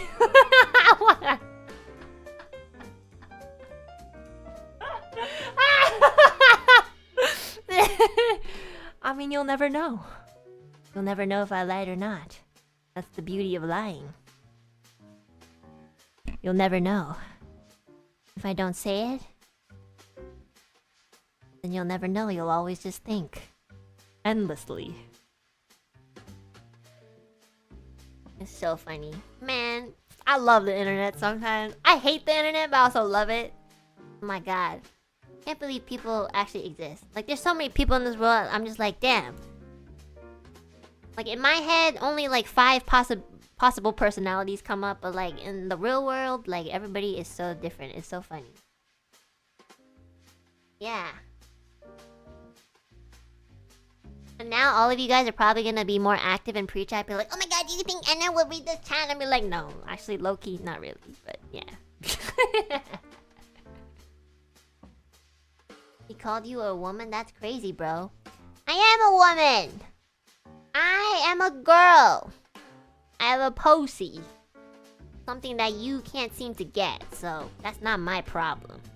Anyways, we should probably, like, start super chats. I think I've been, like, ZATSUDANing for too long.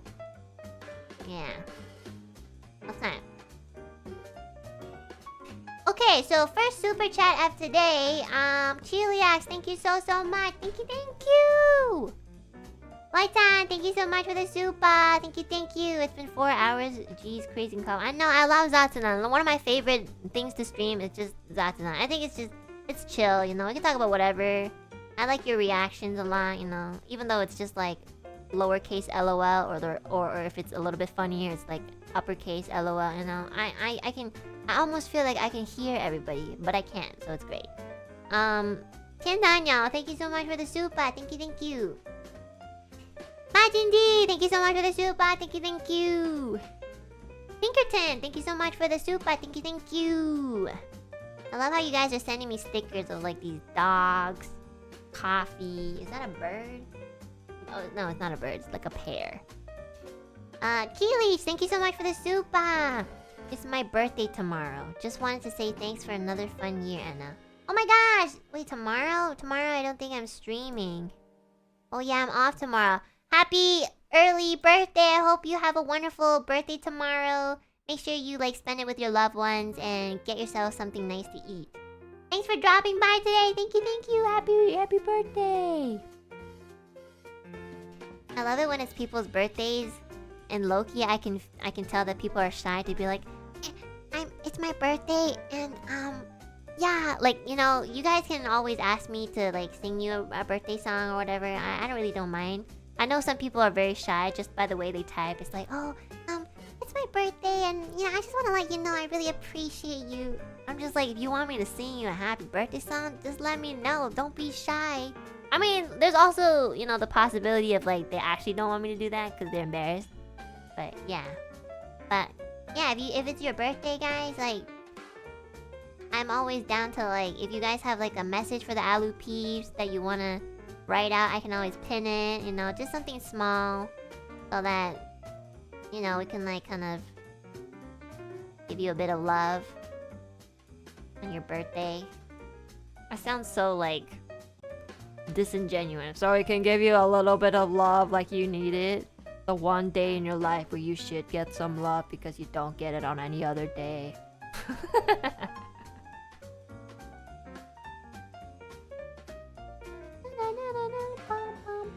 we need to Akasuba? No, you can just like tell me that it's your birthday. I mean, obviously it is like, it might be a little bit harder to catch like in the chat, but like if I do catch it, yeah, yeah.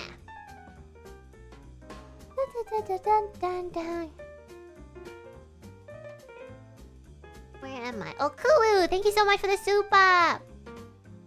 Enna with glasses, Pog. This thumbnail is a rare treat. Oh my god, yeah, this thumbnail is so pretty. I love the... because like they designed... This artist designed like the clothing and everything. I love the aesthetic of this art. So yeah, thank you so much. Eiley, I believe, is like how you pronounce the username for the wonderful cute art. It's so cute. I love like ZATSUDAN because I can also just like post like just like a fan art, you know, just like I don't have to write a title or anything, just like boop. It's kind of lazy of me, but yeah.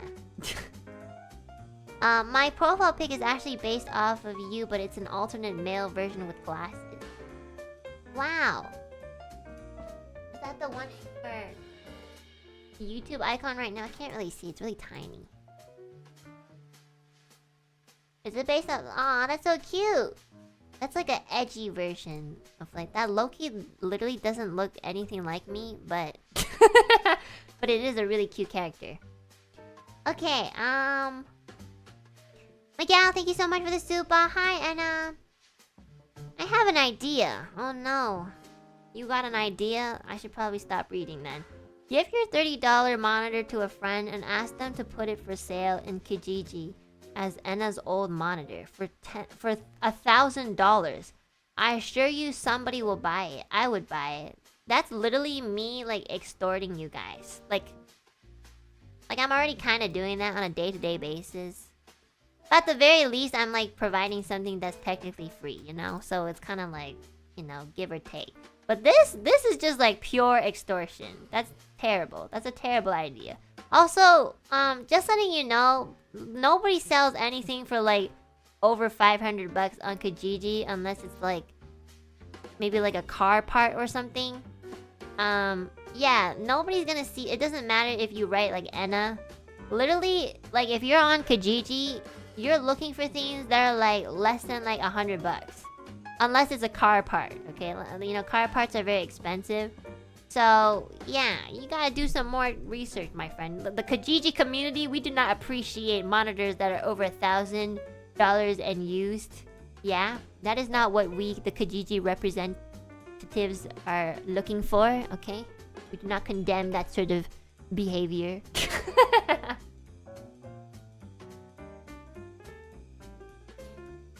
Okay, Nicola, thank you so much for the super! Comfy talks with Enna, always the best. Our ZATSUDANs are always like, oh, very deep, emotional, like, inspiring TED Talk. And then we go back to like, oh my fucking god, like, why does everything exist? That's literally, like, not gonna lie, my ZATSUDANs are like 20% of like my mental illness, you know? So I apologize. And that's only 20%, so Jesus, I need help. Usagi, thank you so much for the super. Thank you. Oitan, thank you again so much for the rainbow super. I'm gonna read what you wrote. Which part of the song is this? Okay, let me search it up.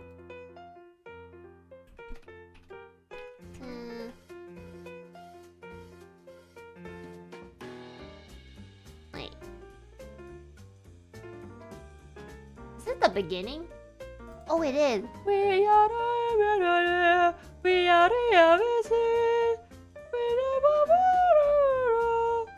I don't know.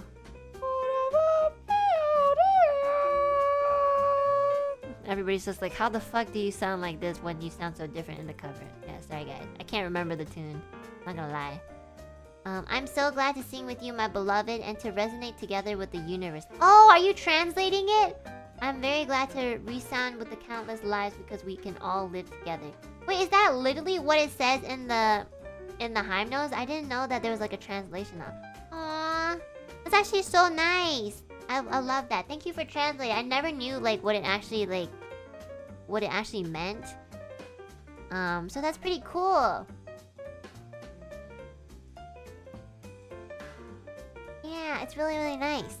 I love it. I love this song so much. Playlist of a bunch of translated videos I've collected over the years. Oh shit. I low-key kind of want that. Can you like at me on Twitter or like on a hashtag and like link it there so I can have that playlist? Thanks. Thank you. I'm very interested in like the music from this game. If only I had a PlayStation so I could play this game. I'm gonna call my mom later. Emma LQH, thank you so much for the super. Hey Anna, yesterday was my birthday. I'm going to face my university entrance exam coming next year, so I'm really busy. Can I have a happy birthday and some encouragement? Oh my god, yeah! Happy belated birthday! Thanks for dropping by today. I hope you had a great birthday yesterday. And that you know, got to relax on that day. Good luck on your entrance exams. I'm sure you'll do fine. Yeah, you got this. I believe in you. You know? Especially because you said you're gonna be really busy. That usually means that you are going to be very committed to studying for your exams. And if you do pass your exams, let us know! Oh my god, you're doing your university entrance exam. You must be so young. My lord. I remember taking a university entrance exam. I got in and then I was like, hell, LMAO is too expensive. Never mind.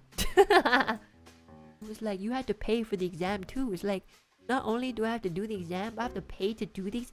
Like, oh my goodness, you're extorting the future, the kids. Like, what's happening? You guys get that? Like, do you guys like, it's not for every exam, but like there are certain like exams where you have to pay to do it. It's like, do you want me to learn or do you just want my money? I don't know. It's kind of weird.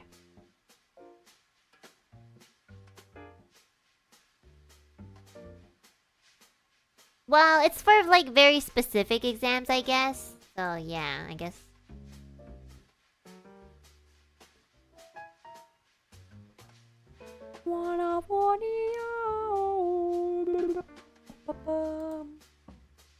If it's just like the normal university exam, those are usually like you don't have to pay. But I'm talking about like I took an exam for like, okay, to be fair, like I was about to enter like a private thing. I don't even know why. I didn't even have money. Like in our family, we can afford it. But you know, I just low-key I guess we didn't really think too much about the finance. We were just like, okay, let's see if we can get in first. And then we would like figure everything out after. So I passed the exam, but then we were like, oh yeah, that's way too expensive. Never mind. So we didn't go. But at least I know I passed it. But it was so hard. In my brain, I was like, oh my god, I hate myself. Why am I here? I remember every time I do an exam in school, because exams usually last like what? Like I guess like, well, they give you like 2-3 hours usually, but you know, it also depends on like how fast you finish. But like, you know, whenever I do exams, like I really look over each question, so I like make sure that like it's you know, correct. You know, I make sure that my answers are confident, you know? So, but every time it reaches like the second hour, like my stomach starts like getting so hungry because I'm using a lot of brain power, you know? I'm using so much brain power, so I get really tired and then I get hungry. But when I get hungry, my stomach is the loud. It's like literally the sound of an elephant. It's so loud. Like everybody else is super quiet, right? Because it's like everybody's doing the exam. And so like I've had so many instances like when I've done like exams, my stomach would just be like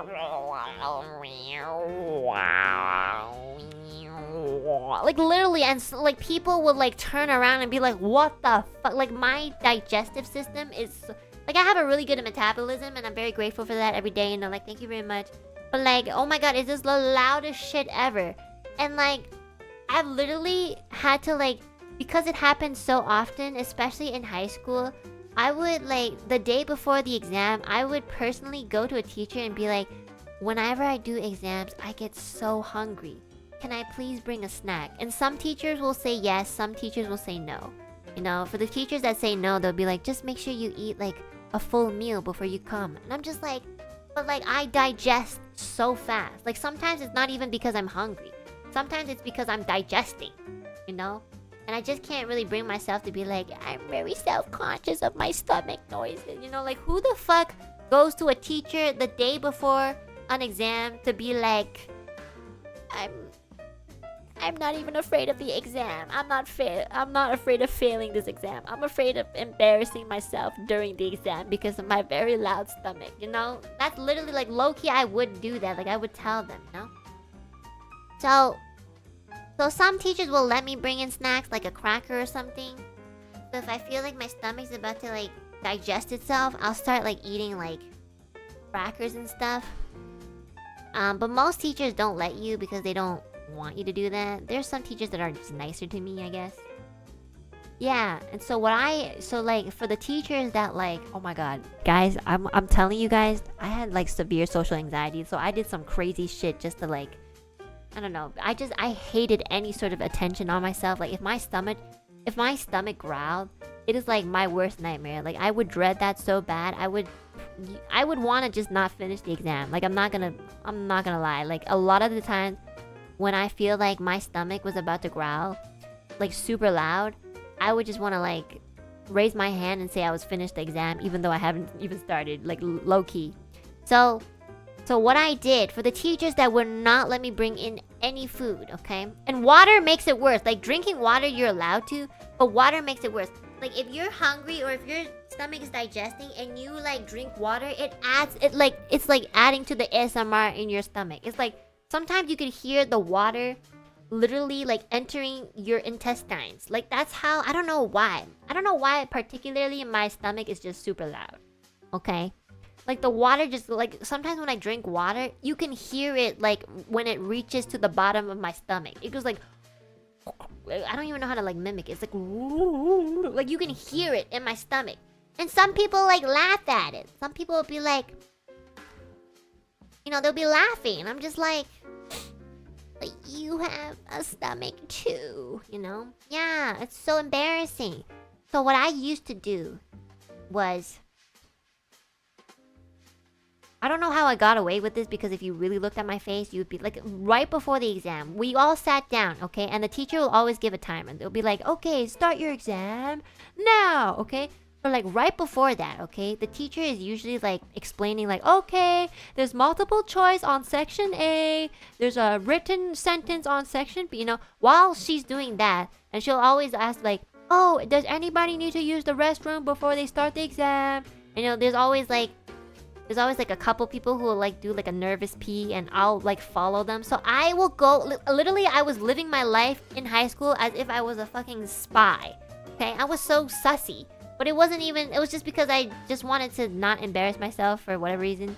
So I would like go to the bathroom before the exam started, take out a granola bar, break it in half, like a really tiny, like a tiny one. It's not like those long ones, it's like those kid granola bars. I would half those, put like half of the granola bar in like each of my cheeks, hide it with my hair, and when I walk back to my desk, I would like keep my head down, okay? I'd be so they can't see that there's stuff in my cheeks, and I would just hold it in there, and I would do my exam.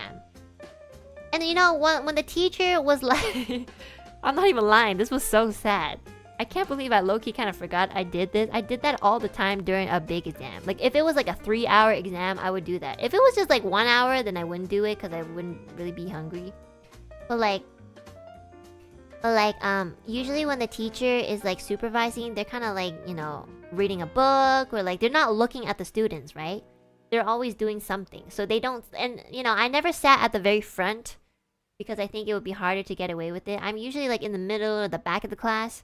So like if I felt that like my stomach was about to growl, I'll like initiate plan A. Plan A is like, you know, biting the granola from my left cheek. I'll just like swallow that shit, and then like if 40 minutes later my stomach starts to feel hungry again, I'll like initiate plan B, which is like eating the granola that's on the right side of my cheek. Oh my, I was crazy. I'm not gonna lie. It was like crazy.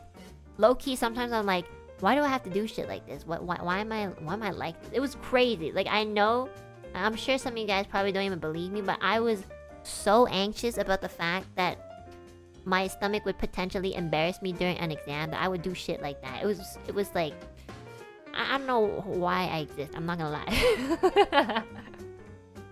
What if you didn't need to eat?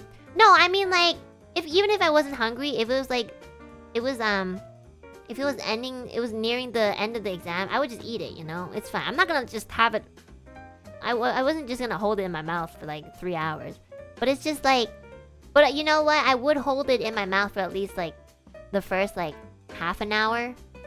So, but I mean, it's not hard to do. It's just like, cause I'm so focused on like the exam, right? So I'd be like answering like a math question, like what is y? What does y represent if x is 16 and 3 to the power of 4? You know, I'd be like holding a fucking granola bar in my in my fucking mouth for at least like half an hour. It's crazy. Does it get soggy? Yeah, of course it does. It's like in my saliva. Wouldn't people hear you crunch? Yeah, but like, you know, what are they gonna snitch? Like, if people, if there was like somebody in your class in high school who snitched on you for eating granola bar, you'd be shunned. Okay, that's even more embarrassing than the stomach thing. Like people would be like, what the fuck? Like, what's that have anything to do with you? Like everybody will look down on you. I'm not gonna lie. Like if you would be like, excuse me, miss, Enna is like eating a granola bar behind me. Like if you were that kid, like literally nobody will like you. I'm just saying. So, you know. Yep. Did you accidentally choke on it? No, it was fine. I think you guys are probably thinking about the really large and hard ones. The granola bar that I had was like pretty soft. And it was like the tinier one, so like I broke that into half. So it wasn't like even that big. Yeah. She's eating a soggy granola bar during the exam. Exactly. I'm just like, what? Like this has nothing to do with you, so. I wasn't worried about other people like snitching on me. You know? I just get really hungry. Because like, I don't know, I was hungry.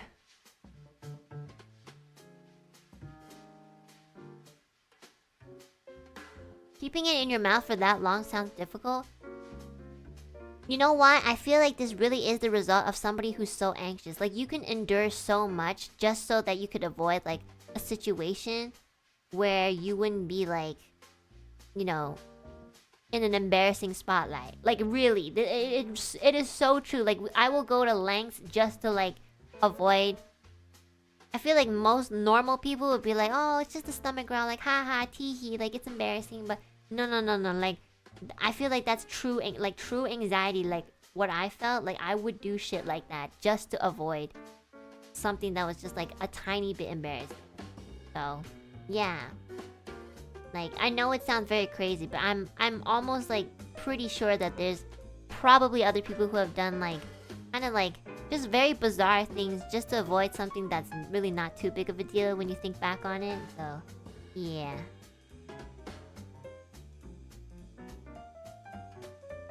It was crazy. I did that in science class. Oh yeah, there was this one time that I almost got caught. Like I was chewing something. And I guess that science teacher, like in particular, like it was middle school, that science teacher was just like an ass. He was like a very old, cranky old man, you know. And he was just like, are you eating in my class? Cause they were very strict about eating in science class because there's like a lot of like chemicals and stuff around us. So they always tell you like no eating in science class. So he almost, like he kind of caught me eating, but he was like, what are you eating? And I was like, gum. And because I said it was gum, he was just like, please spit it out. And I just pretended to spit it out, but I actually just like swallowed it. It wasn't gum, it was a granola bar. So I was just like, my god, I almost got busted. Yeah. Some teachers take it too seriously. I feel like it's for good reason, like especially if it's a science class, like I get it. But you know, it's not like I fucking dipped the granola bar in like fucking hydrogen peroxide before putting it in my mouth, like, you know? I didn't do that, I promise. Came straight from the wrapper. So, it's fine, old man. Not like I did that, so... okay.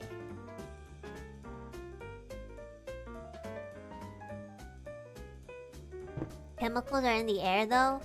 Well, if it's in the air, then we're already, like, breathing it in. So, like, what's the difference if you eat something? I mean, like I totally get it, you know? It's better not to. And on a daily basis, I wouldn't. But the only exception is the exams.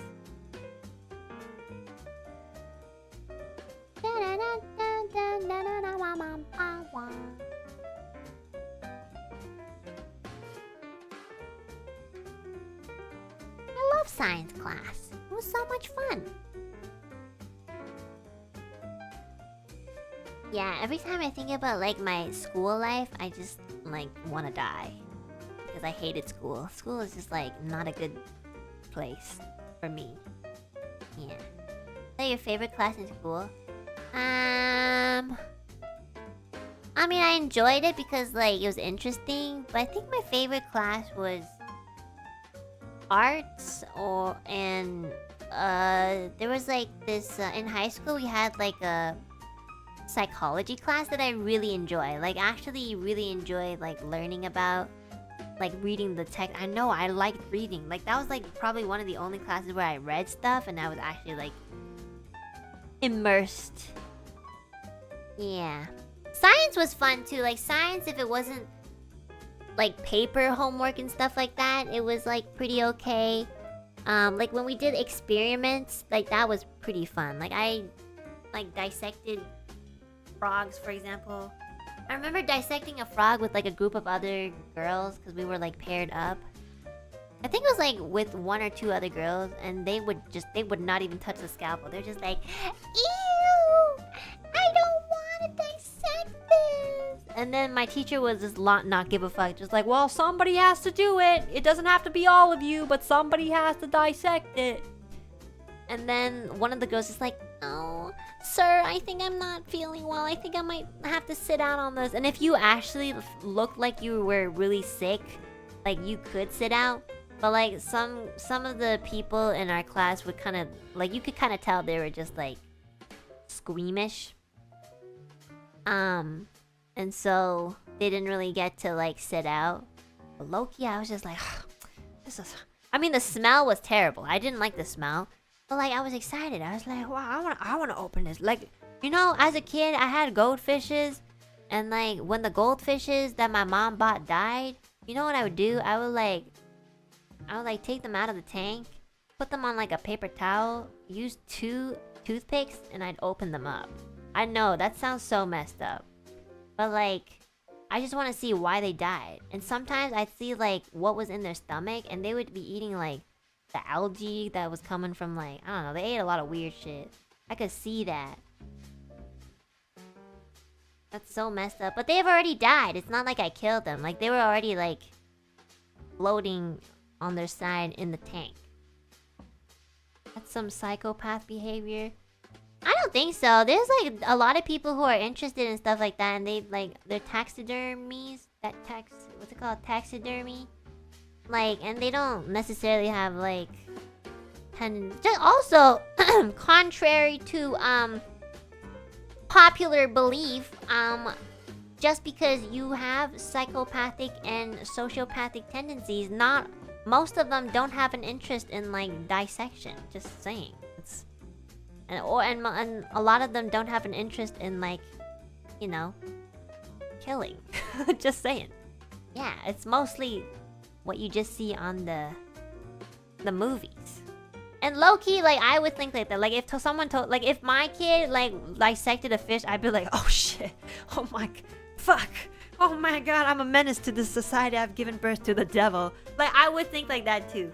But I was just very curious. I'm not gonna lie. I just wanted to, especially because they've already like, if like my goldfishes were already like dead, I kind of just wanted to see like how they died. So I wanted to see like what did they eat. And actually, this was very interesting. One of my goldfishes, like, it died all of a sudden. Like, we bought it, like, a couple days prior, and it just died. So my mom was like, what the fuck? Like, am I feeding them something wrong? So you know, I would never let my mom know I did this. If my mom found out I did this, she'd be so mad. Because, first of all, it's gross. And number two, like, I guess it's just, like, it's a little uncomfortable, I guess. So, I don't know. I just knew that I probably shouldn't let my mom know that I did this. I would do like kind of like you know, secretly. So when I opened it, I remember one of the goldfishes that I dissect like there was actually like, you know how there's like a tube when you eat, like it goes down somewhere. Like actually like a piece of like I don't know what it was. I don't remember, but it didn't look like the fish food that we fed the fishes. It was something else, but like it was like stuck there. It was actually like and I was like, and I remember being like, oh my god, that's how it died. See, this is what happens when you don't give me a PlayStation. Like low-key, I just wanna bring this back to my original thesis. I mean, like, you know, if I were just given a PlayStation, like I wouldn't have to like find other things to do and, you know, thus like, you know, find bizarre things that I would be curious about. Like if I just had a PlayStation, like this, all of this would be less weird, you know? But I didn't, so yeah. But anyways, back, like, fast forward to middle school or high school. I don't know if it was middle school or high school, but at some point I had to dissect the frog and I was very excited. You know, it was disgusting. Ugh. It's not like I open it and I'm like, oh, this is delicious. No. I hated the smell. It was fucking nasty as fuck. But I was curious enough just to want to learn, like, how it worked and stuff. So, like, we'd have to dissect. It's not like you just split open. You actually have to, like, cut at a certain angle so you don't mess up the organs and stuff. And then you peel back the thing. And then, so then, you know, our teacher would do the same thing and be like, okay, so over here is the heart, over here is the gut, and this works very similar to human, blah, blah, blah. Over here is the rib cage. You know, it's just like, oh, it's very interesting, okay. And then, yeah, but like when I did it, I remember my, like, my group mates. Oh my god, every time, it was so fucking annoying. Every single time I used my scalpel to like slice open a part of the frog. Every single time my scalpel even just touched the frog, one of the girls would just scream like high pitched. Like my teacher literally had to be like, sorry, can you just please keep it down? Like, you know, it's way too loud. Like it's very, like, if you want you can like step out of the classroom if you feel that uncomfortable. But this girl was just like, no, I'm sorry. Like I want to see what it looks like. Like she wanted to be there. Like she wants to see like what's on the inside. But every single time I like open up the frog, she'd be like, ah! And I'm just like, and imagine trying to do something. Like I'm trying not to cut open an organ like by accident. Like you can't just like stab it, you know? You actually have to like be very careful. And like I'm just like my left ear was like fucking buzzing like crazy. I was so annoyed. I was just like, can you shut the fuck up or like leave? Like this is a science class, okay? Like can you go? Also, it's just like it's very distracting. You know, like if you don't feel comfortable, that's fine. Leave. But like you want to be here. And you're also just a menace. Like even like this frog is dead and it can still hear you. Like shut the fuck up. I literally was about to say that. I was like, this frog is dead and I'm sure it can still hear you. Like please stop. I'm like, I was like so annoyed. I remember it. Like that was my first time dissecting anything in science class and it was like, you know, it was just very annoying. I'm not gonna lie. Oh my god, she was screaming so loud that like fucking, like, I don't know, like every dead spirit could hear her. Like it was so loud. I feel like the glass in the science cabinets were gonna break. You know, it was like, oh my god, like you should take like choir or something.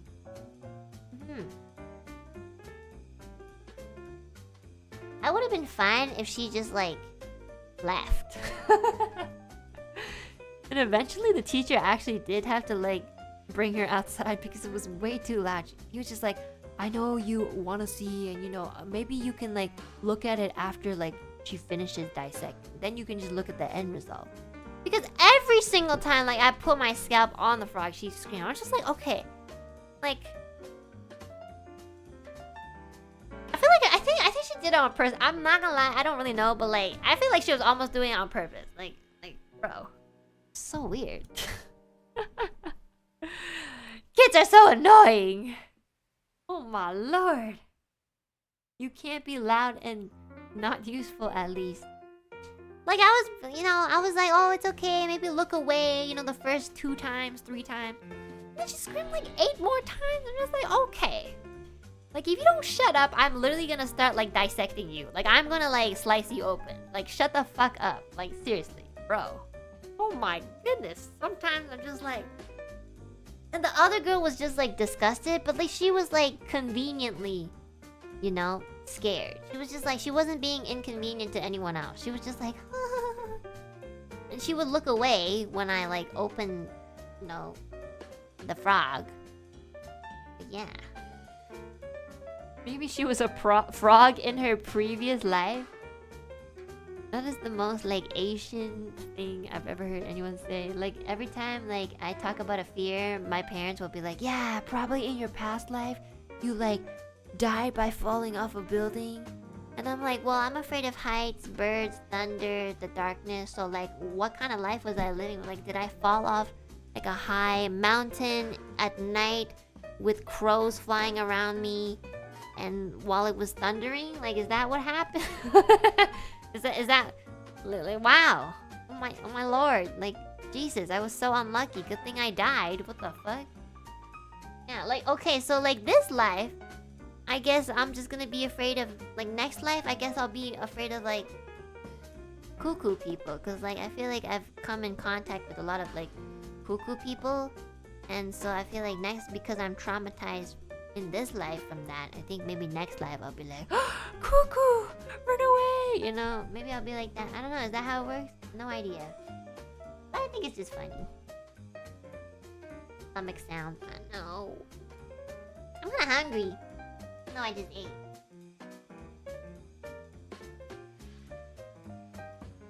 Okay, let's continue. Tantanya, udon mian, and Kong Coffee, thank you guys so much for the flesh soup buzz. Inaki Ken, thank you so much for the Akasuba. Thank you. Hi Anna, I am impressed by your performance in NijiGen. Your first love is beyond my expectation, and your performance during Diamond City Lights chant is amazing too.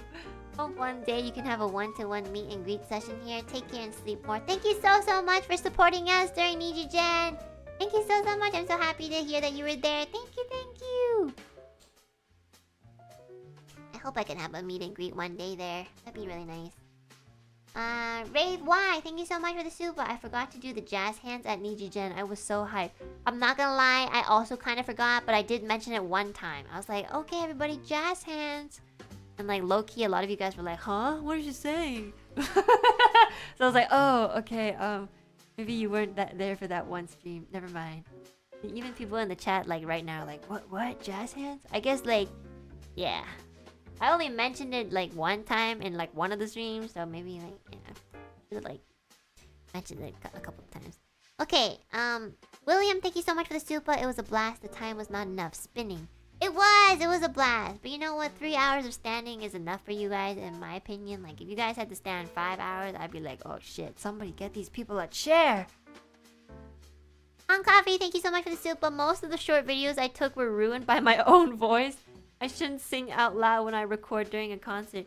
No, you should just like enjoy the moment. I think it's great that you were like shouting. Plus like, if you're shouting, we can hear it, so it makes us like more engaged. So yeah, don't worry about it. That's low-key kind of funny though. D'Angelo, thank you so much for the supers. I haven't seen that in a while. Con Coffee, thank you so much for the super. Me while me chant. It's like a tiger or something.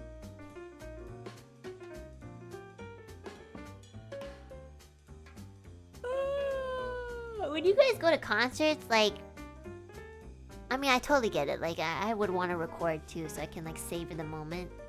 But at the same time, it's like, it's a little like, it distracts me from the moment. So yeah, make sure you guys are also just enjoying the moment. Remember it in your heart. Thank you so much for the Akasupa. You've done a great job. I literally cried for your singing and then I laughed at your spin. Well, that was the goal. I'm glad that you guys had a good laugh. I low-key thought everybody would do it with me.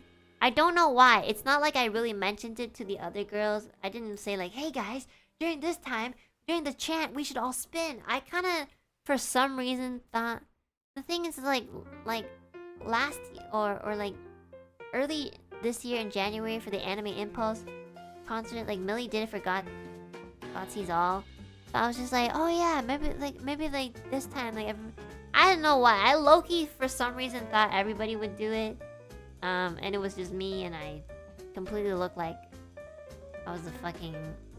I don't know, I looked like I would get fired the next day, I'm not gonna lie. Yeah. Bjorn, thank you so much for the soup. I'm back from my solo trip to see you. The concert was really amazing. I love every second of it. I met other peeps and got some freebies and a picture together. Thank you for the experience. Oh my god, I totally forgot to mention. Yeah, there's like this like meetup between Alu peeps, and I think also a meetup between like some families too. And you guys like took a picture and posted it. It was so cute. I'm so happy you guys got to meet.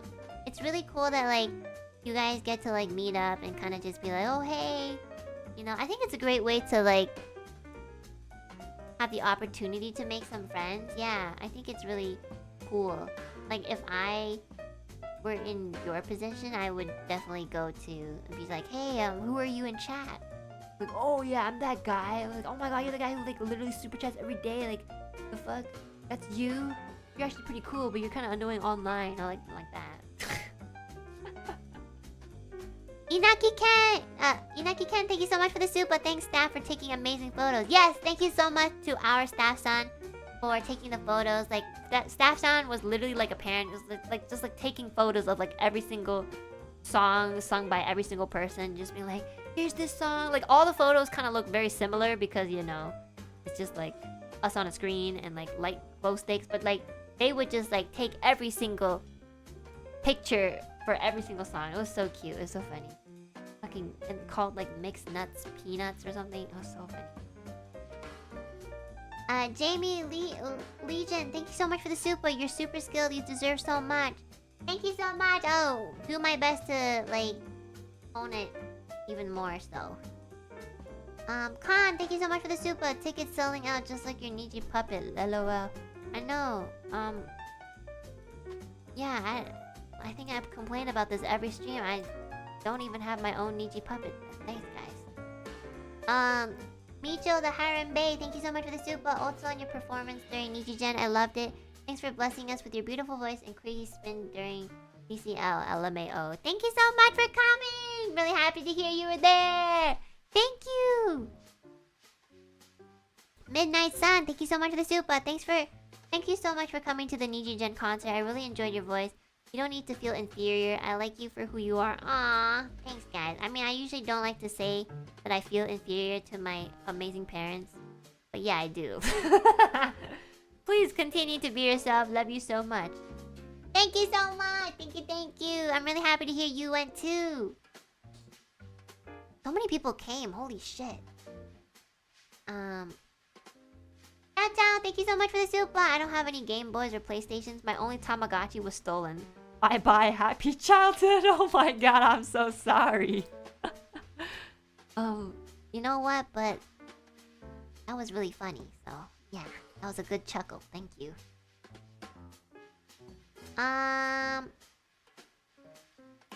Ching, thank you so much for the super. One world, one parent. You know, I don't know what that means, but I agree, yeah. Thank you. Nick Vo, thank you so much for the super. What's the earliest song you remember wanting to seriously sing? Oh shit, I don't know. Earliest song that I wanted to seriously sing?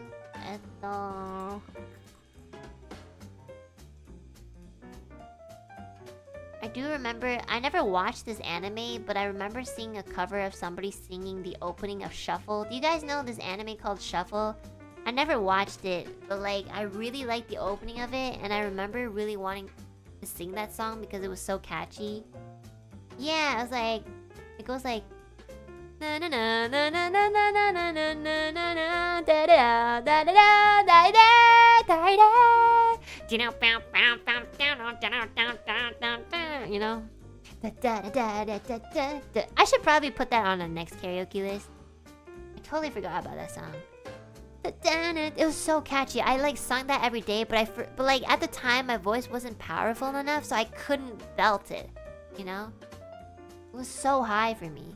I think it's still high for me. I'm not gonna lie. I probably have to like pitch it down.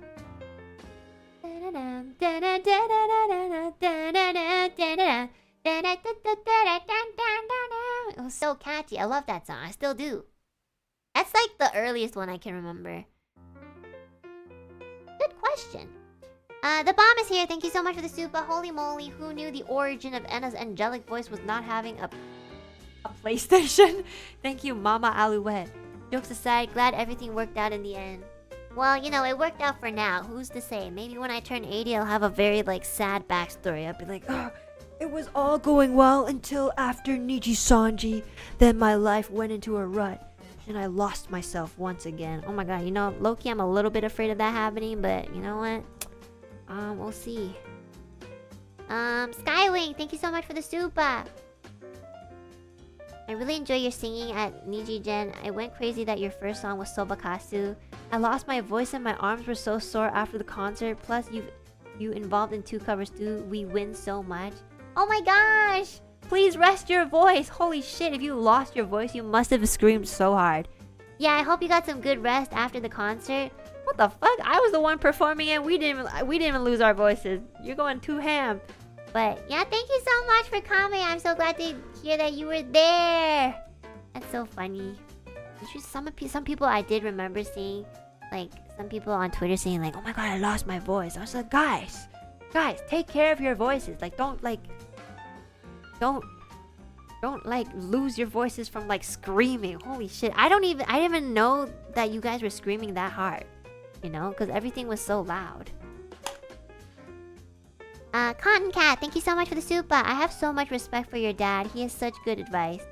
I mean, yeah, my dad, if my dad could stream, I'm sure, like, he would have, like, well, you know, he's way older, first of all. But, like, he's gone through way more than I have. Because, again, he's older. But my dad is such a good storyteller. Like, he always tells me, like, you know, his childhood stories between him and his father. He was very close with his father.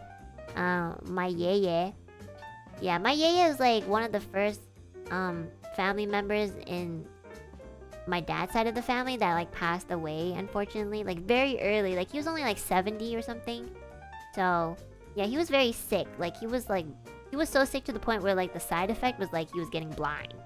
So I don't know what sickness it was, but like yeah, my dad always tells me stories about my grandpa.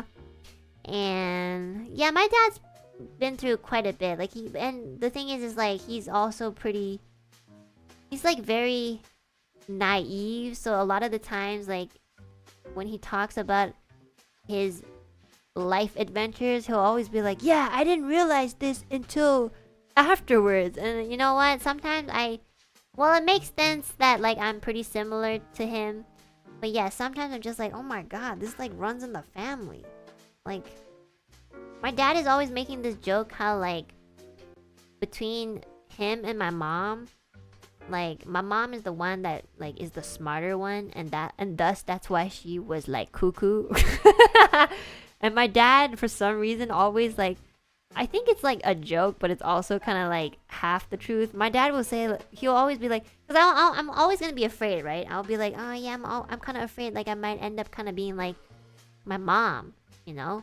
But my dad would be like, don't worry, you're dumb, just like me. Dumb people don't get like super cuckoo, you know? We're too dumb to like overthink. And I'll be like, okay, thanks, Dad.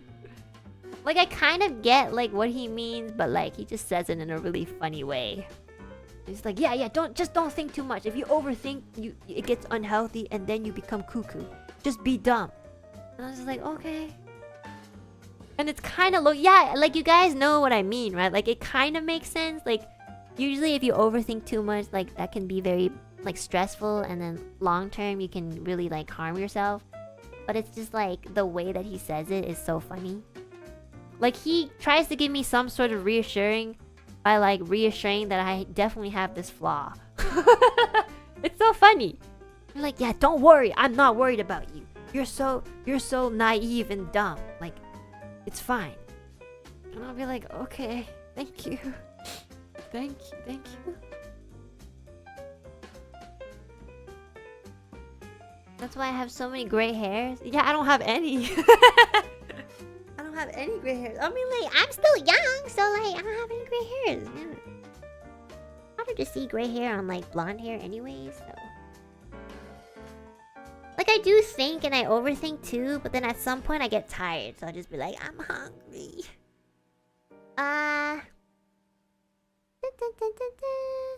Udon Man, thank you so much for the super. You're the best, at least for me. Aw, thank you so much.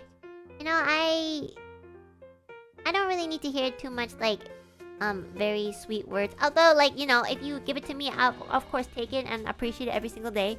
I mean, like, I know that you guys you guys showing up every day, or even most days, or even at all, is already like, I already understand, like, oh yeah, these people like really do support me. Like, I'm a person who usually looks more for like actions and words. So like, even if you're very shy to like super chat or you know, don't have money, like, just know that I totally can see that everyone is supporting me in some way or another. So I really appreciate that. The bomb is here. Thank you so much for the super. Your backstory is wild. Thank you for sharing. Continue your music ambition with the more mature mindset you've grown into. I'm excited for you. I'm excited too. I have so many things I want to show you guys. It just takes so much time. And a little bit of obstacles, you know, that I have to kind of like brute force a little bit. So yeah, please be patient with me and I will do my best. Thank you. Ashley, thank you so much for the super. I think you're pretty great. Thanks, Ashley. I think you're pretty great too. Lopez in the Woods, thank you so much for the super. For what it's worth, I'm a fan of the music you put out. Thank you so much. Honestly, like, I've seen people who are like, you know, I don't really like Enna's streaming because like she can't play games, but like I like her music. And honestly, that's still like, both of it is a part of me. So the fact that you even like one part of me, I'm already like, thank you so much. You know, I don't ever expect anybody to accept my entire existence. So even if you accept like 10% of it, I'll be like, you know what? That's a lot. Yeah. I like all your parts. Well, I feel like when you say it like that, that sounds so wrong. I don't know why. Like, oh yeah. I swear to God, some weirdo is gonna, like, I'm gonna wait for somebody to say it. Is there gonna... Hold on, I'm waiting for somebody to say something specific. Come on, I know there's gonna be that one guy who's gonna say it right now. You know I know what you're thinking. You know that I know that... You know that I know... That you know... I knew it! Yep, there it is. See, the feet. That's right there. See? Telepathy. Exactly. Okay. Megane, thank you so much for the super. Thank you. Janny Lamb, thank you so much for the super. Love listening to your experience. Words brighten me up. I'm happy, yeah. Please don't take my experience as like a guide or anything, you know. I think, like, I definitely understand the intention of like saying like, oh yeah, guys, you know, if you work hard, you'll achieve what you want to. I truly, from the bottom of my heart, do not believe that. Okay? I know that sometimes, no matter how hard you work, you will just not get what you want. But I know there are other... The thing is that there are other options. And there's other opportunities that will definitely present themselves. And when it comes, you guys should, like, look forward and move towards it. I know that's, like, something that I truly believe in. So, yeah. Ouch, but very true. I mean, just because you work hard towards something specific and you don't necessarily end up being there, it doesn't mean that you're gonna be somewhere that's worse. You might actually end up somewhere that makes you more like, oh yeah, actually this is like better, or like this is actually something that I never thought I would, you know, be a part of, and I quite like it, you know. There's just so many possibilities. So, yeah. But it is definitely very important that you guys work towards something and have a very like a focus, you know? Like, don't I think the worst thing you can probably do for yourself is to stagnate yourself for too long. I think like taking breaks is not stagnating. I think that's just like taking a breather. But if it's for example, like if you're not doing anything at all for like years to come, then that's kind of on you. So yeah. Ambrose Art Chanik, thank you so much for the super. Might sound crazy, but this stream was the wake-up call plus advice I needed with my current struggles in art and life. P.S. Love your Pokemon streams. Fun seeing you experience it for the first time. Thank you so much! Yeah! I mean, like, if you like doing something, I really think you should go for it. I'm not saying that, like, oh yeah, like, you know, it might not amount to anything. Like, if you enjoy doing something and you continue to do it and enjoy it, that does amount to so much.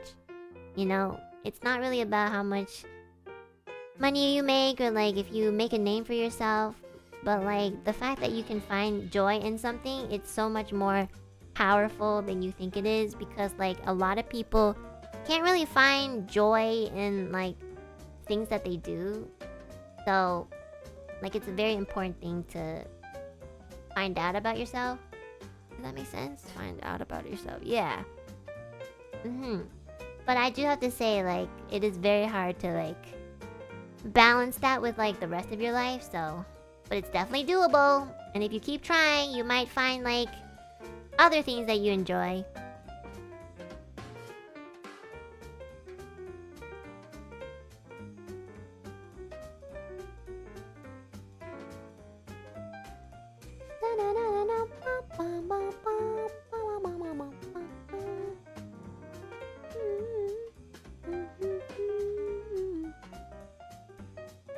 Scarla's only favorite incubus, yes, her neck long. Bro, you look like you came straight from Pomu Hub. Like, I feel like you ended up in the wrong community. Like, I'm not gonna lie. Yeah. This looks like one of those, like, really, like, 90s advertisements. Like, you know, on Internet Explorer, where you wanted to watch, like, anime off of those sussy sites? Yeah. You look like the advertisement that's like right beside those animes. Like everybody's always trying to like click the X button and then you just like pop up even more ads. Like that's what that looks like. Yeah. Good on you though. Megane, thank you so much for the super. YouTube kept buffering and I can't watch this live. I will rewatch the VOD later. Oh no, I'm so sorry. Good night, Enna and Alou peeps and fellow Alou fakes. Good night, thanks for dropping by. Gyro Juggler, thank you so much for the super. Enna has grumpy cat energy. I really do. Oh my god, I'm so old and tired. Enna interactions are the equivalent of... What's RBF? I don't know what that means. Guys, I'm old, okay? Stop using slang. The bomb is here. Thank you so much for the super. Kill's right. You're such a mood, Enna. Don't ever change. I think I'm just depressed, but sure. I don't think I can change that. I'm not gonna lie. Thank you so much for the super. I thought you're a bitch just like me. Was your pop song. Oh, I read this earlier, yeah. Gabo, thank you so much for the super. Hi, Enna. You have the best sense of humor in all of Niji. No, honestly, I'm really jaded. So, like, a lot of things that I don't take seriously, I feel like maybe I should take a little bit more seriously. But, like, I just have some trouble because I'm just, like, depressed. Yeah. Undeceased, thank you so much for the super. Now that it's been months, I ran into... IPN here. Oh, okay. What are your boundaries on if people recognize you? I was visiting his friend, didn't want to be weird. Well, the thing is like... With like a group of people... Like if you guys have like a hunch... And it's like a group of people that are obviously... Like...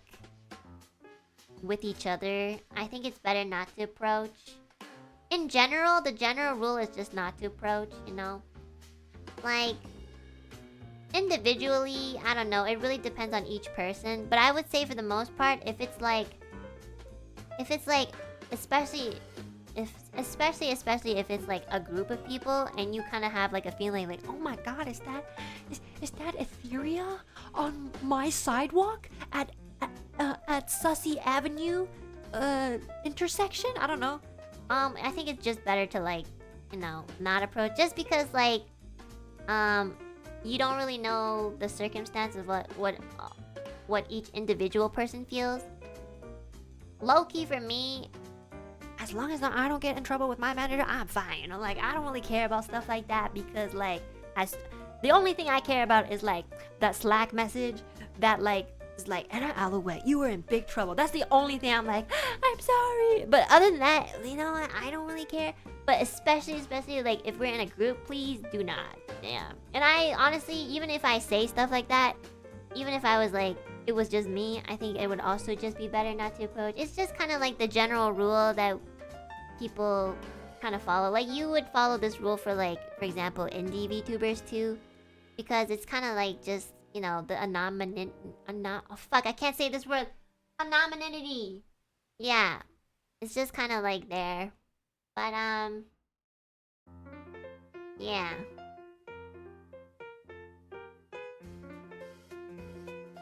If you hear the laugh, turn around and run away screaming.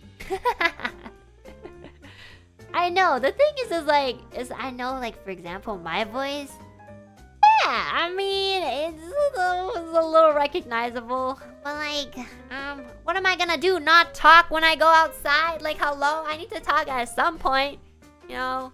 Like, it would be so terrible if every time I hung out with my friends, I'd be like, shh, shh, shh. Don't say anything. Like, it would be so suffocating. So, like, in that respect, like, you know. Yeah. But you know what? If you guys have ever had that situation, you know, I'm just saying if. I don't know if this situation has ever happened to anyone. But if you guys have ever, like, let's just say, theoretically, like, let's say I went to the grocery store yesterday and one of you guys, like, recognized me. Yeah. You know, I haven't been, like, approached at the grocery store. So, yeah, thank you. So for any possible person who has, like, had a hunch about me being at a grocery store, thank you for not approaching me. Because I'm buying groceries. I mean, if you want to approach me, maybe you can buy my groceries for me. And maybe we can go to, like, I don't know, EB Games or something and buy a PlayStation. Do they sell PlayStation? Yeah, but you know what? The general rule is to just not approach people. You know? Okay, like, real talk though, if that situation were to happen, I would be the one being like, hey, do you want anything? Like, really, I would be like that, so, yeah.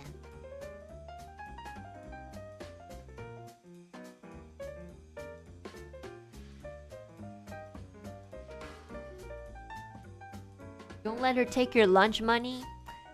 First of all, lunch money does not equate to PlayStation, okay? Like, PlayStations are so expensive.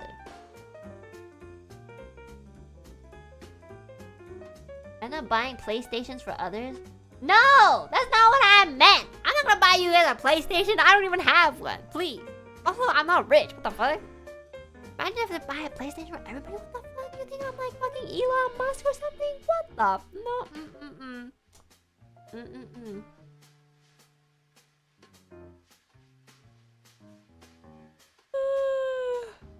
eBay if you want to place. Oh my god, you're so right! I should look on eBay! But then it's like, what if it's like broken? I don't know. Well, okay, you know what? I'll think about it. Wait, she's buying us PlayStation? No! No.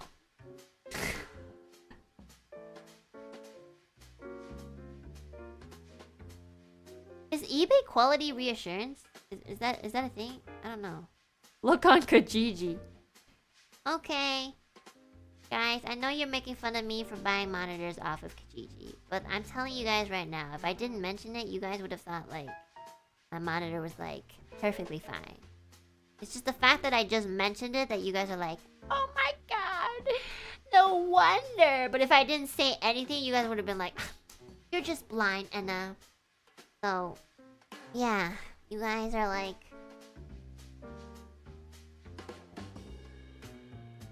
no, it's not Kaijiji, it's Kijiji. Wait, is like Kijiji a Canadian thing? I thought it was like a US thing too. Does Kijiji only like, oh shit, is it only in Canada? Oh, it's only in Canada. Wait, no, it's not. It's available in France, Italy, Belgium. Oh no, it's not like... Oh no, they also have it in like the US too.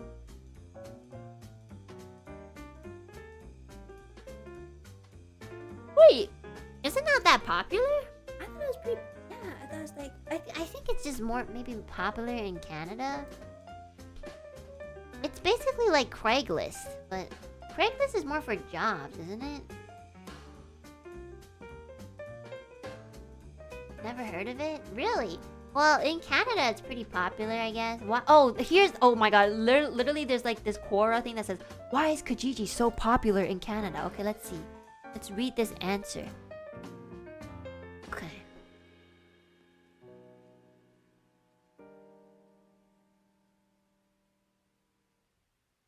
Okay, this is like a legit answer by David. 8 years ago, okay? There are 3 pillars of every successful e-commerce: convenience, accessibility, and safety. While Craigslist pioneered the service platform concept in US, it left a lot of holes in its system to be repaired by future companies, which led to eBay establishing its subsidiary Kijiji in Canada. Kijiji maintains the convenience and accessible part of Craigslist, but heavily bolsters the safety of the site because of its moderated system and no personal ad policy. Damn, David did his research. That's like a legit answer. I've never had like a legit answer on the site. Oh my god, David of 8 years ago.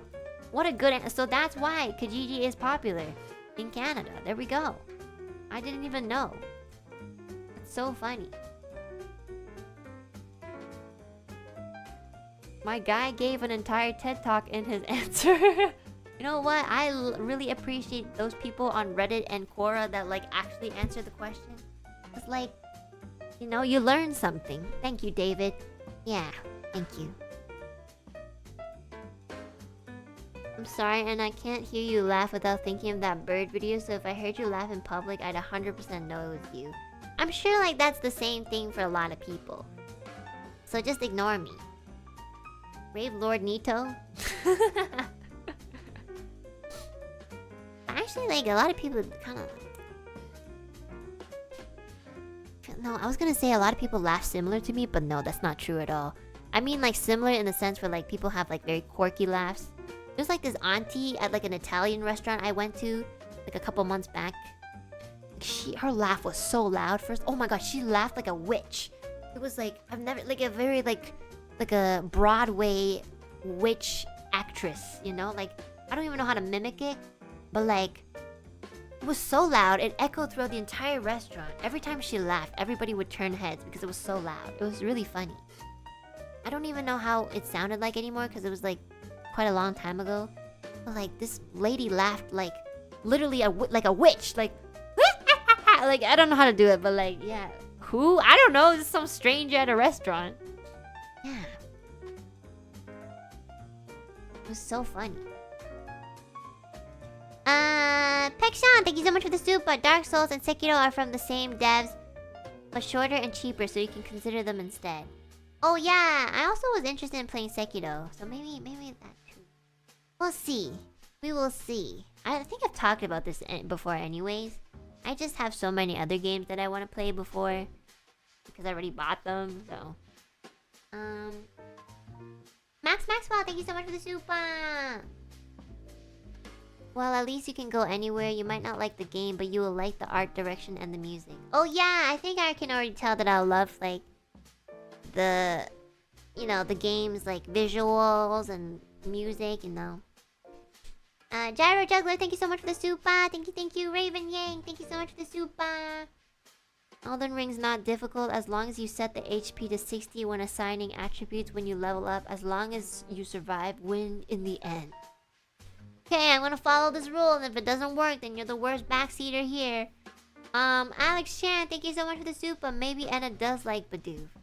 Okay, you gotta let go of this Bidoof thing, okay? Like, you guys got like this weird Bidoof obsession. It's like unhealthy. Let it go. Salty0, thank you so much for the super. Thanks for the Zatsu. Thank you. Mauricio, thank you so much for the super. Hi, best, the funniest songbird in the world. This is my first super chat to you. Oh my god, you're so right. And I can only thank you so much for being one of my favorite streamers ever. Happy to be an Alu peep since debut. Thank you so much for always supporting not just me, but like every Nijisanji like person. Like, you are very famous for like having screenshots of every single stream from every single person in this company. So thank you very much. Do we need to gift you like an external drive, by the way? And how long? Thank you so much for the super. Hi Anna, thank you for coming to NijiGen Expo Malaysia. I really enjoyed the concert. I wonder if Enna can give us a last goodbye because the concert was ended suddenly. Oh yeah! That was a little awkward, I'm not gonna lie. I don't really know what happened. Maybe like a technical issue. But like towards the end of the concert, we didn't really get a chance to say bye. It kind of just ended. So maybe it was like a miscommunication or like, you know, a tech issue. But basically, I don't know. I don't really know what we said last, but like it just kind of like cut off and it was kind of, yeah. But, you know, these things kind of happen, like... But yeah, I'm really sorry that we couldn't, like, do a proper goodbye. But, I hope you guys still enjoyed the concert, nonetheless. Keely, thank you so much for the super. I don't know how you can tell all these things, but may I get a happy birthday? That would make me a little happy. Yeah! I can tell. I think. I just have a feeling. It's just an assumption, though. Let's say happy birthday for Keelech. Ready? Bring out the birthday cake. Okay. Me. Happy birthday to you. Happy birthday to you. Happy birthday. Oh my voice cracked. Happy birthday, dear Keelech. I'm tired of talking. Woo! Yeah.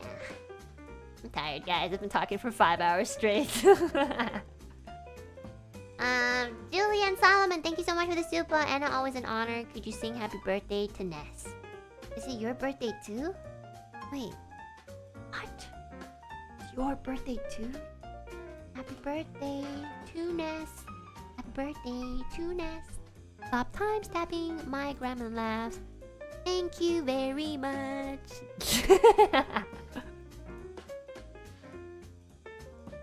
That's very sweet if you like, if it's actually their birthdays.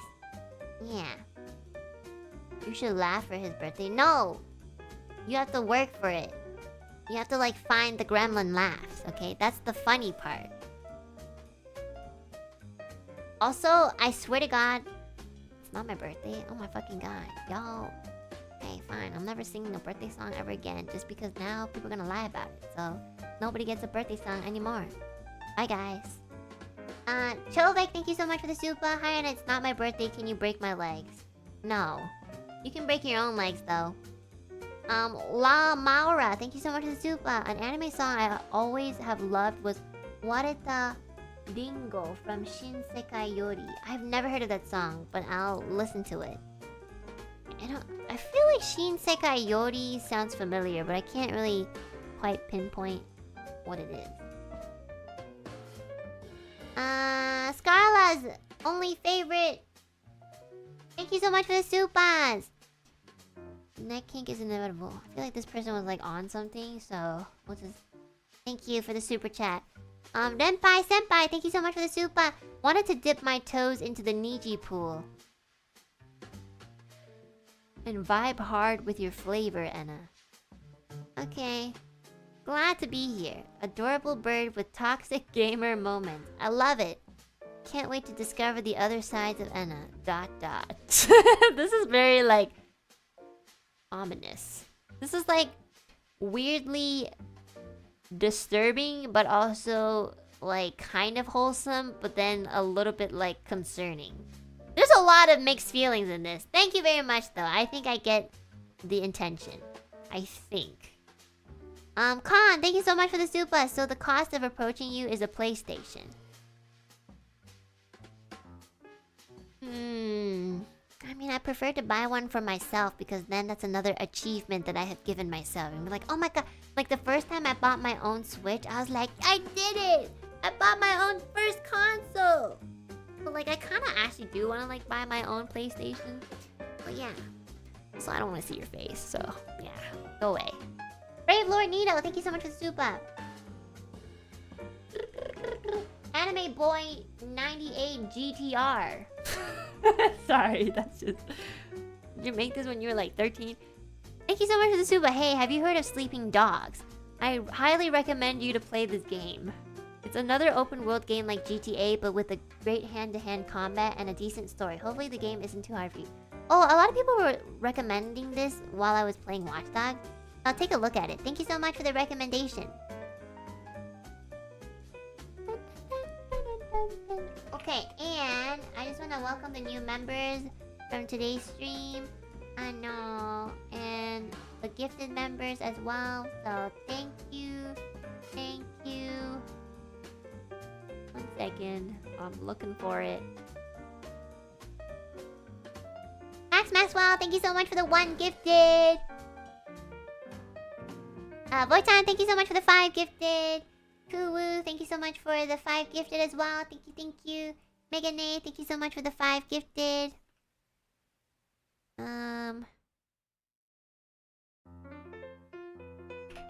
So I need to write something down so I remember to do it. Okay, and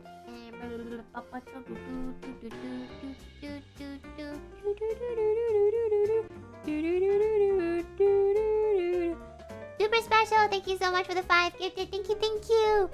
And Maru Maru, thank you so much for the 10 gifted. Thank you, thank you. What is this? I gotta turn off autopay. Damn, imagine you're like a 15-month member and you're like, damn it, I forgot to turn off my autopay. Like low-key, that's kind of me too. Like I kind of feel that in a strange way. Okay, and what day is it today?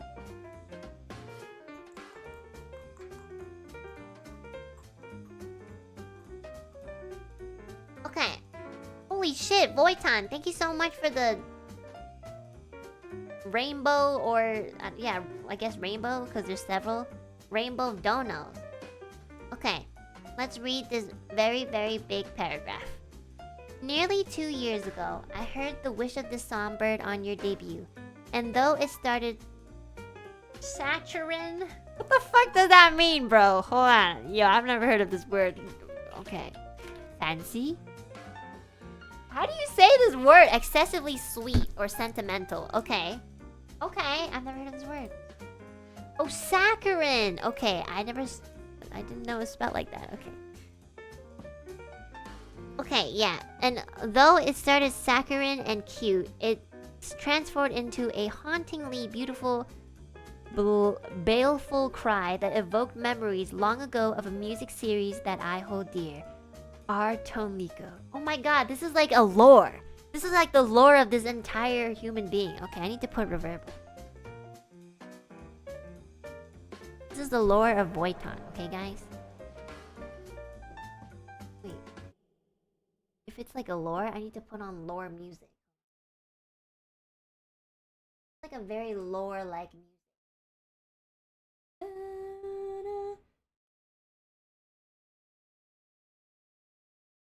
Oh my god, I know the perfect song. Hold on, where is it? 1 second. Do I have my own instrumentals? Come on. Alouette, do you have your own? Second, I have to make this overly dramatic for no reason. Where are my own instruments? Hello? Oh god. Oh my god, do I have to download it? Do I have to download my own instrument? Wait, is it here? Oh, fuck. Nope. Okay, guys, 1 second, 1 second. God, I don't even have my own original songs in the fucking... Hello, Enna Alouette, do you not keep your own, like... Oh, shit. What? I'm not gonna lie, guys. I'm just gonna tell you up front. One of the biggest reasons why I haven't been able to upload Wish of the Songbird onto Spotify is I lost the file for it. I don't know where the high quality file for it is. I'm not gonna lie. Yeah, I'm sorry. Maybe I can do like a remastered version. I am sorry. There's so many things, and I often clean my desktop, so maybe I threw it away by accident. Sorry, but I have all the other songs. I just can't find it right now. Wait, actually though, shit, where is it? Uh-oh. Oh, no, wait, it's in my other account. Okay, hold on. It's in this one. Sorry. No, not Wish of the Songbird. I'm looking for Ethyria, but like the instrumental of it, because that's the only like lore-like music that I can think of. Sorry, guys. Whoopsie daisies. Wait, what is my password? Shit. What? Okay, what is this, like a Maple story? Okay. Hello? Oh, there we go. Okay, I was testing out like 20 of my passwords. Okay, let's see. Ethyria. Is it? Is it this one? Is it the one? Nope, that's an acapella. What's this? What's... Oh, nope, that's the draft version. My bad. Okay, this one is right here. Okay, can you guys hear this? Okay. Okay. This is the instrumental, by the way. Okay. Nearly 2 years ago, I heard the Wish of the Songbird on your debut, and though it started saccharine and cute, it transformed into a hauntingly beautiful, baleful cry that evoked memories long ago of a music series that I hold dear. Artonaliko. I don't know how to pronounce this word. I blurted out that very name in your debut chat like some crazed fan hearing a tune only the initiated knew. Corny as it sounds, right then I felt it was your destiny to one day sing a song from this series. While the months passed, this feeling only grew stronger.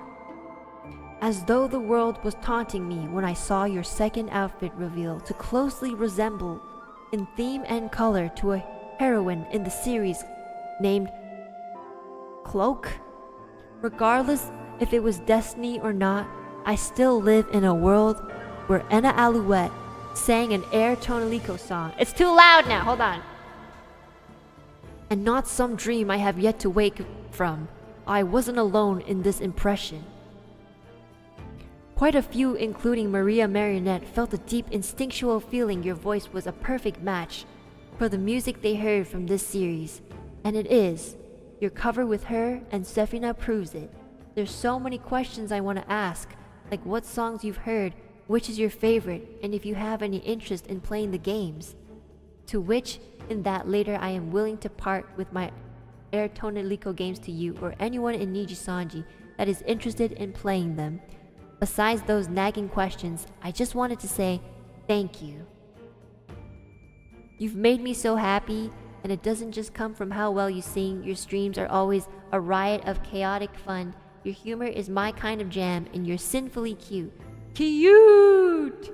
But just hearing how your day was, your introspective thoughts on everything in life, in your ZATSUDANs, to your crazy random encounters in Canada, are a comfort I am always willing to listen to. I was always going to be your fan, and you, my Kamiyoshi, I am yours forever. My loyal servant. Oh, how you... I'm sorry. That was actually so sweet. That was such a sweet message, Boytan. Thank you. I didn't know you were that excited about me singing Air Tonalico. I'm not gonna lie. I was like, this is an 8-minute song. Like, nobody's gonna know this song. But low-key, I'm excited for everybody. I didn't know that you've been praying for this day to come. So, yeah, that makes me so happy. Man, that's actually... I've been waiting since your debut. Okay. Honestly... Yeah, you know what? Like...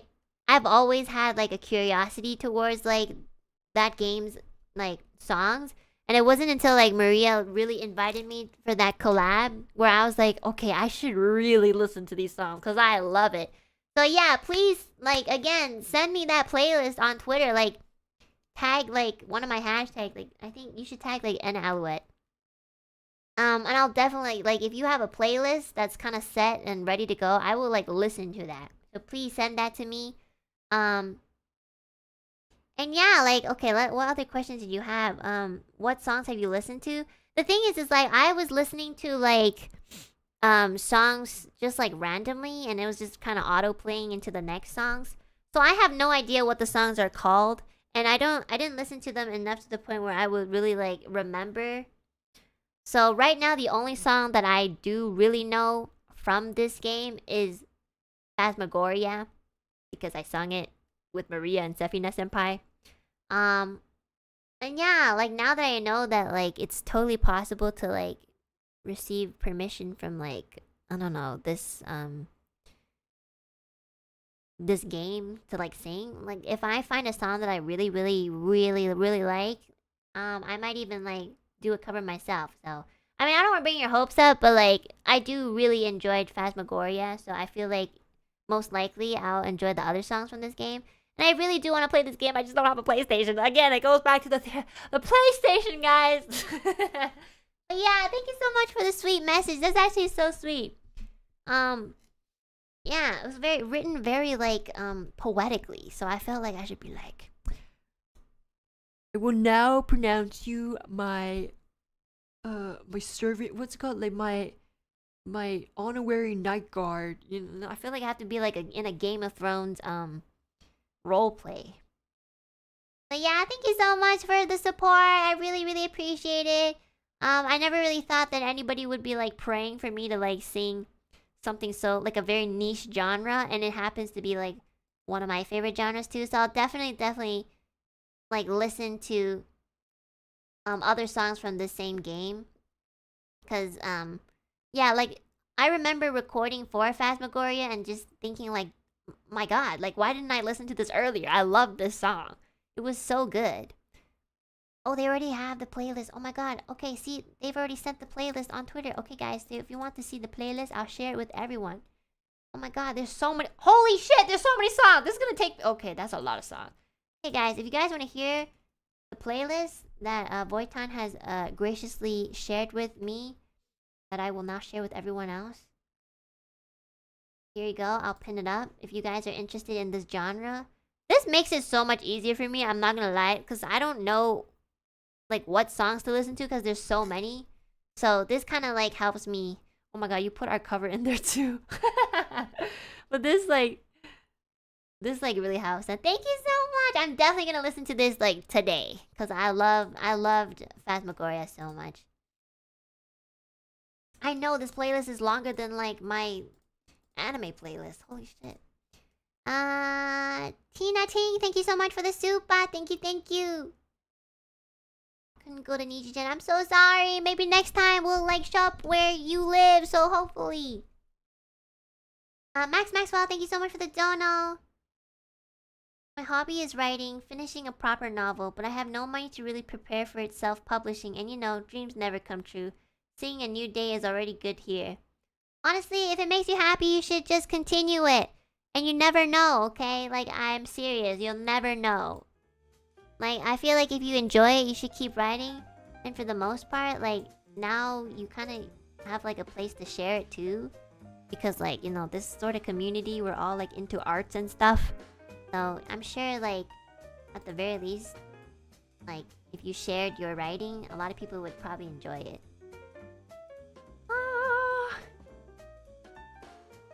Raven Yang, thank you so much for the dono. The story is about your dark side and overcome. Okay, guys, it's not like a dark story. I'm just like, it's just like normal life troubles. It always inspires me every time. That's one of the reasons you're Maoshi, but some Zatsudans make me feel that you resist probability of getting happiness. I sincerely hope you get happy. Oh, I sincerely hope you get a happy life in the form that you expect. Yeah, I mean, I'm still working on it too, I feel like it will always work on stuff like that. I'm not really confident in, like, every single thing that I tell you guys. Like, I want you guys to also believe that things will work out. And I want to believe that too. But it's definitely not, like, something I'm super confident about, so... In the end, I'm just talking to you about, a grain of salt, Nebulous Vibes, thank you so much for the donor. Your message is so sweet and they asked me not to read it out loud, so I won't. Thank you so much.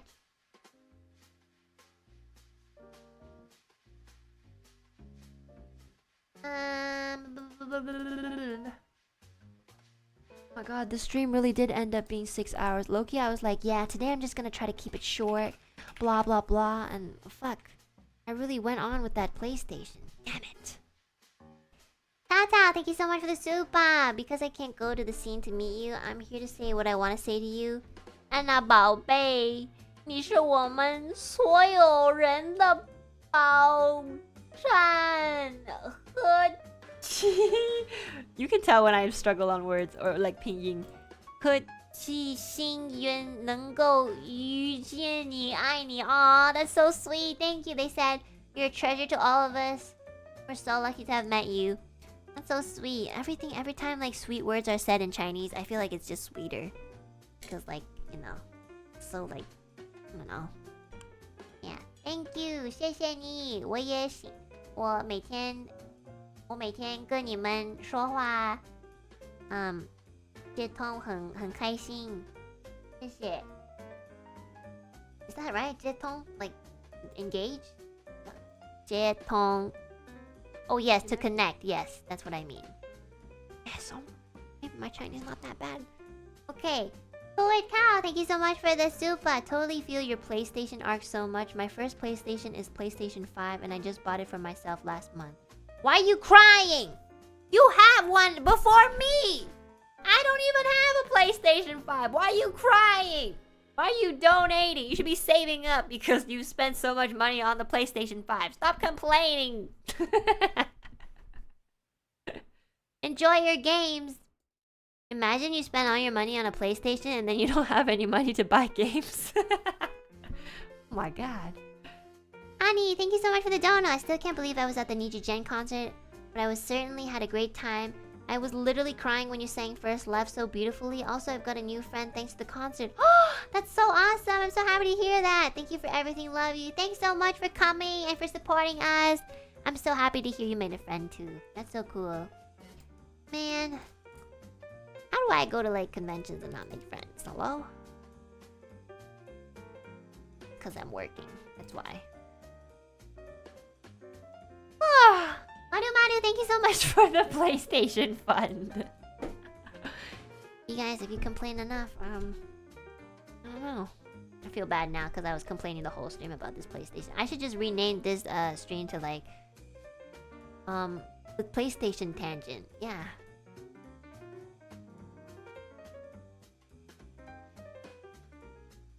What should I eat? Oh my god, why does my brain always go back to eating? What do I have in my fridge?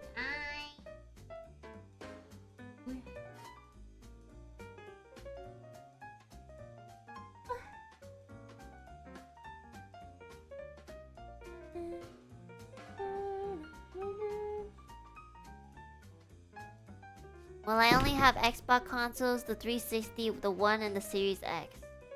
Wow. Congratulations. I'm happy that you have so many consoles. And the only thing you lack is good intuition on a better username. So, congrats. Love that for you. Okay. Okay, guys, I'm tired. I'm gonna go.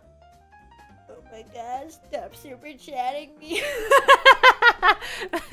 Let me go. I'm tired. I'm hungry. Hey Kwan, thank you so much for the super. Went to NijiGen and made 0 new friends. How do you make friends for real? Oh, and here's PS5 fun for you. Yeah, I'm so like, you know, sometimes I just want to whine about everything. My favorite thing really is to complain. I'm just like, oh my god, I want to stop streaming, you know? Thank you so much. And also, like, don't worry. I also made 0 friends at the convention. Don't worry about it. We're in the same boat. I performed and talked to like a bunch of people and I still didn't make any friends. So, yeah.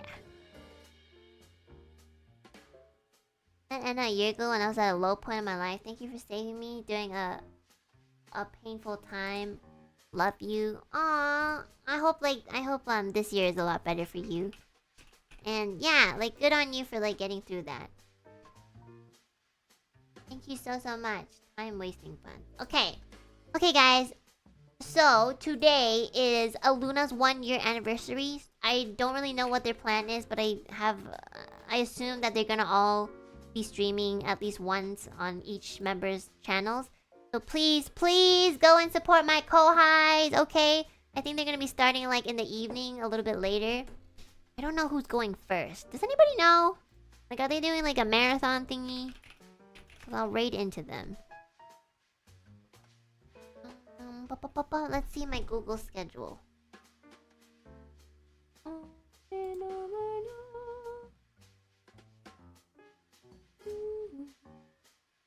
It's kill first? Okay, wow. Gonna raid you, bestie. Yeah, I know he's working really hard on like whatever he's gonna be like showing you guys today. So please, since he's going first, give him all your support, okay? Don't be too mean. Where is he? When is he gonna stream? Does he even have a waiting room up, bro? Oh yeah, he does. Great. Awesome.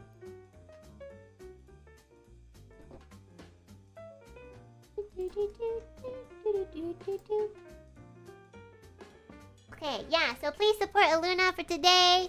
I mean, like every day, but like, you know, it's their 1 year. So please go and support them. Give them lots of love. Have a great day and night. Please sleep and eat if you haven't. And tomorrow I'll be off, but I'll put up my my schedule for the upcoming week.